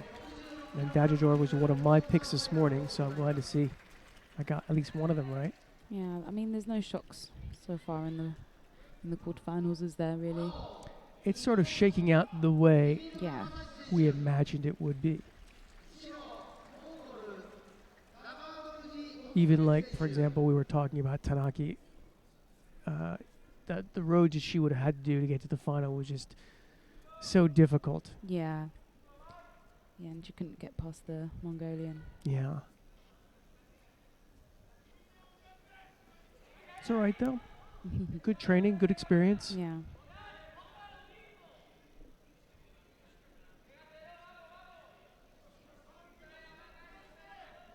Just taking a little bit of time here to get things set.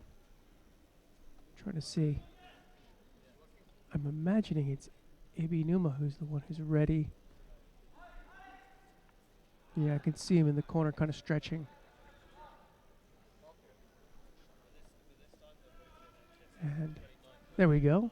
Looks like they're going to head out to the tatami now.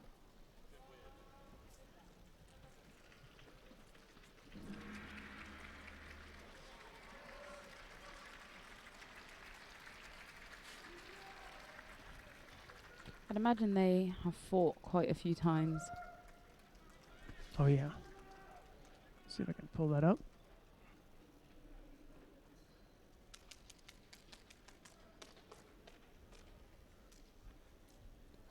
Head to head, it says none. All right, and before I pull that up, we found a none, which is makes this match even more interesting. I mean, how have they managed to avoid each other all this time? It happens. And they're the same age as well. I was really surprised when we were in Jeju that a much smaller group, but that Roy Meyer had never fought Teddy Rainier. Yeah. And, well, now we know the result of that, though I think many people will guess, but Yeah. Roy attacked him. It was a fun match to watch.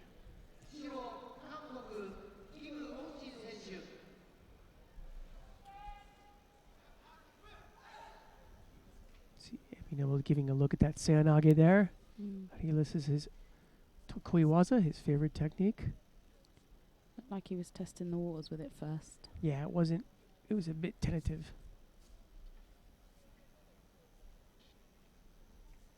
It's funny because he's got the Seanage, but I don't see him really working that Seanage Kouchi, right? Which is kind of a favored back and forth. His combination. His Yeah. favorite combination. Right, like setting things up with Seanage and then going for the Kouchi or vice versa, right? Yeah.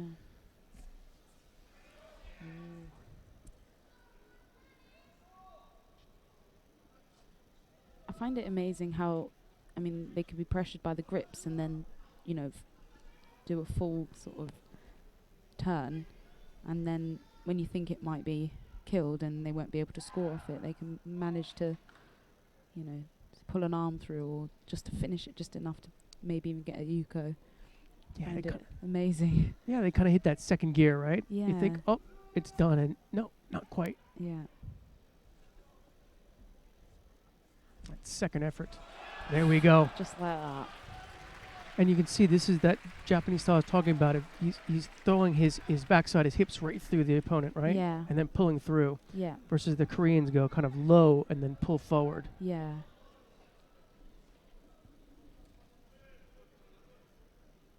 And that was judged a Wazari, but they're going to just make sure. It was a pun worthy, but I don't think he was as flat as maybe Yeah, he was kind of, could have been.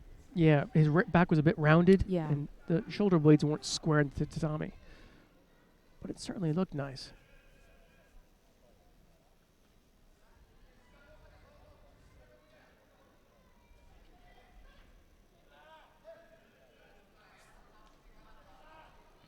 So Dash Divorge behind by Wazari, but still in the game. Mm. We saw Abino looking a look there at Uchimata. And he had a look maybe at maybe Haragoshi. Mm.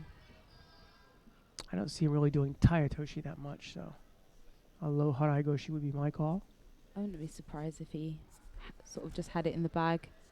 Oh, that bag is full. It's overflowing. Yeah.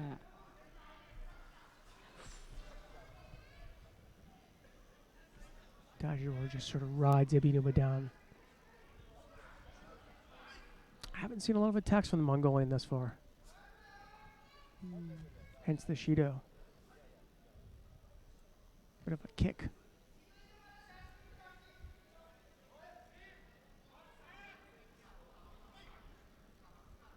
And I was smart. Ooh, Dajiro looking for Seanage there. Yeah. Ebinuma rolls in for Stemiwaza. Mm. Yeah. Mongolian is quite comfortable in that position, going deep round the waist. Perhaps looking for an Uranage or something. Yeah. I think Abinuba did the right thing by going for the sumi just to kill the situation. Crafty veteran.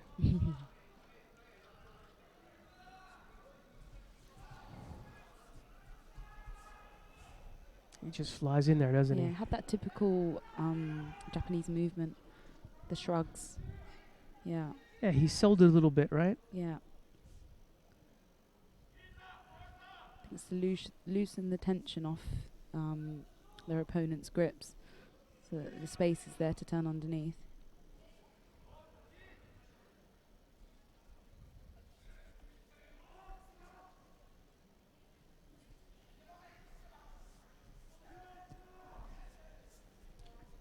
after London, when they were interviewing a lot of the Japanese athletes, that time Ebino went in for Kouchi. Yeah.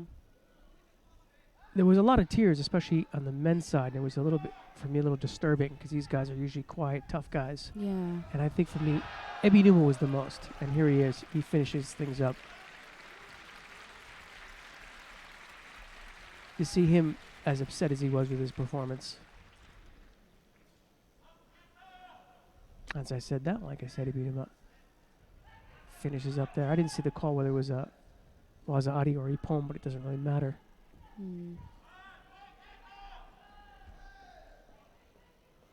I think the Mongolians are hoping that maybe they'll look at it and decide that he actually just was going to go for a counter-attack.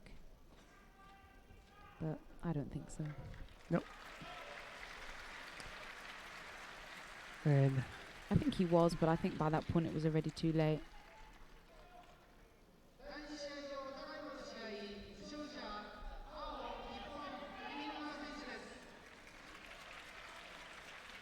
fans like that.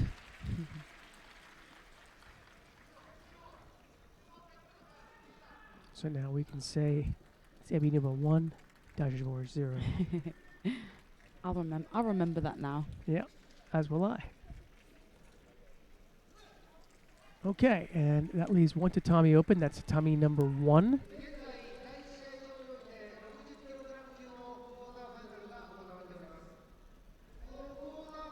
And we have Kim Won-jin of Korea in white versus Felipe Kitagai in blue.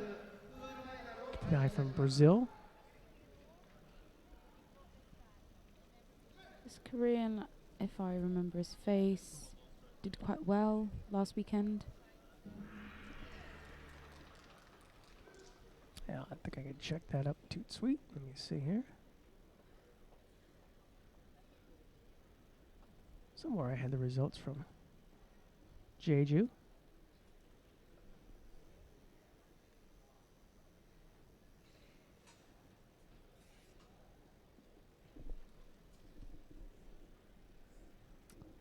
I think And that's him with the. survey says, oh, that's somebody else. That's. I think you might have just gone past it. Yep, I think you're right. I think that's him there with the gold medal on. The gold medal around his neck. Yeah. Good eye. Yeah. Good I eye. remembered his face. And sure enough, he wins here, so he takes out Kitadai. It's in the semi-final. So a better result from the Brazilians. Not quite there, but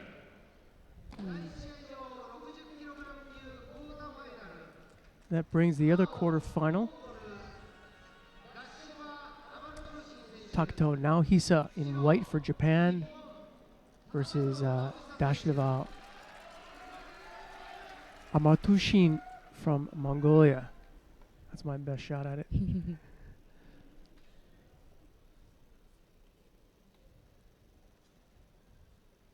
So at the beginning of the day, I said, if there's somebody who has to win, it's got to be Takuto. I think most people recognize he's the most talented of the under 6 kilos for Japan. Yeah. But how can I say this? He's had some actions off the tatami that have shaken the confidence of the coaching staff. Yeah. Here it looks like he got a shot that will make most gentlemen back at home wince.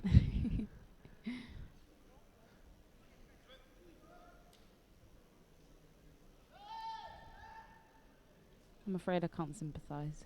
Yes, well.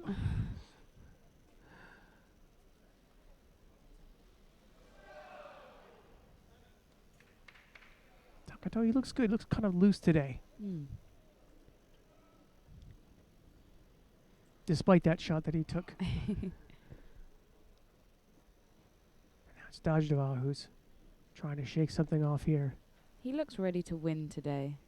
And Takuto? that's a good look to have. You can see it in some people's faces when they look ready to win. I think despite the stakes, I think, yeah, he looks loose and he looks like he's he's in his game, or he's in Yeah. his mindset. I think he got him back for the shot. There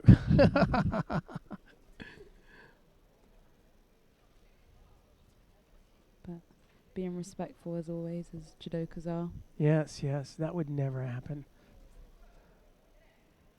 That only happens in rugby football at the bottom of a scrum.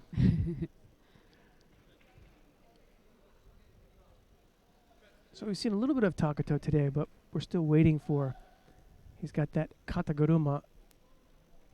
That really, really looks spectacular.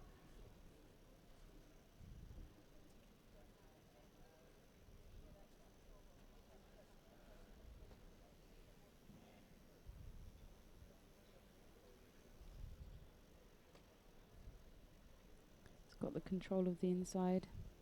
It's a good place to be. Yeah. See if he can get a sleeve. Or I'm just waiting for him to explode in there. And again, that kataguruma with that free hand. You can see it. You can feel it building.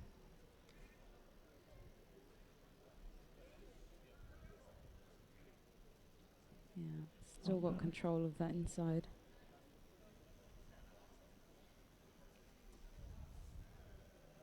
Up to that point, Dajdeval didn't seem to be bothered by it. Mm. Even though he was giving up, like you said, the favorite position with the hand to Takato.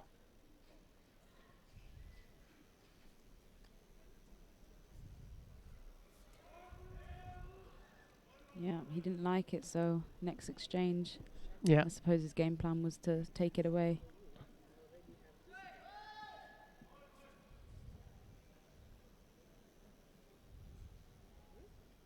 And for Takato, it's a bit of an opportunity squandered, but here we go. He's got it now. Back on it.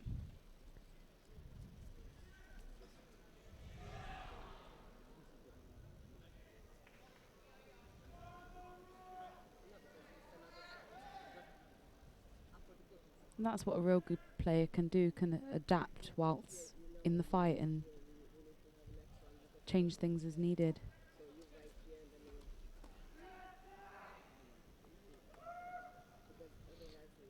Takato, when he's at his best, it feels like he's got very creative judo. Like Yeah. he finds himself in kind of odd positions and is able to really maximize opportunities. Mm. But we haven't seen that Takato in a couple of years. Again, I guess he's one of the rare judoka, and there was the kataguruma look there. Yeah.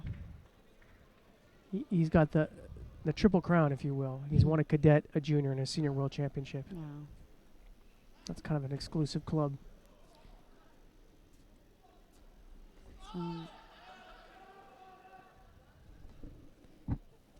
No score as of yet here. Once you become a favourite, I suppose everyone starts to analyse and watch and come up with new ways of nullifying what you're good at, I suppose. And then it becomes even harder to win. Well, I think in particular, in that run where he had the junior and the senior world championships, he got there with that kataguruma. Mm. And people hadn't quite figured out how to adopt kataguruma without grabbing a leg. Yeah. And he was kind of the first one to really figure it out. And he was able to ride that horse all the way to those two championships. But now people are aware of that or wary of that. Yeah. So he's got some other things he can do. Mm. When the Mongolian is pulling him in, it doesn't seem that comfortable, but actually I think he can still hold his own from that position, so it doesn't seem to be too much of an issue.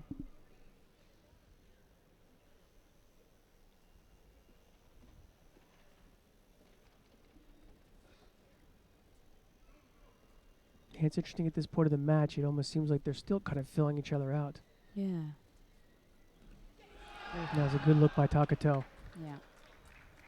Dajdeval did a good job of getting his hips and flattening that out before that turned into something ugly. I was just about to say, I think they could split this match with Shido now after that really good attack from Takato. And we have seen the majority of attacks by Takato. Yeah. I suppose the ones that are throw-worthy. Right, right.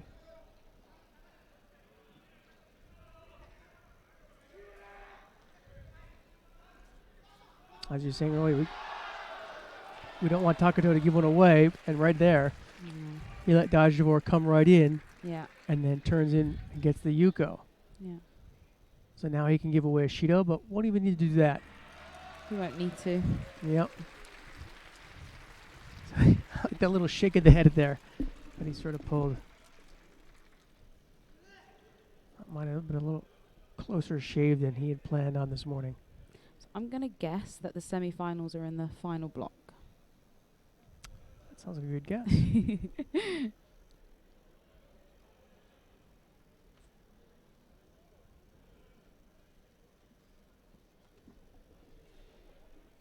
It changes from competition to competition. Sometimes the semi-finals are in the first block.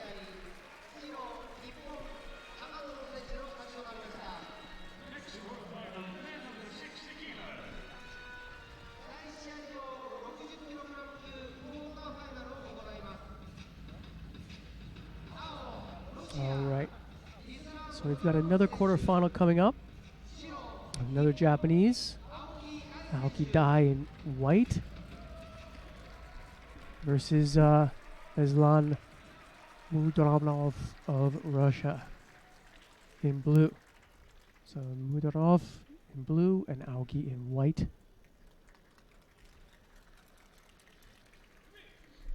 See now, Mudarov, he said his favorite technique was Ashiguruma. I don't think so.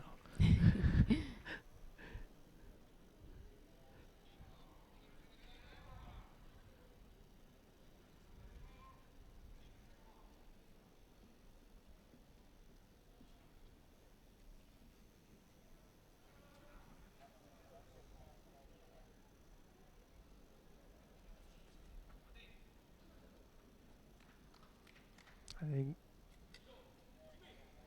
Funny, I thought blue was going to pick that up. I thought maybe it was going to go to both.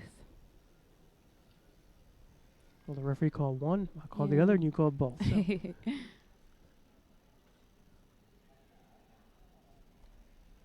Oh, and That was lovely.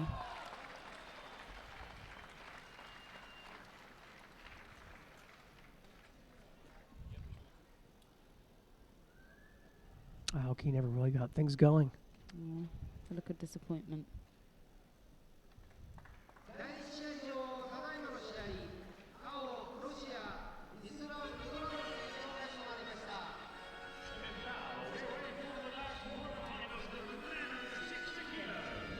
Okay, and that brings up to our fourth quarterfinal, also featuring a Japanese. So in blue, we have Shichime Toru of Japan, and in white,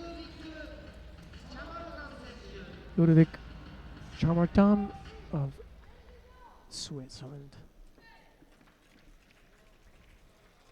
I don't think we've actually had a look at either one of these guys all day. No.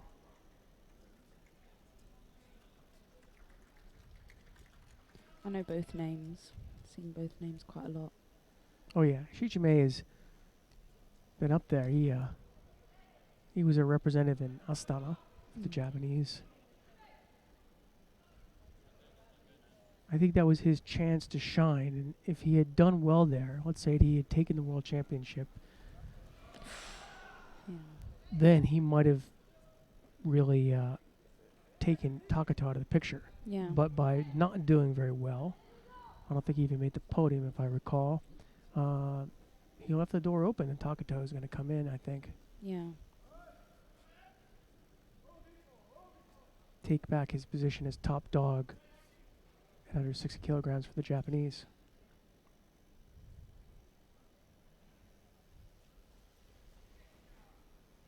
Chichime has a look there at Osotogari.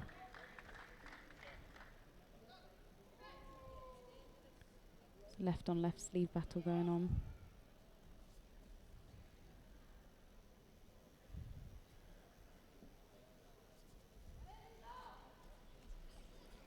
Oh, Chichime had a good look there at Ochi. I liked his second idea of converting that. It looked like he was going to turn in for something like Haraigoshi or... Yeah.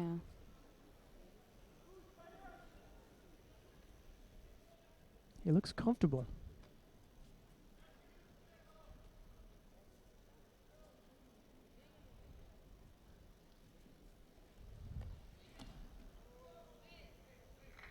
Slips out of the Uchimata. Yeah.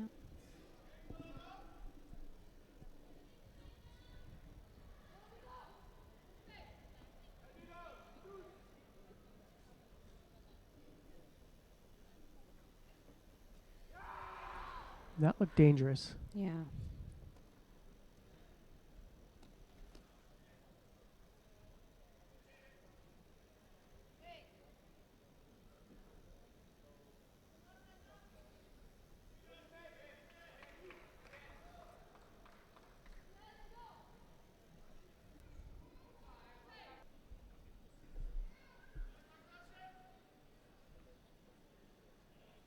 So just the one Shido to white. That didn't look particularly good. Mm. That might have been Shido to blue. Now? You were right. The Japanese does look very calm and very comfortable.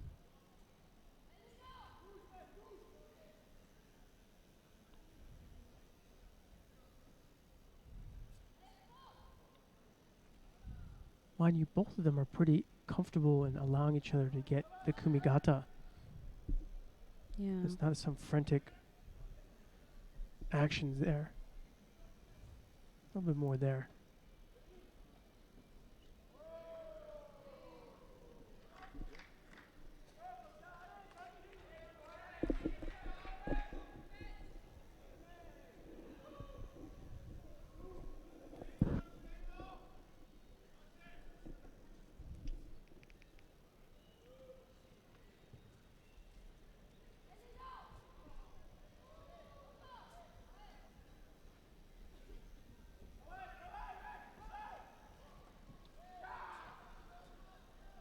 See some Ashiwaza there.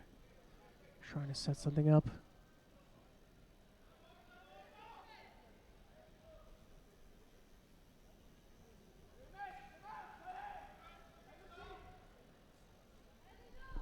Both have very clean judo. Yeah, yeah. It looks nice. It's not scrappy. Yeah. Swiss has got very good control of the sleeve, but he's lost it now.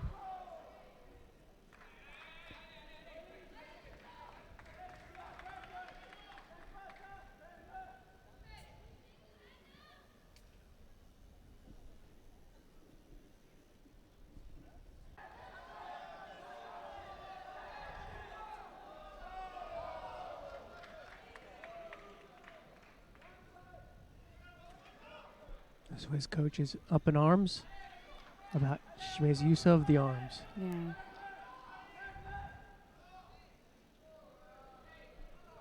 They're going to take a look at this. Sure enough, things get even up now. Is this Yeah. going to be a turning of the tide, or we still got plenty of time for a I think score? someone's going to score.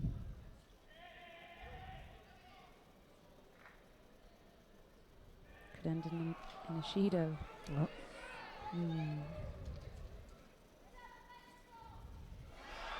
that was a good look. 10 seconds to make something happen.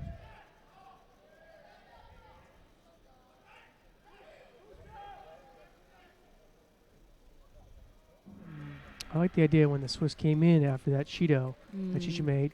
Shishime, try the attack right away. So we saw the potential, but it didn't quite work out that Yeah. way.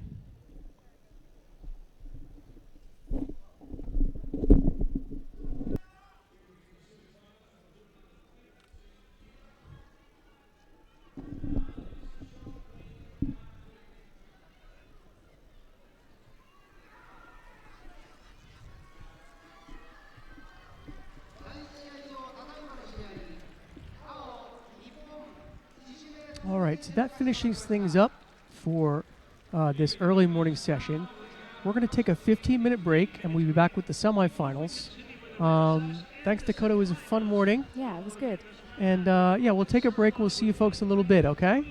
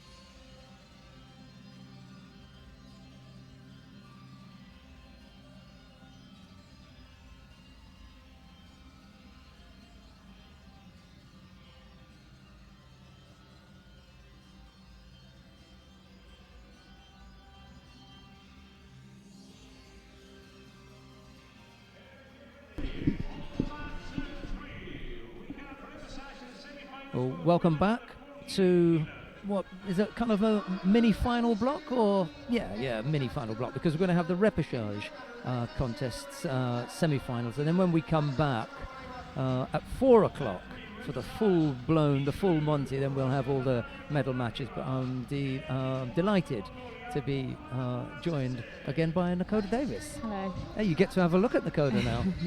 See what you've been missing. Right, let's have a look at the lineup. We've got 2 mats for you now that we've come to this mini-final block. On mat number 2, Sarah Menezes of Brazil faces Asami Haruna of Japan. What a matchup that is. The current Olympic champion and a former world champion. And then on mat number 3, Munkbat Oransetsik, another former world champion, Natalia Kondratieva. She's in rarefied air there, not having any of the big titles. So we're going to see how Kondratieva handles herself. That's a repechage contest on mat number 3. We're going to go to the semi-final on mat 2. It's Menezes in the white judogi, Asami in blue, and there is the current Olympic champion. Surprise for you to see her at this point? She overcame Munkbat Oransetsik. Yeah, I was a little bit surprised. I thought it would be the Mongolian that would come through. Yeah, my money would have been on Munkbat. Oh, nice. Actually was Very nice. down and then onto her back. Caught her well. And then momentarily in Osaka, then turned out. What a start. What a start. First exchange. Right. Look at the landing. Reasonably quickly onto her back, and that was slow motion. Yeah. So you can see why the score was a nice piece of ashi was. She's in good control as well. Yeah. And he doesn't let her get away from her on the way down. She definitely intended on throwing with the Ashiwaza. That was really nice from Menezes. Great start for the Brazilian, and now it'll come back with a koji that has Menezes defending and rolling onto her front to avoid getting caught, or avoid getting scored on anyway.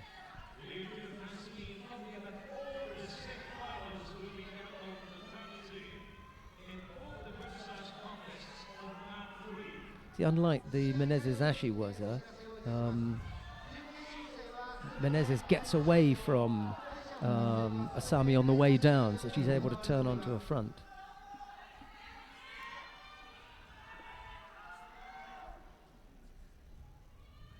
I think this is going to be a good little battle here. Yeah. We've got plenty of time. Thought about going for the right Osodagari, but just the right leg went across, a little bit of tap on the back and then came back. Almost caught coming off the other side there.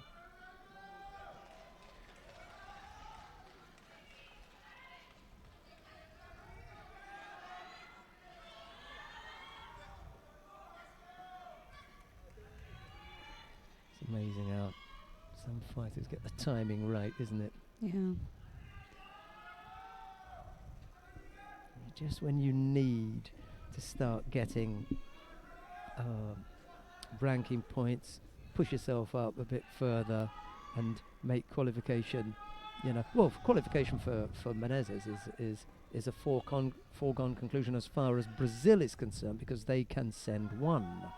Whether it's going to be her or not is another matter, but because you've got Natalia Brigida breathing down her neck, and we've still got to see Brigida and Figueroa, they're on the adjoining mat in the second of the repechage contest. So you never know. I mean, it could be that Brigida could medal and Menezes won't. Yeah. There's still that Could possibility. work out that way. I doubt it now, though. I mean, Menezes is looking good. Inside the last 2 minutes, Asami still needs to get the score back. Even though you know you're going to automatically qualify, you still want to be on form, you still want to feel confident. Still want to have those big medals in the bag.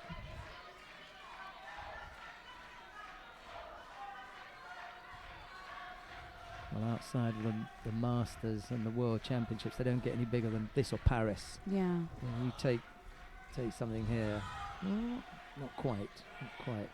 Just a little bit far away with the body position there. Just a little bit further to the left. Menezes doesn't fall off the side, but that's asking a lot, isn't it?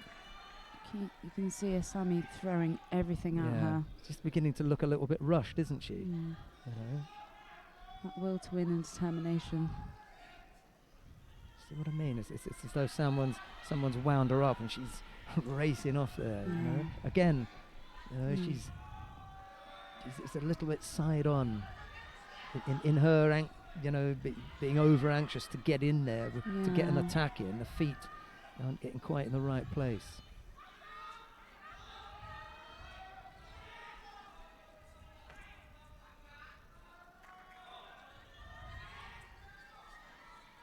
Menezes closed up shop, hasn't she?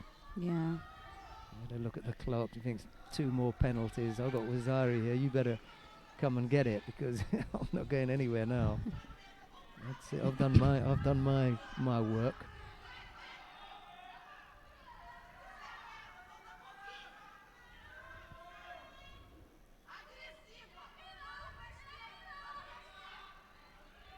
Madaya Yumi in the chair for Sami. It's not helping out though.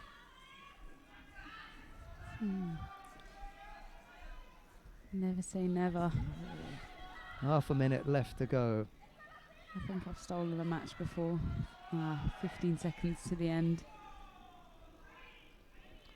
With 28 seconds left to go, Menezes will pick up another penalty here for wandering out of the area.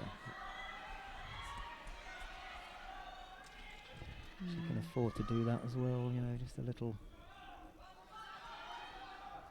look there with the Serenagi.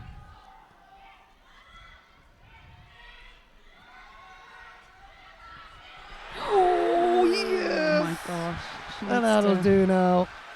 The 2 penalties end up What did I say? crushing. What You're did I right. say? Well, what a thing. What a thing. Look at her face now. She knows she's done it.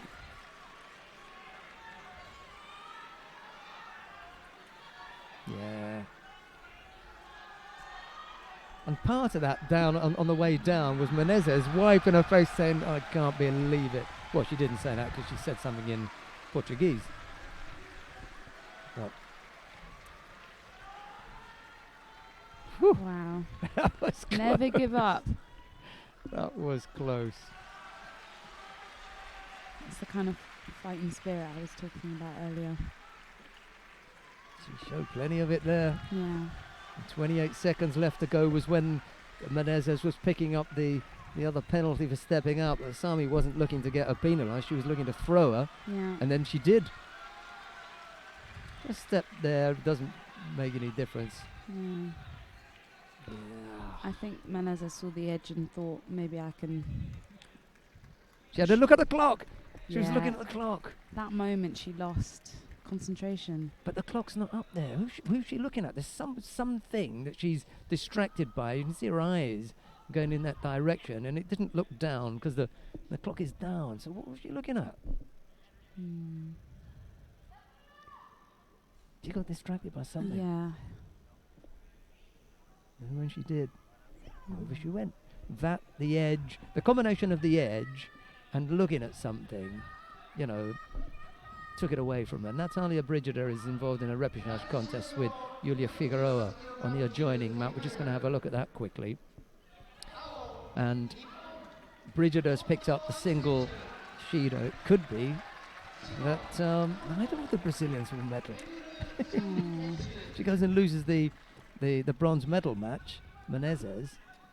Neither of them will get a medal. We were talking about maybe Menezes wouldn't get one and Brigida would, but could be that they both go home empty-handed.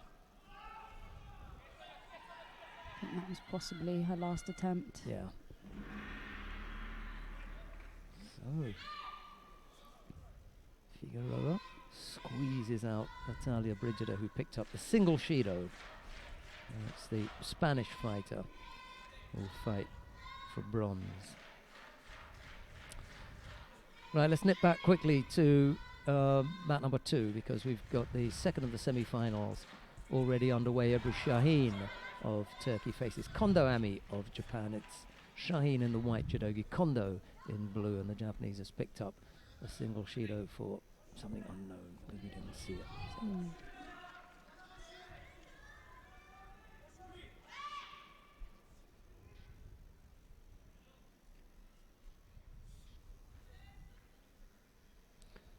decided to have the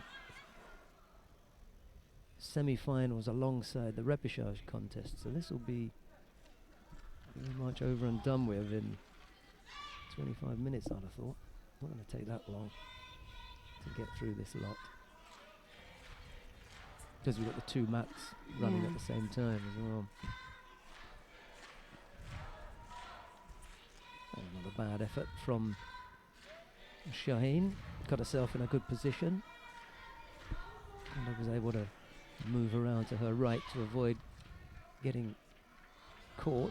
She was in good position, was quick enough. There wasn't the fit, you know, there was no drive there. Yeah. And Kondo was able to move around and avoid getting caught. Ojigari effort from Kondo is really low.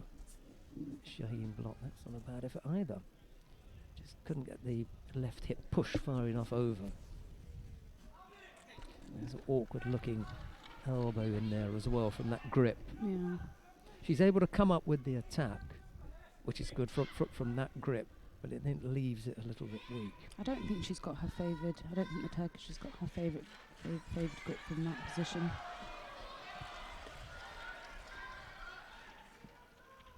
With Kondo taking the inside, I think she was just sort of left with the outside grip. I've got Yuko on the board from this. See, she never stops. That's actually a good score. Yeah. She never stops. It changes that direction. Shaheen reacts differently when she goes to the ground, because she realizes that she's on the ground now. But Kondo never stops attacking with that on that side, and it almost comes up as three things, you know. Anyway, Shaheen has picked up Shido as well.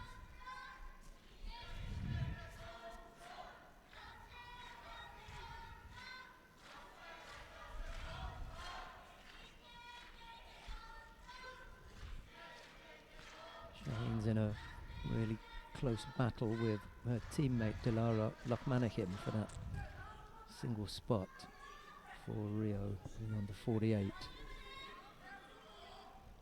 I think at the moment Lokmanahim heads the IJF World Ranking list as far as the two Turkish fighters are concerned. She's higher, but this could help. That was a nice attempt. There's a good amount of time on the clock here, and Shaheen gives the impression that she's a more physical fighter than Kondo. I mean, they're not big, and that's a good effort. Yeah, That was lovely. the more she was, it brings down Shaheen, and this time it's for Rosari. So a good lead for Kondo. If the Yuko wasn't enough, this will certainly help out, won't it?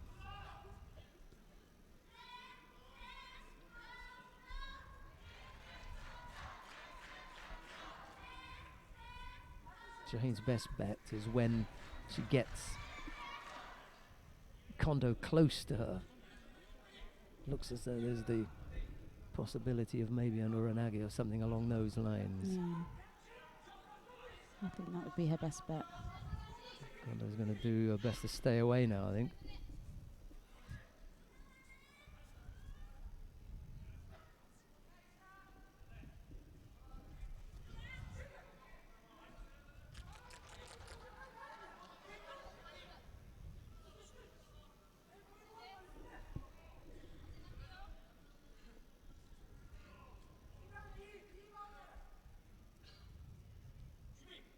Odd seconds left to go. Shaheen it is now, who rushes forward.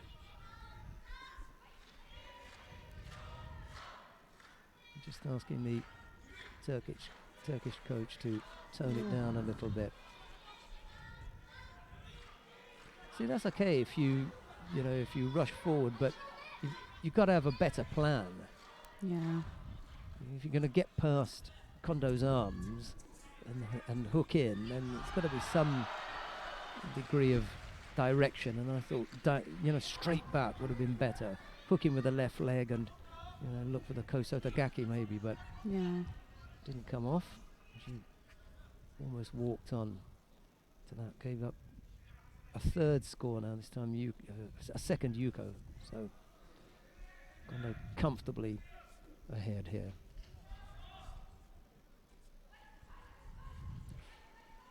See, Nippon could change everything, Yeah, it'd have to be. but not today. Yeah, it didn't happen. Kondo Ami. It is. Who we're going to see in the final. I up like her. She's got against- yeah. an attitude about Yeah, her. she has. Mm. There is that little bit something different from the others. She reminds me a little bit of Nishida, because there's something different about Nishida Yeah. as well, you know, in the 52 kilo category. Now what I may do is, because we're going to get the 57 kilo category coming up in a few fights time, I might have David sit in on the next semi-final when it comes up, but there's only 30 seconds left of that. We may get some replays down here anyway, so we won't have to go anywhere, because I think they're going to run a replay. Yeah, there it is. That was the first score. Yeah. See, she never stopped. Shaheen does, because she thinks, okay, I've blocked that. She blocked the first effort, but you know, the efforts from Kondo continued. The throwing efforts continued. And she eventually came up with the first Yuko. We're going to stay here. You see the first of the semi-finals in the under 60 kilo category. We're going to let Nakota take another bit of a break, and we're going to let David McFall step in. So if you flip that up. And then we'll have Nakota back in a couple of minutes' time when the 57 kilo category comes up.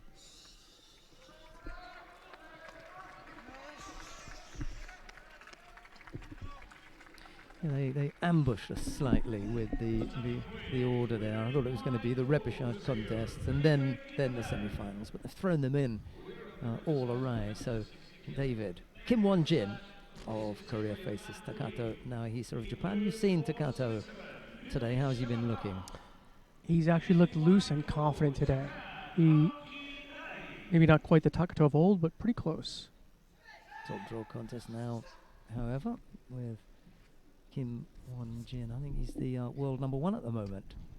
Well, Kim Kim did Won-jin. pretty well in Jeju last weekend. Yeah, that would have bolstered his IJF, his position on the IJF world ranking list. And that's reflected in the fact that he's the number one seed here. He looked good in Jeju. I like the Sanage. They would love to see him win here in Tokyo. Almost gets taken down there. An unusual effort there from Takato. He'll take anything. For some reason, I'm never surprised by unusual maneuvers by Takato. Yeah, he's got something about him. Let's see, Rafa in the back there, taking a few pictures at Matt's side. He's a busy man when they showed the reverse angle, because he's over here with all the photographers. First minute gone, no score yet. Takato thinking about his modified Kataguruma there. It doesn't come off.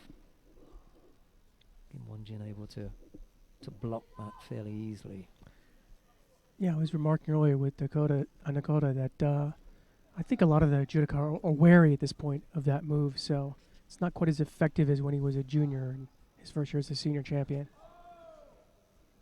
But he can still pull it off. Oops. So I caught a heel, maybe. Yeah. Sorry, pal.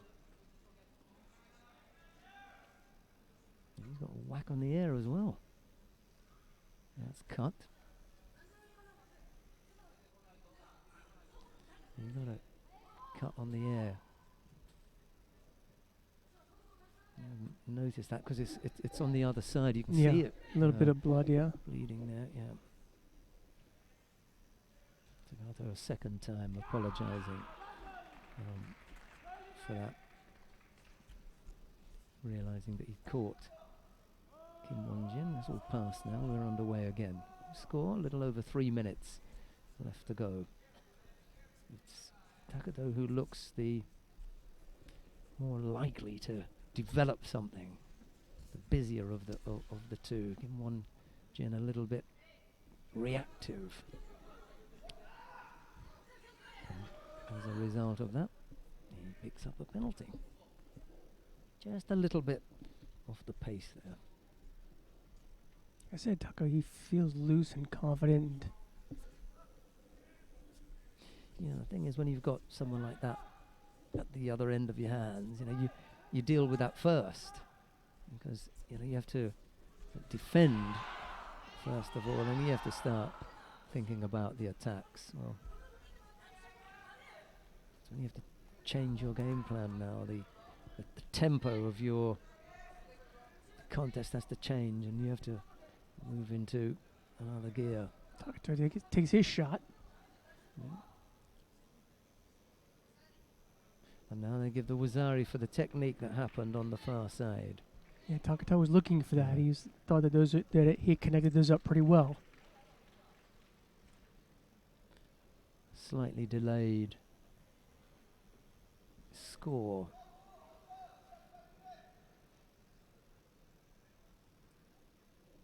You look at Kim here and think, is there a point at which he stops?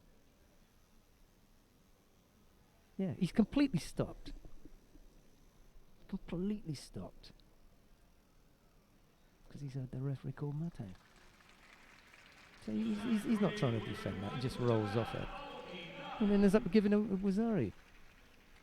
Well, did the referee call Mate? I mean, I didn't see the referee in the photo. Yep.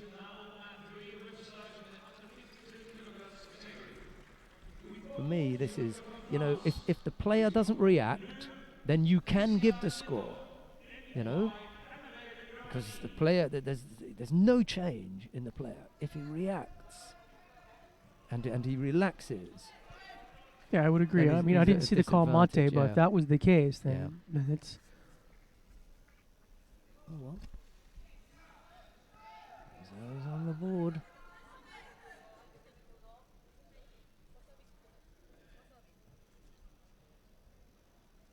He's also picked up. Well, he picked up the Shido from before, hadn't he? Yeah, that was from before. And now another score. Yeah. It's not the most attractive of counters. However, it's effective, and it was the second score on the board for Takato Naohisa of Japan, and we'll see Takato in the final. You win some, you lose some, and Kim's come off second best there. A little bit of a, he didn't get, as they say in golf, he didn't get the rub of the green, did he?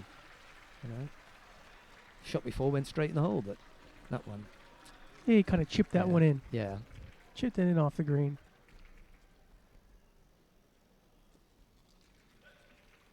Yeah, two soft scores against him there. Kim Won-jin losing out to Takato.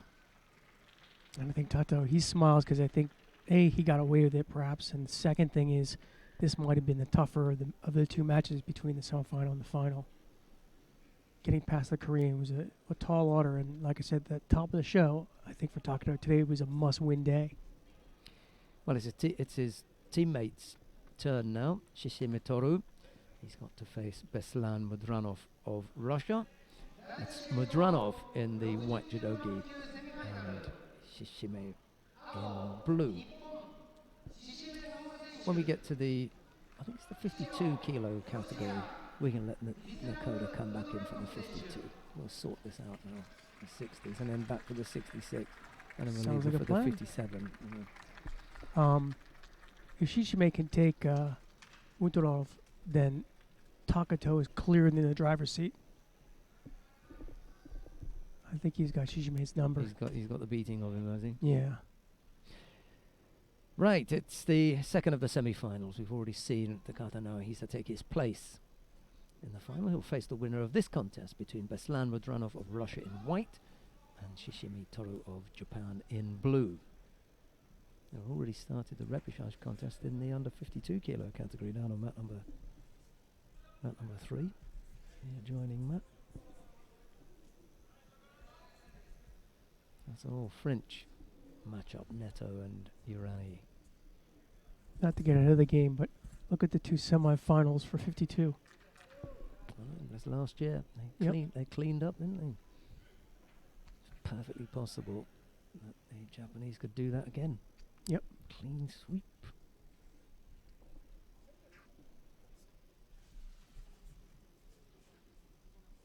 Not quite in control of the arm there to threaten one thing or the other.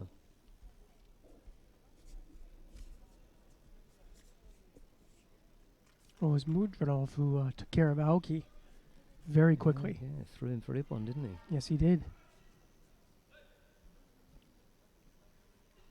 I think Aoki just never even got into that match. Not to take any credit from Mudranov. Yeah, it was all over before he could get into it.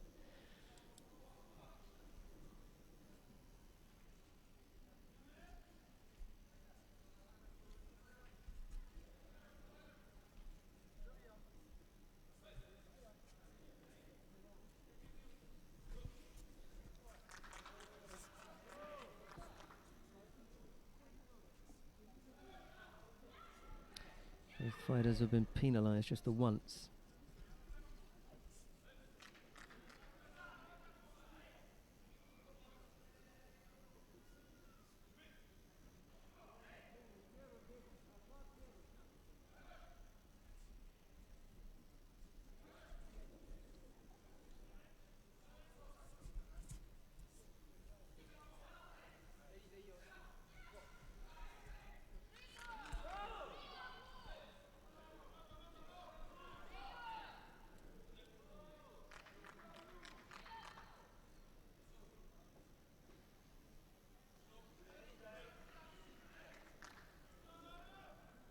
So Shichime picks up his second Shido.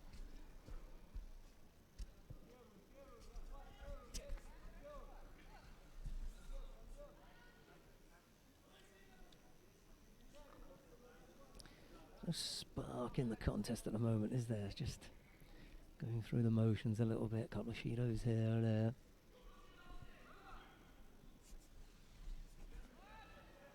A little better effort there by Shichime.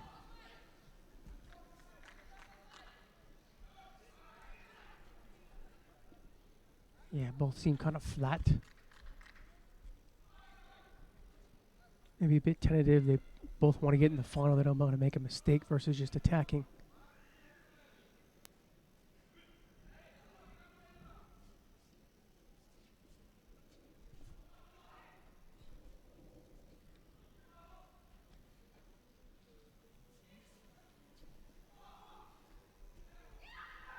Not quite sure what they're reviewing here. In any case. It's come to naught. Yes. Took the words right out of my mouth, Sheldon.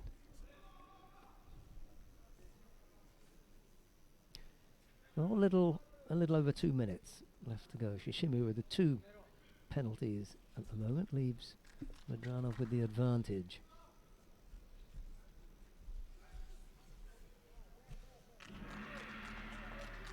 That's not the gong for hours, that's for the adjoining map where Annabelle Urani of France has just defeated her teammate Priscilla Neto.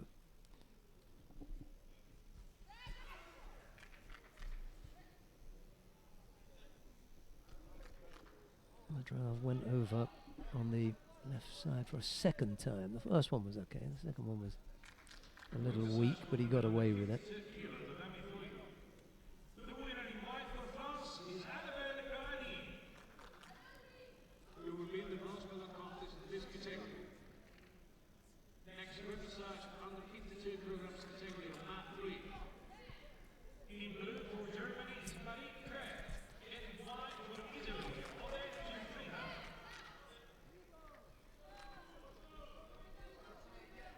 Still just the Shido difference in this match.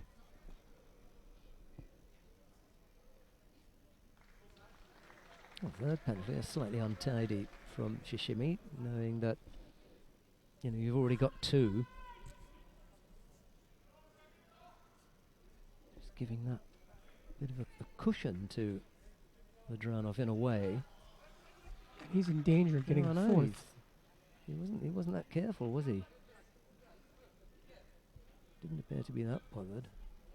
A little bit of a nudge from Madranov taking him out the contest area. They were lucky to have classed that as some kind of attack. I think he tried to turn in for Nuchimata, but it was Yeah. half-hearted, to say the best.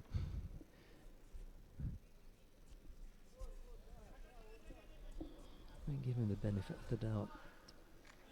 He's done it again there.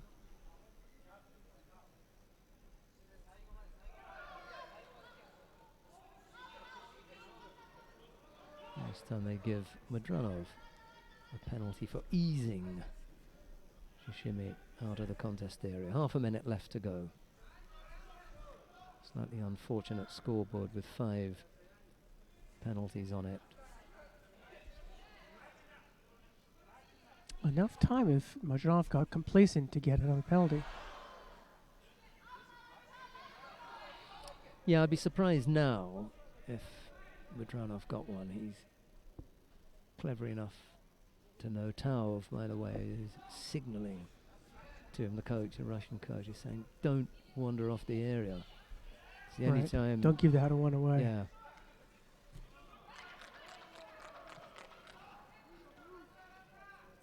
He's comfortable, doesn't he? Yep. Madranov. And in exactly the same way that Madranov looks comfortable, Shishimi doesn't appear to be that bothered. Mm. Yeah.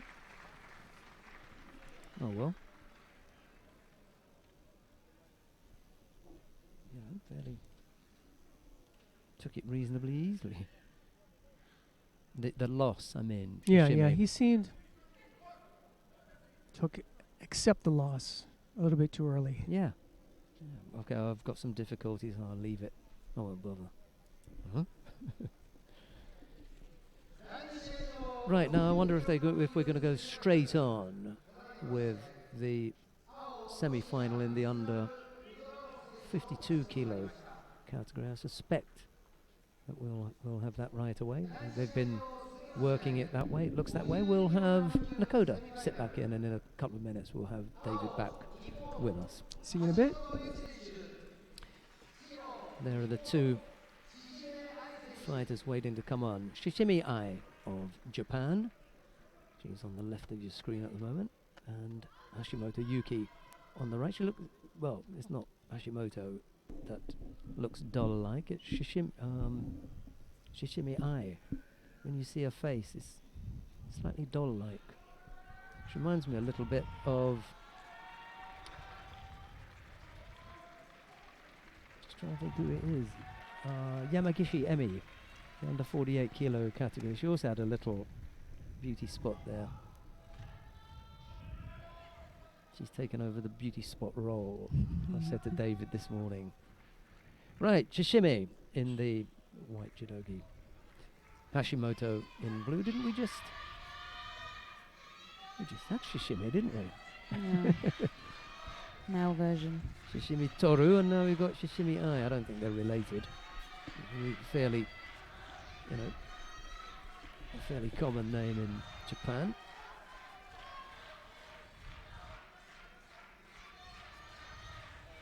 Now, Hashimoto is, you know, well known for her expertise in neowaza. Shishimi, however, may fancy her chances. We've seen that a couple of times with some of the fighters.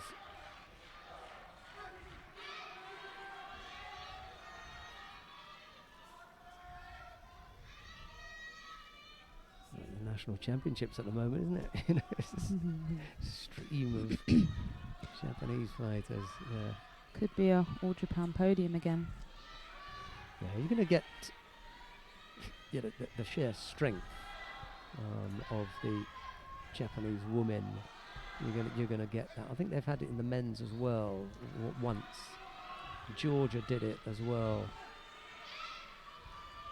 I'm just trying to think if there's been another IJF event where the podium was from one country when it was in that country. That's the only time you're going to get it, because Yeah. the only time you can enter 4.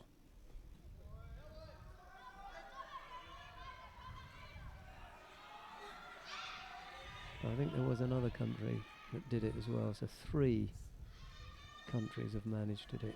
Could. I'm not sure about China. Could have been China or Korea. I'll have to look up. That one beats me.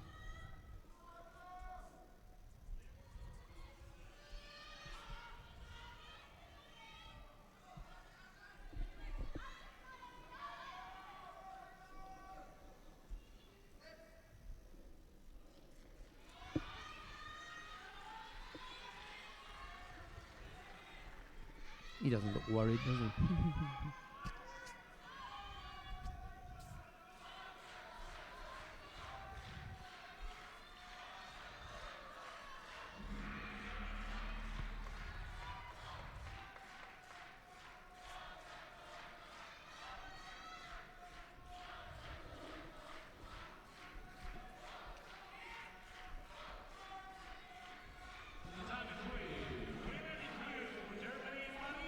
And once in a while you'll get a head-to-head that stalls a little bit. A nice Uchimata effort there eventually, left-sided from Shishime, and has Hashimoto hopping off it, attempting to anyway.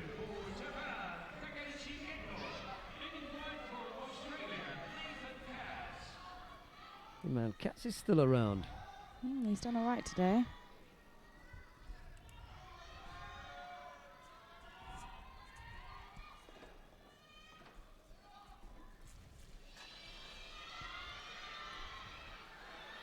Yeah, she's giving it a good go, isn't she? She's come up with a score as well, with a little over a minute left to go. Hashimoto down by Yuki. So down by Yuko. Oh dear.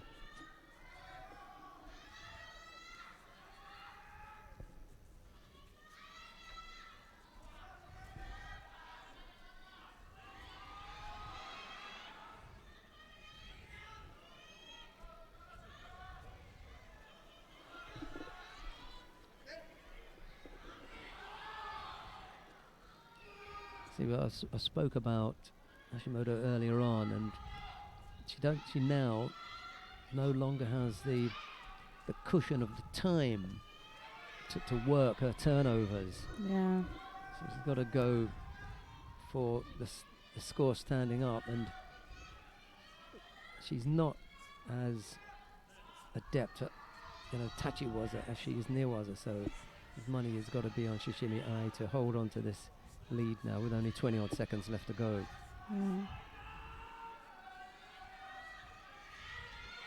Is it Hashimoto that has the Komatsu supporters? Yeah. I vaguely remember being on the end of a very big Osoto from a 52 player at Komatsu. And I think it was Hashimoto. Give me a fan with Komatsu on. I've got that knocking around at home somewhere. Shishimi Ai it is, who beats out her teammate. A little bit of a surprise for me. I thought it would be Hashimoto. Yeah, me too. Sometimes you stall, don't you, against somebody who really you should have the beating of, but what happens at home and little bits of a surprise there. But anyway, it's Shishime with a single score of Yuko, who defeats Hashimoto Yuki. See Shishime in the final.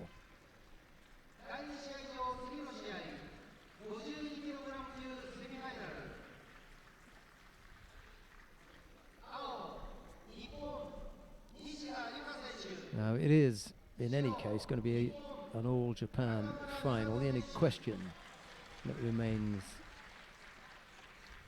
to be settled is who Shishime will face in that final. It'll either be Nakamura Masato or Nishida Yuka. Nakamura is 3 times world champion. Wow. Nishida, just the once.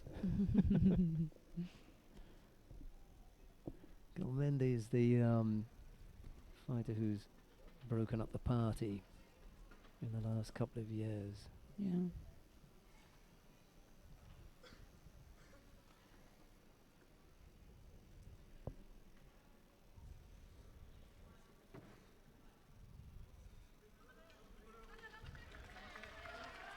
And it was Nishida who broke Nakamura's heart here in Tokyo, because you want to win in Tokyo. The World Championships were here in 2010, and it was Nishida who did it. Her dad was in the stands, her mum was there, all sorts of, you know, it was very emotive all round.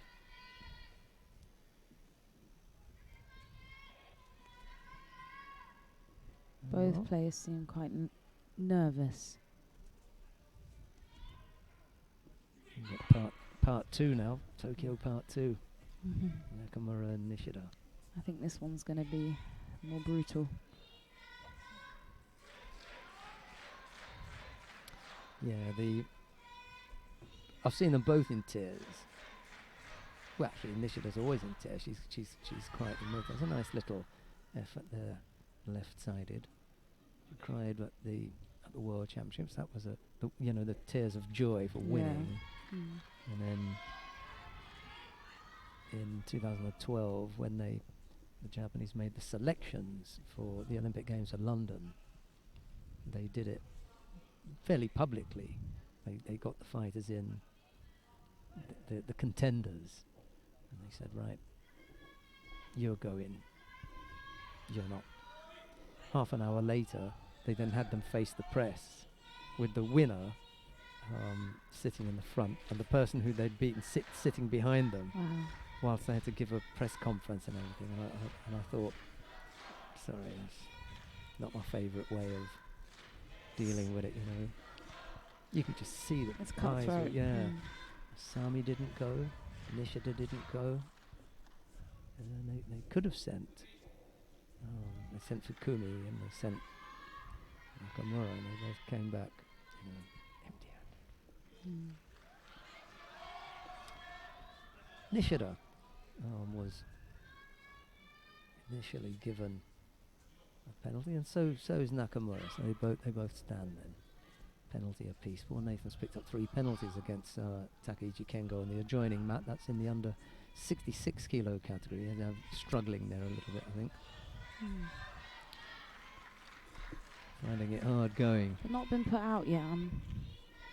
No, like you said earlier on, you know, take it down to the wire, you never know.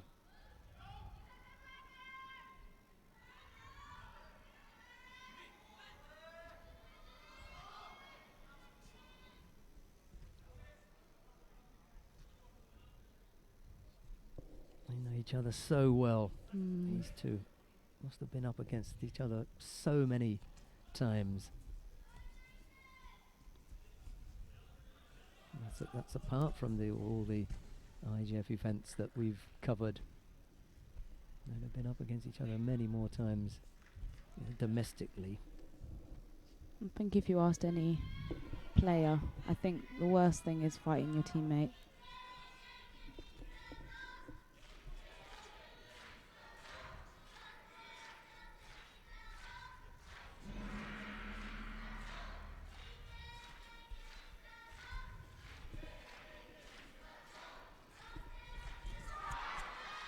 That was close.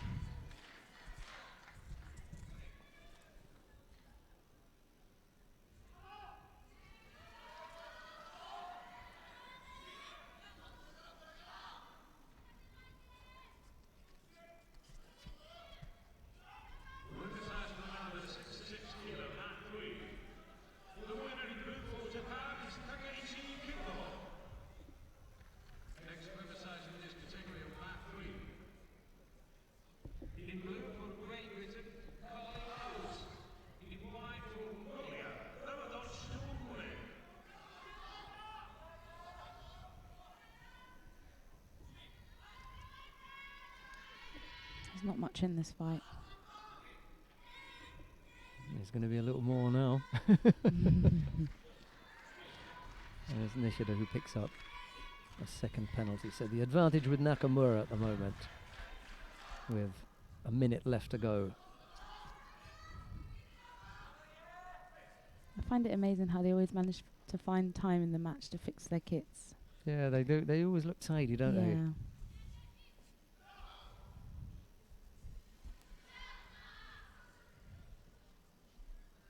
It wasn't intended for Nakamura to come off on that side. Should have liked to have taken her over to the left, but she ended up coming off on the right, but without any real chance of coming up with a score. Half a minute left, or just under. And now Nishida not where she wants to be, having to defend against something that... Oh, beginning arms to come stretch out. the arm out now. Yeah, good defense there. She got nice and close, didn't yeah. she? Got really close in turn. Was able to bend at the elbow. 8 seconds left to go. They both tidied their kits up again, just as you mentioned it. Not going to happen. Couple of little foot taps that they swap, and Nakamura it is who overcomes Nishida Yuka to take her place in the final of the under 52 kilo category. She faced teammate Shishimi as an afterthought. Oh, yeah, sorry, yeah.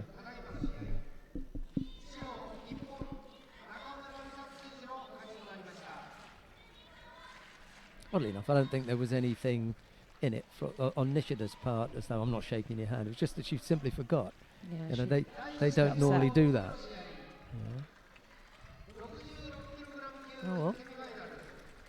Nakamura, it wasn't a barn burner of a contest, was it? To be honest. Yeah, we sort of expected that. Yeah. There was enough in it to keep you interested, technically and tactically, but there was no real fire. Nishida not able to bring the kind of threat to Nakamura that would take her out of her comfort zone. She looked reasonably okay with that and ended up the winner.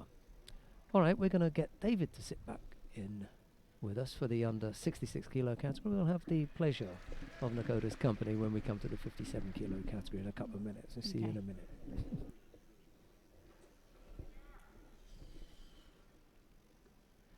It's the first of the semi-finals in the under 66 kilo category. It's Sergio Olienic of Portugal. He's up against Takajo Tomafumi, and welcome back, David. Hey, Sheldon, it was some really nice matches there at under 52. You know, there was such a grudge match between Nishida and Nakamura. Yeah, we were talking about it. That goes back years. The game face on the two of them, Yeah. you know, and so tight, right? One Shido. Right, we're underway with Olienic of Portugal in white and Takajo of Japan in blue. Olienic all over Takajo in the beginning here.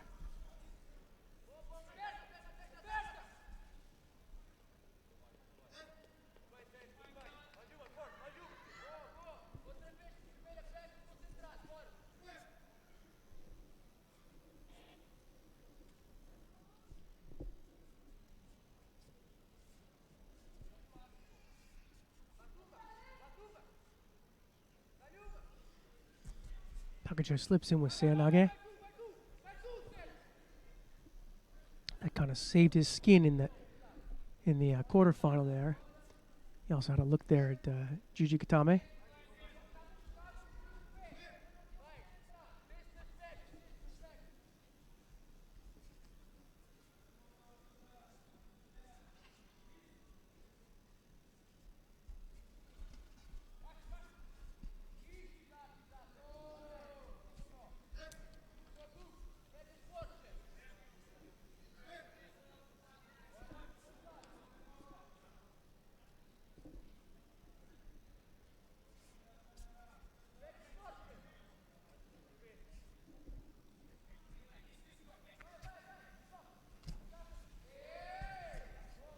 Takajo slides in for Seanage again,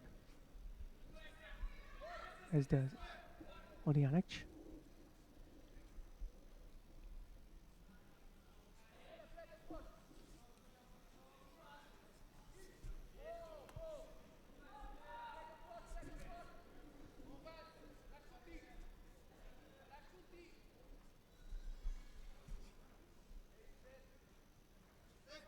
White tries a Stemiwaza, but he didn't have much Kazushi going in.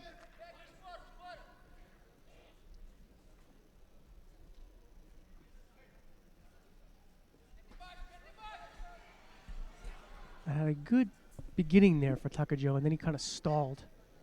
Yeah, when it looked as though he was going to go over the top, straight over the top, that looked really threatening. When that didn't happen, he fell off to the side. Uljanic fell off to the side, and there wasn't any control from Takajo there. He kind of sort of stood up as well, right? Yeah. It wasn't. Yeah.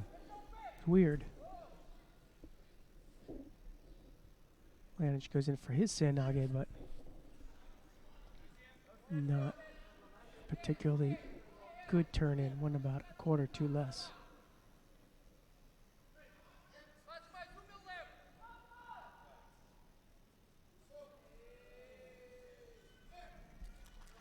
Well, Takajo's picked up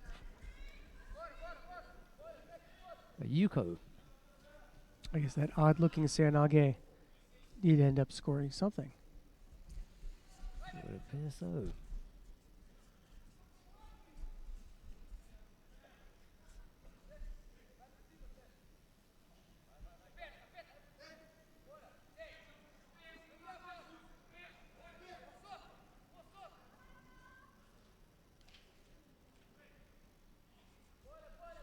Yeah, I think from that angle it does look as though, although his intended technique didn't score, there was still enough there to give a Yuko when he came off the side, because he still had the hands pushing through. So I think, yeah. Okay, I couldn't see that from our original angle. Yeah, it was slightly I'll more go with that, convincing, I yeah. guess you could say. Yeah, go with that. Inside the last 2 minutes, Takajo leading by Yuko.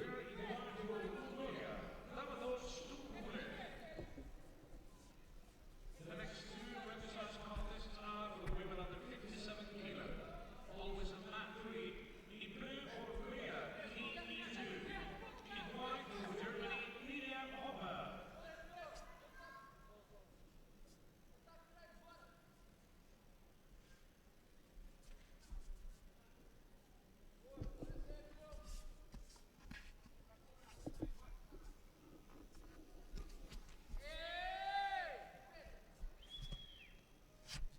No chance for the Shimiwaza there. There's a thought about a turnover, but it doesn't materialize, and the referee calls mate. A minute to go. Yuko the lead for Takajo as he picks up Ashido. It's not going to trouble him too much at this point, because there's only 50 odd seconds left to go. He puts in that little Seonage effort, but it's an untidy one, and he ends up with only one arm holding on.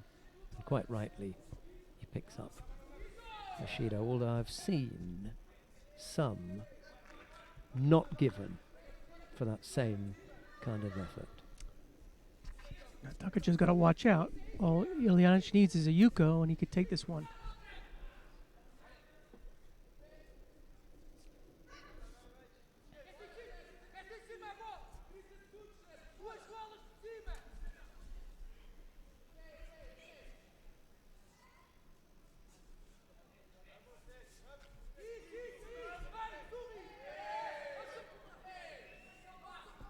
Might be number 3, but there we go. But probably not enough time for number 4.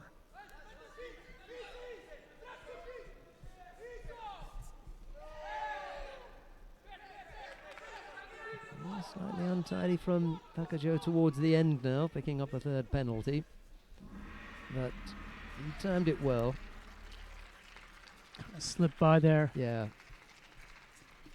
He put the single score on the board, single positive score, and that was enough to get him past Sergiu Uljanic.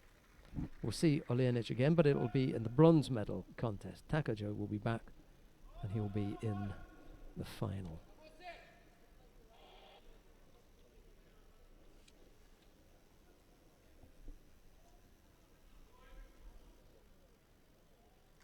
There we go. That's the call.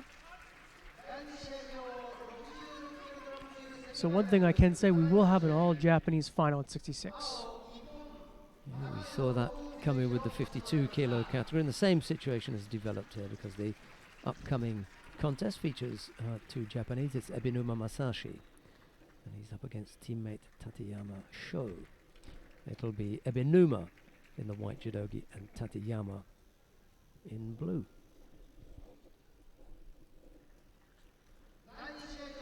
We'll see. Ebinuma today's been effective, but I don't think we've seen some wazari from him. I don't recall seeing a big ippon. He hasn't smoked anybody, yeah? You know, he's come close. His Seanage seems to be working well today. There's Tateyama waiting to take to the tatami. Here he comes.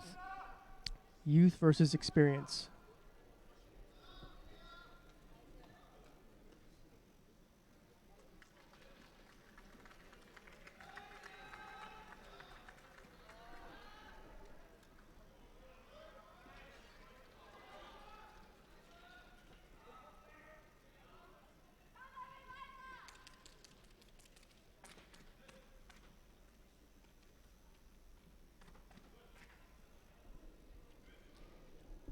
The second of the semi-finals then. Ebenuma in white, Tateyama in blue. Head-to-head 0-0. Yeah, I'm sure that is our count Yes. for our events. I dare say Ebenuma's been up against Tateyama domestically. You know, I'd like to figure that out. You know why? Is because they're kind of different generations, if Yeah. you will. Yeah. And I don't think Ebinuma has not really had to fight in something like a Kodokan Cup in a long time. So unless they met at, say, the Japan Selects, I don't see that. I could see that as being a true Reflection across the board. Across the not, board. Not just internationally. And internationally, when Tateyama was on his way up, Ebenuma was already there. So their events were beyond Tateyama's Right, initial reach. right. He's looking down from the top of the mountain. Exactly. And the on the way up events were perfectly set up for Tateyama, but they were a bit below Ebenuma. Right, So right. Maybe that's how they've ended up avoiding each other to this point. And this point is, it's not in the middle of that. This is a top drawer event to which Tateyama has earned his right to compete, and that's why he's come up against Ebenuma. He's made his way to the semi-final, so you're going to get someone tough. I'd say Tateyama has everything to win and Ebinuma has everything to lose here. We're just going to have a quick look at the final lineup. In the 48 kilo category, Asami and Kondo. 52 kilo category, Shishime and Nakamura. And then there's a possibility, if Yoshida can get past Dordtsuren, well, that's it. Yoshida. If Dordtsuren can beat Yoshida, it'll be the first final without a Japanese. Because we've got Takato in 60s against Madranov, and we've got Takajo and whomsoever wins this. So, yeah. And I'll tell you what, if you look at the beginning of the day of the Japanese at 57, Yoshida would not have been my pick as the lone Japanese hanging around at the end of the day. No, you're right. Udaka and Matsumoto would have headed her in my book too. It was a bridge too far for Ishikawa. The kid's been off for too long from international judo, and it showed. Yeah, just off the pace, right? Yeah. In the case of Matsumoto, I'm a bit worried about that arm. I'm concerned. I mean, there's only so much that elbow can take, right? Of all the things that happened at the end of the match, that was the worst possible thing that could happen, with the exception of perhaps an illegal wakigatame. There wasn't anything illegal about the application from Silver. It was well done. Completely legit.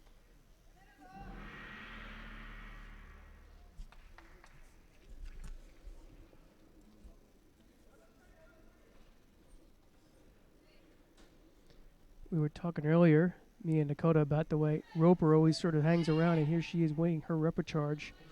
So she will be in the bronze medal match. Always ends up in the thick of things. You find a way, don't you?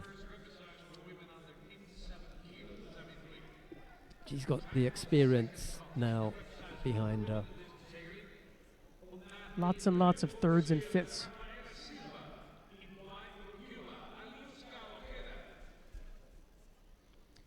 So it's Ebinuba still leading here by Wazari.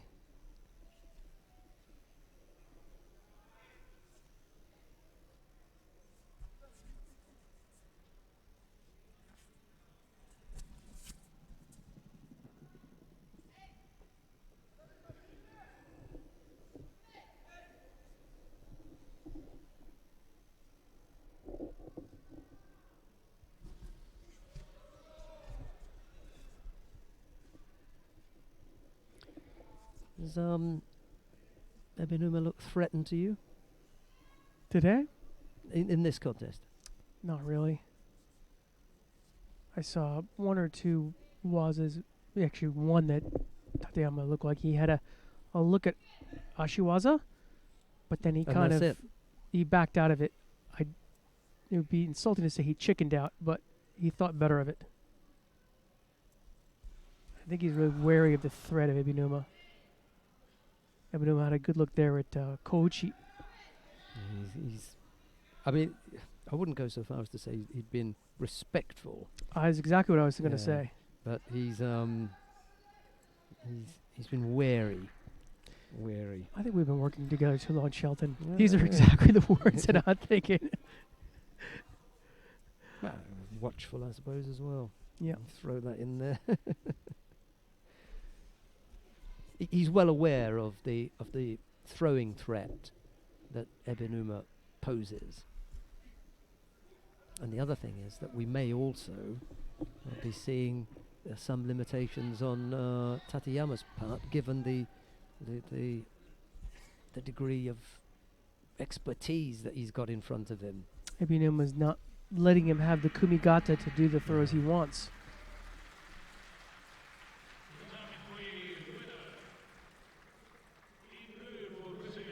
So the multi-world champion kind of shows the kid the ropes there. Not quite Ippon, but that's actually a pretty big score for All Japan semifinal. Usually it's a Shido or a Yuko. He's done the job there.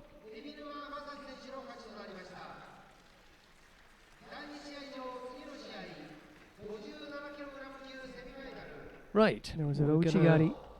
We're going to have David make way for Dakota Davis again, and we'll chat to David in a minute or so from now. A minor game of musical chairs this afternoon as Dakota joins us again. You saw the silver match down on mat 3, did you? Yeah. Oh, Yeah. how did that end up? She caught her with a shimiwaza, and I think it was the second exchange. The first exchange, she went for a flying jujikatami, and then it was kind of a battle of the arm and the hold, but the Cuban held her off, and then in the next exchange, she strangled her. She's had a good go on the ground today, hasn't Yeah, she, Silver? yeah. Dishing it out a bit. She looks sharp today. Right, we've got the first of the semi-finals in the under 57 kilo category. Dorjsuren Sumia of Mongolia faces Yoshida Tsukasa of Japan. 20 years old. Looks it as well, doesn't she? I'm not going to call her babyface because I got in trouble the last time I called someone babyface. So I'm going to leave that now. Yeah, David was saying that Yoshida wouldn't have been his pick from the Japanese to still be around No, neither mine. at the end. You know, Ishikawa, Megumi, Matsumoto Kaori, and Udaka Nae all head. You know, Yoshida, but there she is. Jessica Klimke in the first round. Filtz Mirza, you know, no easy Yeah. task. Then and Kim Min-ju, who's been having a good run of things, but now she Yeah. comes up against the stiffest of opponents. It's the number 1 seed, Dorjsuren Sumia of Mongolia.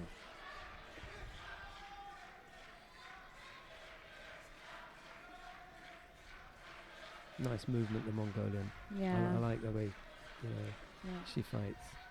Not flashy, nothing spectacular, but she's got options, and that's what makes her such a good player. She's got her drops. She's got the right koshi. And she's not so bad on the ground as well.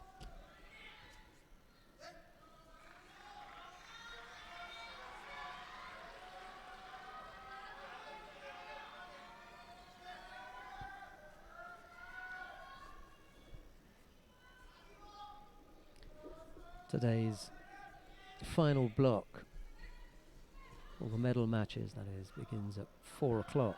So it's an hour earlier than it normally is. We always kick off at 5 o'clock, but we're going to get underway at 4 o'clock today. So don't get caught out. Go and take an extra long lunch. Speaking of which, I'm starving. I don't know about you. I had a little snack. Yeah. Judo players, we always have snacks with us. Pack.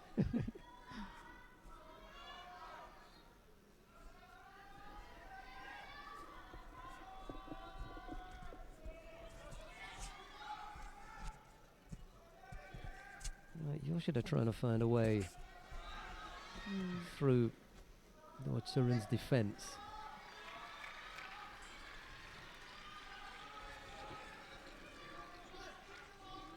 For me, the Mongolian's edging the fight at the moment.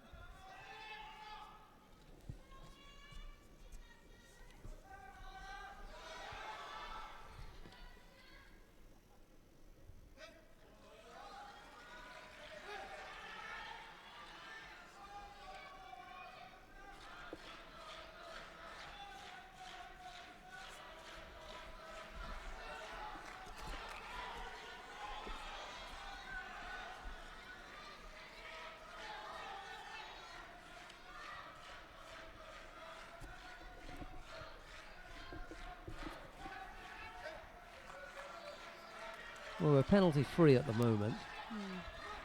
So both fighters working hard enough to avoid getting caught up in any penalties. Ooh, almost a slip on the way out from Tsurin. You're just measuring things so small here. It wasn't the biggest of attacks, and it was almost a slip. But any movement, any positive movement you're looking at. Potentially, and it's. Oh, I think that's a little harsh. Tsurin picks up the penalty. Yeah, that's a little harsh. Yeah, given that we were talking about her almost slipping on the way out. The way out from what? She must have done something, and then on the way out she slipped, and they didn't count that. The referee in the middle decides to penalise, and the two contest judges went along with it. Or they could have said something in his ear, Judo white. Could have been. Going to see that tenacity from the Mongolian. Well, we She's saw not it gonna with go down. Asami, didn't we? Yeah, she's not going to go down without a fight. Single score would win it for her.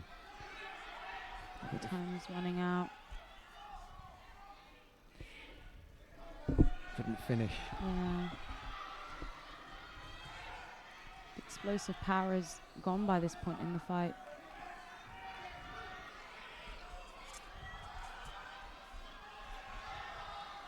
That's it now. Yeah. Well, 4 seconds is the minimum amount of time. Yoshida's just doing just enough to. That's it now. Oh. My prediction was wrong. A single Shido picked up by Tsurin is enough to give Yoshida the advantage, and it'll be Yoshida who we'll see in the semi-final. I didn't see that one coming. Yeah, I'd mentioned that she fought in the Russia Grand Slam this year and won it, and I think that was the first time that she'd fought on the tour, so she's 100% record for getting to the final. Yeah. Just wait for the big ones then, yeah? Yeah.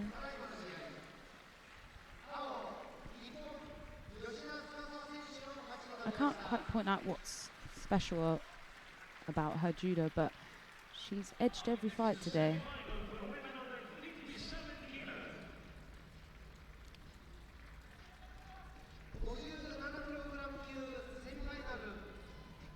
whilst the highlights are being run. We've got the second of the semi-finals setting up now, and that's going to be between Karakash Hedvig of Hungary. She faces Helene Rosovo of France. It'll be Karakash in the white judogi and Rosovo in blue. That's the outgoing Yoshida.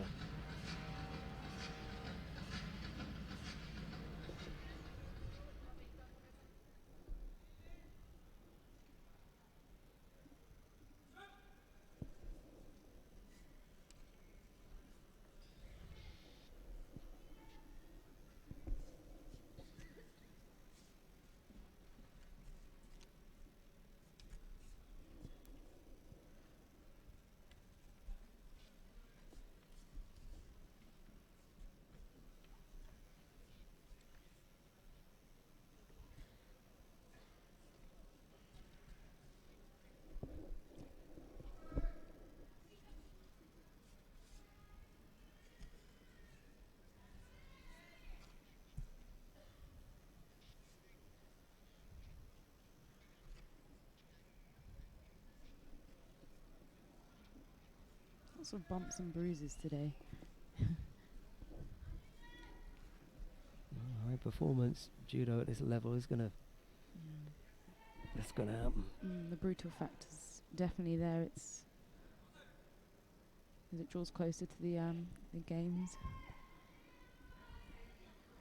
I think you're often asked fighters, "Are you okay?" Yeah, and they say, "Yeah," but there can never be a time when you're not carrying some nickel, whether it's toes or your fingers, something with your knee, your back, your shoulder, your ear. There's always going to be something, isn't there? Yeah.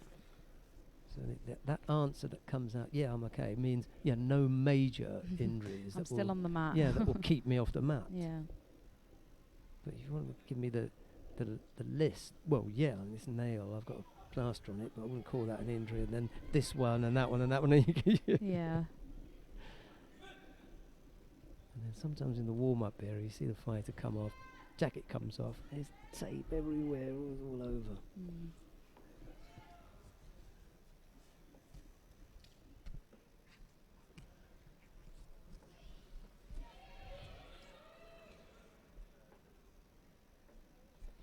It wasn't a bad little effort from Russell. I kind of pulled Karakash onto her back there with that movement, rather than moving the feet into position. They all count if they go over. Anyway, Karakash has picked up a single Shido. Advantage is with Rossova at the moment, with a little under 2 minutes left to go. French has got did have a strong dominant grip.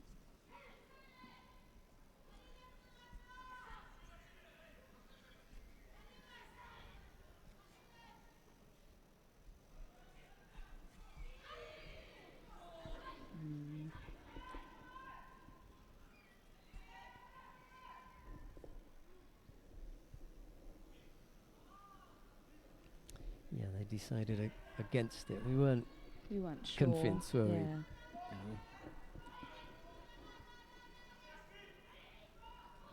When you look at the position of the referee and what he sees, and if you see it from that side, you may think Yuko.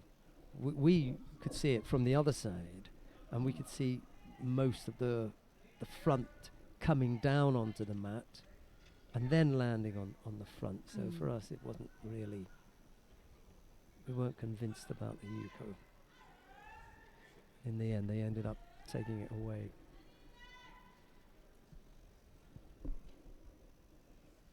Inside the last minute, that single Shido at the moment against Karakash. That's all there is on the board. Couldn't come up with a strong hip technique there. Karakash just threatened on the left side for a moment.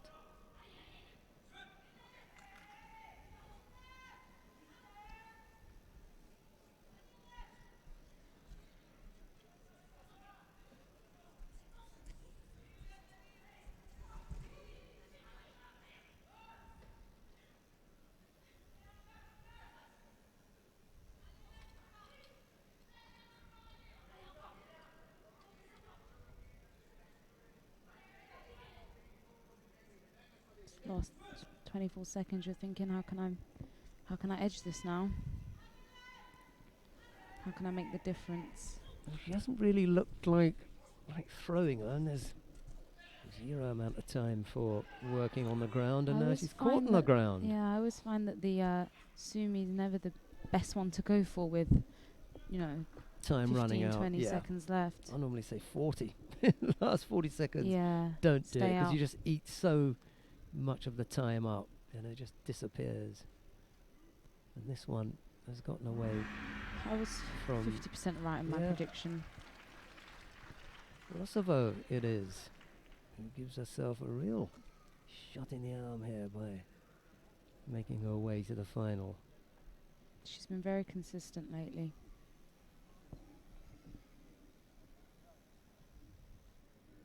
I'm looking forward to seeing the matchup between Roper and Karakash. I think that'd be a Mm, good battle. Silver and Daughter, and will be the other bronze medal. that will also be contest, quite but- interesting.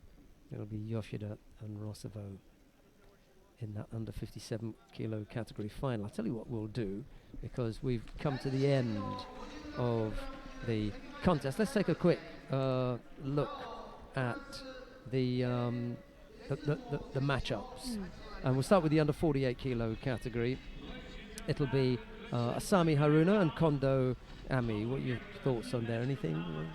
Well, just much of a muchness, isn't it? The two Japanese going head to head in the 48 kilo category. Yeah. I'm going to go Kondo. I liked her attitude today. I'm going to go attitude will win. Yeah, she's got that little bit of a spark there, hasn't she, Yeah. over Asami. Mind you, Asami dug really deep against Maneji, so some real Yeah. guts there, yeah? Okay, 52 kilo category. Shishimi Ai and Nakamura Misato. I'm going to go Nakamura. Yeah, I'd go with that one as well. Nakamura looks in good form, solid. Everything seems to be working and very cool. You know, not flustered at all. When she Yeah. had a reasonable amount of pressure on her from teammate Nishida Yuka in that semi-final. Okay, and then in the under 57 kilo category, we've got Yoshida Tsukasa and Helene Rosovo, Japan and France. They've both been really similar today. You know, edging the fights and doing just enough to stay ahead.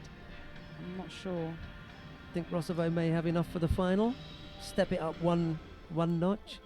I'm going to go Yoshida. Yeah, Yoshida. Okay, right. She's on Yoshida. home it turf, is, so right.